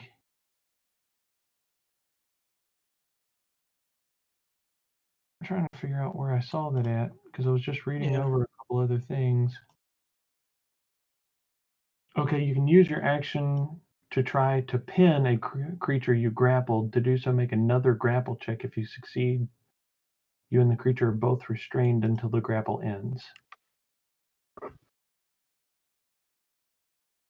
Okay, so yeah, so essentially you would use another action. So if you have a second attack action, you could use that essentially to try and pin him. But what that's going to do is restrain both you and him, so you wouldn't be able to tie him up. Somebody else would have to, essentially. Yeah, No, I'm going straight for the going straight in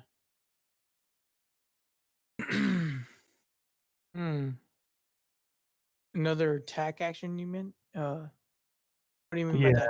Essentially that's what you would use. You mean his second attack?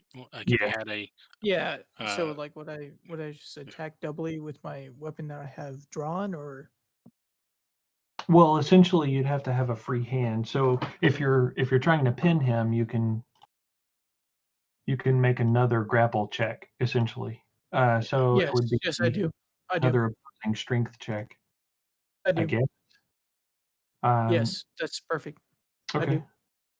Yeah, go a for it. strength check? Yeah. Okay. Wah wah. Is it athletics? It's athletics. Athletics. Which I think is the same for you. Yeah. It is. It's the same for him too. Mm-hmm. So you guys both got a 9. Okay. So there's no change. Okay. He's grappled, but y'all aren't. He's not pinned. Yeah. Okay. At least he's not moving. Yeah. Mm-hmm. Oh, did you not have control of your token? You can move your token up there. I didn't try. Yeah. That's okay. Okay. So I think that is all you could do this turn, right? If you're grappling, I going am. to inhibit the other things that you can do. Yeah, I'm not doing anything else. Okay. I'm trying to hold him down right now. Okay, so I am roaring in his face, by the way, too. I'm also snarling and spitting in his face. Okay. Right now. Kilgore. Yeah, I'm also Okay. drooling in his face as much as I can. It's like saliva. All right, so I'm gonna come and run past the snarling Herrick and this human, and jump behind him to get advantage. And with the flat of Eld, smack this dude in the head 2 times. So you're going non-lethal damage? Yeah, non-lethal. Okay. I mean, it might burn him a little bit, but whatever. Go for it. First attack with advantage. Yep. It's a 23 hit. Oh yeah. Absolutely. Right.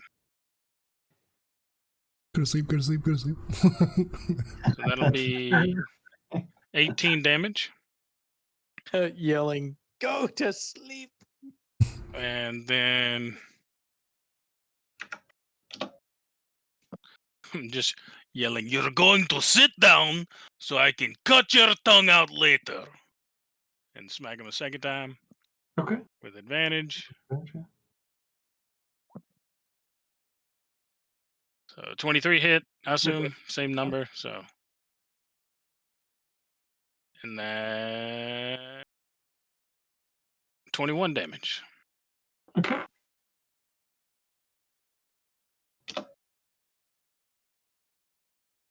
All right. So he is not down yet. tough bastard right there. Good. I wouldn't want anything else. No Yeah. different. And it's his turn, so he's going to try and break free. Okay. So it's opposing acrobat or athletics checks again. Wow. Oof. I do athletics. Yes. Oh. Okay. So he breaks free, and he's just going to take off running. That's stupid. So he's going to run right past you. Oh, attack of opportunity. Yep. Both of you guys get AOs. So you Is only it go AOs. still at advantage? Is he leaving that threatened square for me? You're flanking him. Okay. That is a 16. Does that hit? You got It non-lethal. What do I It roll doesn't? for non-lethal? It does. Oh, it does. Okay. So that is 17 damage. Flat of the blade to the side of his face as he tries to run away. Not in the direction of Herrick. I'm not going to cross swing him. He I Process. see. Yeah, I see Kilgore making this move. uh-huh. After this, I'm trying to make a tackle move. Okay. So he breaks free, and he kind of like jostles his arms or whatever and pushes himself off of you, begins to run. Kilgore slaps him in the side of the head, and he hits the floor like a limp fish. Okay, I tackle him afterwards. And then I start one arm across the neck, one arm across the chest, and I kind of like cross arm him. I throw a yellow at him. We're out of initiative. It's okay, Eric. It's okay. Good job, but, Eric. I begin roaring and growling and spitting in this So our captured foe. you guys also notice that over next to the table, lying in the floor, seemingly unconscious, also is the king. Anyone want With to the attack king him? in the room pretty much the entire time. Unnecessary roughness. Did he poop himself unconscious? Somebody that might need a. Anybody got like a small potion or small healing or anything like that? I'll speak to him. I'm just gonna heal myself. I said. I really don't want to waste a greater. I'm gonna go speak to him. Okay. I'm gonna say, just give him a few minutes. He'll wake up. What did we hit him with? Oh, he smacked Everything. the ceiling And the fire. and the floor. Oh, and the Fire and the smoke and the He's I'll, probably, yeah, he's probably. Oh, you're doing lay on hands? Okay. and the floor. Let's try to heal myself a little bit there. Hey, lay on You want to hands. give him one? Just to make sure he's not dead? Oh no, no, he can get I fucked. really don't. I really Let's I see. really don't. You lay on hands on him. No, And- I wasn't. I was doing it on myself. I'm not Oh, healing. that's on yourself. Okay. That's why I was laughing. Oh yeah, he looks like he's in really bad shape. I'll give you one. I'll give you one. A Porter, here, take this potion.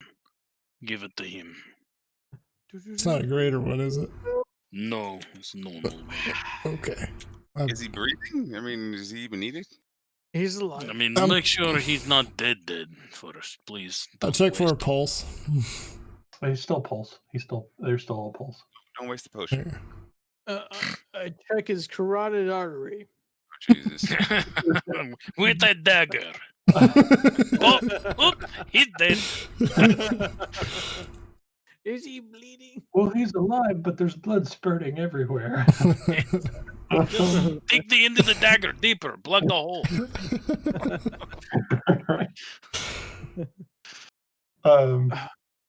Okay, yeah. So you guys are out of initiative. Congratulations. You guys just beat a lot of very high-leveled characters. Oh, you don't say.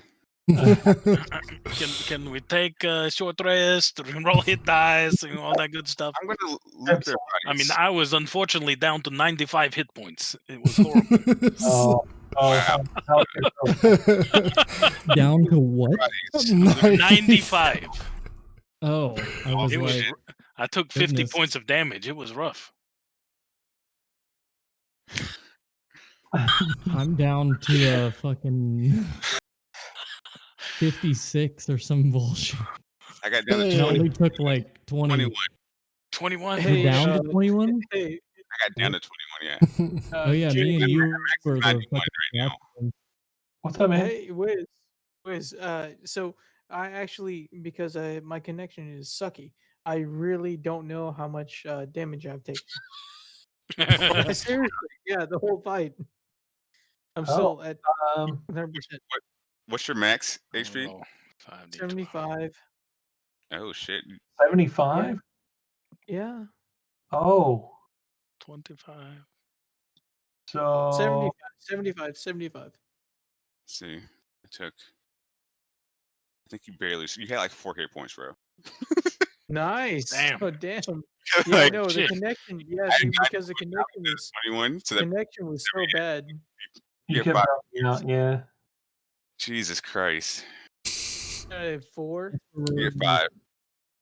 5. I took 70 damage total, and all of it was from AOE stuff. Because I didn't freaking Holy shit. save on anything. Yeah, I'm seeing some good rolls off of these. You know what, David? Just Man, it felt so good. Dude, when you hit the 3 con saves after my 3 arrows, I'm like, are you serious?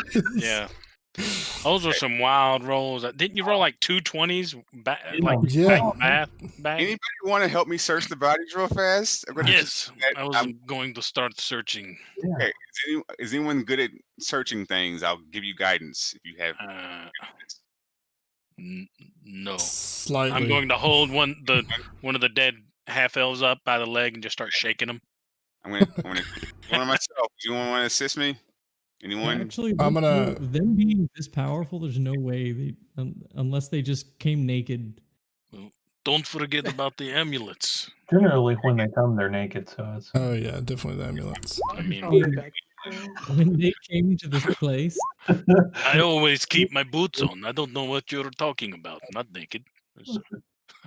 No, he was saying if they came naked. Oh, that's generally how they do it. That's what I'm saying. When I come, I have the boots on. Okay. Flying Kilgore, boots, whole new level of Kama Sutra. Kilgore, I have a question. When I suggested flying earlier, did you Yes. forget you had the boots? Or No. okay. No. You brought up the broom, and so I was a little Yes. confused when you used the boots here. Yeah. Do you have both? Boots are backup for combat. Broom Right. is for propulsion.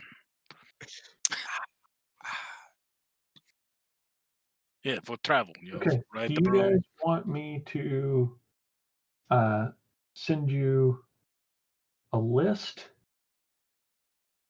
Sure. rather than? I can just Yeah, send that'd you all probably be easier. List would probably be easier, yeah. Yeah. Alright.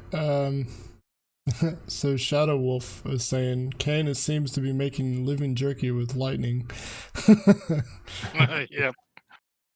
Right. It's a nice move. Are you tapped out after that, bro? Avery?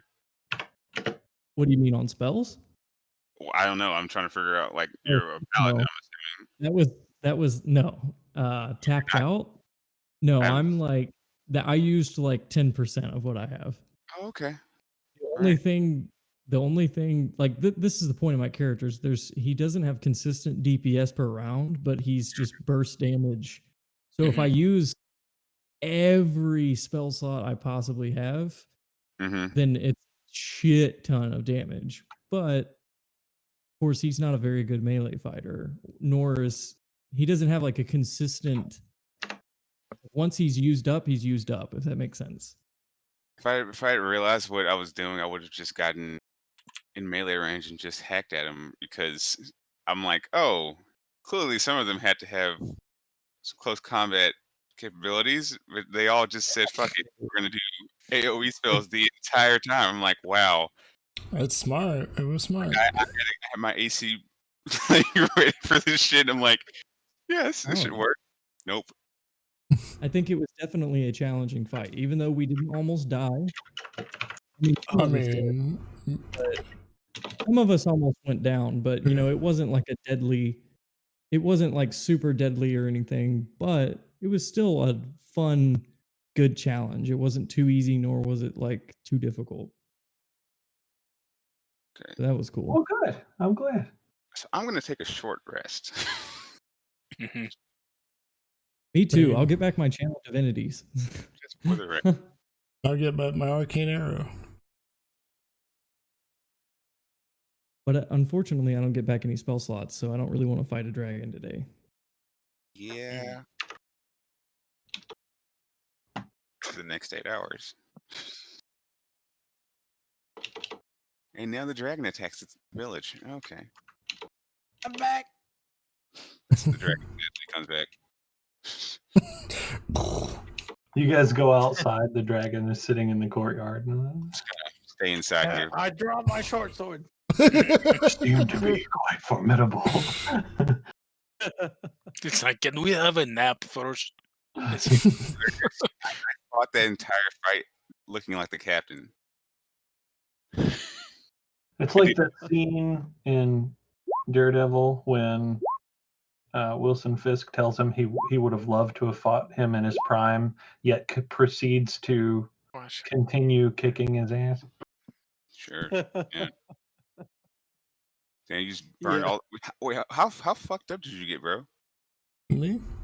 Ron. I lost about 30. Oh, okay. Only 30? Okay. Yeah. 70. I lost like. This is going to take a 70. minute too. I think this would be a good place to end it too. I think, yeah. For the, Yeah, 146. Yeah, 146 in the morning. Rip people who have to get up. Yeah. Oh, jeez. What? You're gonna get up at 6 a.m.? 6:30, yeah. What are you doing? Shit. He's like combat. He's making Combat. people jerky. That's what he's doing. Yeah. I've been able to, like, we never fought in Waterdeep, so it's like. Oh yeah, May as well- I haven't really been able to fight that much. It's just been pretty much role playing for like, at least for the times that I've been able to come. Which I missed like 2, but the 2 that I missed, we did combat. Yeah. That's pretty bad. Well, except for Atlas and Roland's thing, that was like so much. Let's not bring that up. That was combat. That counted, right? That was a shit show. Really? I mean, we survived, but it was a shit show. I mean, the best Also, fight. I didn't mean to send that I yet. think I saw back. Okay. That's just the basic stuff that you guys find. Okay. I wasn't done with that list yet. Sorry. Okay.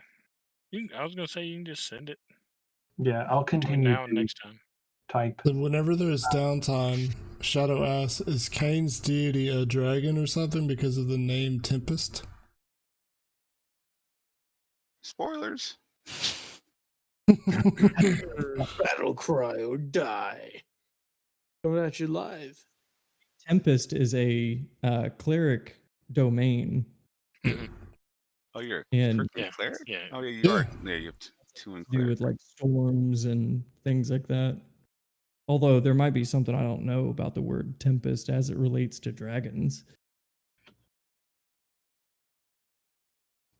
Okay. Yeah. Although that sounds like something that could be related to dragons. though, just the word tempest. All right, we're gonna go ahead and end it here. Thank you, Shadow Wolf, for hanging with us pretty much the whole time. Hopefully, it was fun for you, like it was for us. We hope you enjoyed it. Role play combat this. Hi. The only time you ever see him roll well. Yeah. Just so you- All right, have a good night. Yeah, Happy bye, New everyone. Year. See you guys next time for more jerky. All right. Yep. Please come join us. Hey, we'll see you. Later. Okay. Oh, you can't see my hand. Bye.